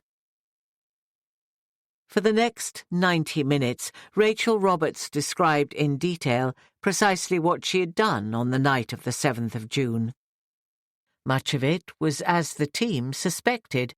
She admitted to drugging both parents with succinylmethonium in the wine she'd brought that evening, and to topping her mother up with the drug throughout the next day. Tom took longer to succumb to the effects than Alice. While he was still semi-conscious, Rachel took him out to her car and drove in the cover of darkness to the place where her sister had died. It took very little effort to push her father out of the car and over the edge of the steep incline to his certain death. She seemed to think that poisoning the dog and disposing of his body with her father was fitting, a somewhat warped version of poetic justice. Jack and Owen did not interrupt Rachel's monologue. Everything was recorded. They would ask any questions which arose after she finished her confession. She covered virtually everything. Having disposed of her father, Rachel drove straight home, where she'd left Millie alone, woke the child, and calmly took her to school. Rachel spent the rest of the day at her mother's house, making sure that Alice didn't come round while she set the scene. Rachel related the facts accurately, with a sense of pride in her words. The woman wanted them to know how resourceful she'd been, that she had almost pulled off the perfect crime, and almost got away with it.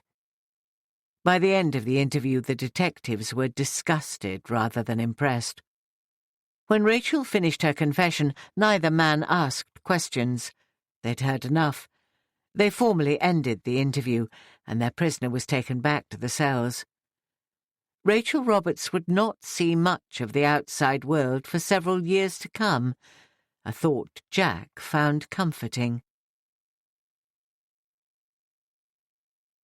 Epilogue. It was nearly 9 months until Rachel Roberts' court appearance for sentencing. The usual reports were compiled from various professionals during those months, reports to determine her state of mind when committing the crimes. Rachel engaged with some of the individuals appointed to assess her. With others she did not, as the mood took her. But they were all in agreement. Rachel Roberts was in her right mind when she murdered her father and began the campaign of drugging her mother. The accused understood precisely what she was doing and was therefore declared fit to stand trial for murder. Rachel offered no argument to this decision and continued to refuse representation for the hearing. Alice was determined to be in court to face her daughter for one last time, to look her in the eyes and search for a glimmer of remorse. She was to be disappointed on the latter issue. Sarah Priestley, Brenda and Ian Chapman accompanied her.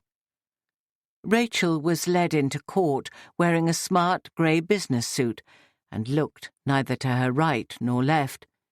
She'd visibly lost weight, which mainly showed in her face, but she walked proudly, tall and erect, taking her place as if a court appearance was an everyday occurrence. The proceedings were short. Rachel had pleaded guilty at an earlier hearing, a blessing in that a full trial was therefore not necessary, and there was now only the sentence to be determined. The charges included 1 count of first-degree murder, kidnapping, assault by unlawfully administering drugs, and child neglect. The CPS had undoubtedly been kept busy with this case. Jack Priestley, Owen Hardy and Claire Swift were also in court to hear sentencing, each with their thoughts about what kind of justice Rachel Roberts deserved.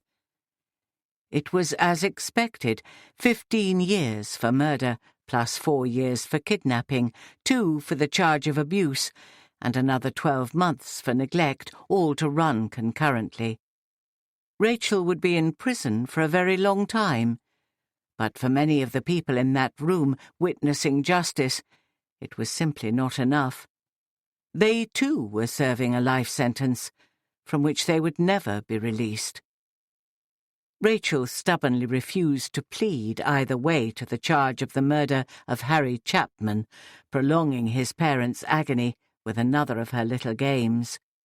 She denied that particular conversation in the cemetery with Brenda and would admit nothing to the police.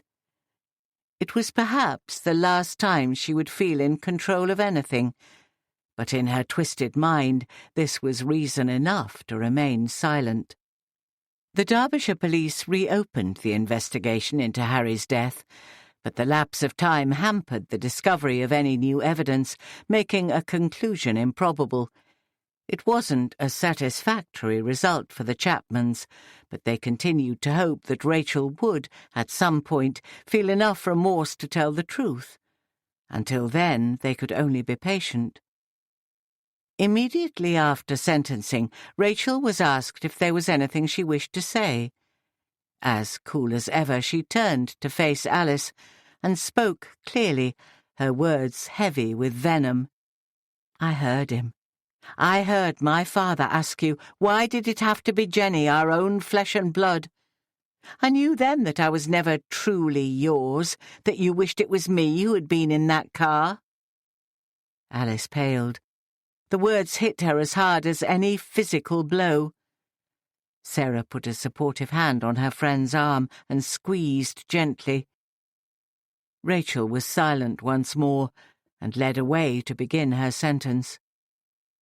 It took several minutes before Alice was able to leave the room. Her legs trembled and her whole body shook from the shock of her daughter's words. Sarah insisted they all get a coffee before Alice even considered driving home. Finding a quiet coffee shop close to the court, Alice, Sarah and the Chapmans sat with their hands wrapped around steaming cups. The mood was sombre, and very little was said. Brenda and Ian Chapman were unusually silent, nursing their thoughts and bitter disappointment. They left the coffee shop after only a few minutes to begin the long drive home, exchanging tearful hugs and promises to be in touch soon. When Alice and Sarah were alone, Alice tried to explain Rachel's spiteful outburst. "Tom did say those words, Sarah, but he loved Rachel, really he did." Alice's desire to protect her husband's memory was strong. It was important to her that Sarah, who'd never known what a good man Tom was, didn't view him as some kind of monster. "You don't need to explain anything to me. I never knew Tom, but I know you, and I think I have a good idea of how difficult your life with Rachel has been. So whatever Tom said in his grief is understandable. I'm certain I'd have been thinking the same thing. Now, do you feel up to driving, or shall I take you home?" Alice declined the offer, determined to be strong. That day was not only a conclusion, but the beginning of her new life. Millie was waiting to be picked up and taken home. Her granddaughter would be a balm for her soul. Sarah wisely didn't attempt to draw her friend any more on the events of the day. Alice would need time to process her daughter's outburst, if she was ever able to do so. The important thing now was that the ordeal was over, and Rachel was locked away, unable to hurt her mother or her daughter again. Millie, blissfully unaware of the drama of the day, was in the care of Lucy and Mike Harper for the duration of the hearing, happily playing with her best friend Evie. The Harpers had proved to be very supportive and more than willing to help with Millie on any occasion when they were needed. The two girls were close and wanted to do everything together. As Lucy led Alice through to the lounge, they paused for a moment to watch the children at play. Their heads were together, giggling over a shared nonsensical joke. Millie was such a different little girl, gregarious and loving life with her grandmother. She looked happier and healthier than she'd appeared for months, and was becoming quite the little chatterbox, thankfully nothing at all like her mother. Millie rarely asked about Rachel, and when she did, it seemed as if she simply needed reassurance that her mother would not be in her life again. It appeared that she did not miss her. The child was happy living with her grandmother and had blossomed in her care. All she wanted from life was to stay with Alice and Sammy, their new 6-month-old puppy. When the little girl saw her grandmother watching her, she squealed with delight and ran into her arms. Alice picked her up and swung her around. "I love you so much, Millie Roberts," she said. "And I love you too, Grandma. Can we go home to see Sammy now?" Millie's heartfelt words were precisely what Alice needed to hear. Suddenly she felt an overwhelming rush of love for this little girl. Finally, after the long months of anguish and uncertainty, there was a worthwhile future ahead. The end. This recording of The Pharmacist was presented by Dreamscape Media, LLC, narrated by Helen Lloyd, produced by Pete Cross. Text copyright 2021 by Gillian Jackson. Sound recording copyright 2022 by Dreamscape Media, LLC. This recording may not be copied or played for an audience without the written permission of Dreamscape Media, LLC. Thank you for listening. Please check dreamscapepublishing.com for Dreamscape's latest releases.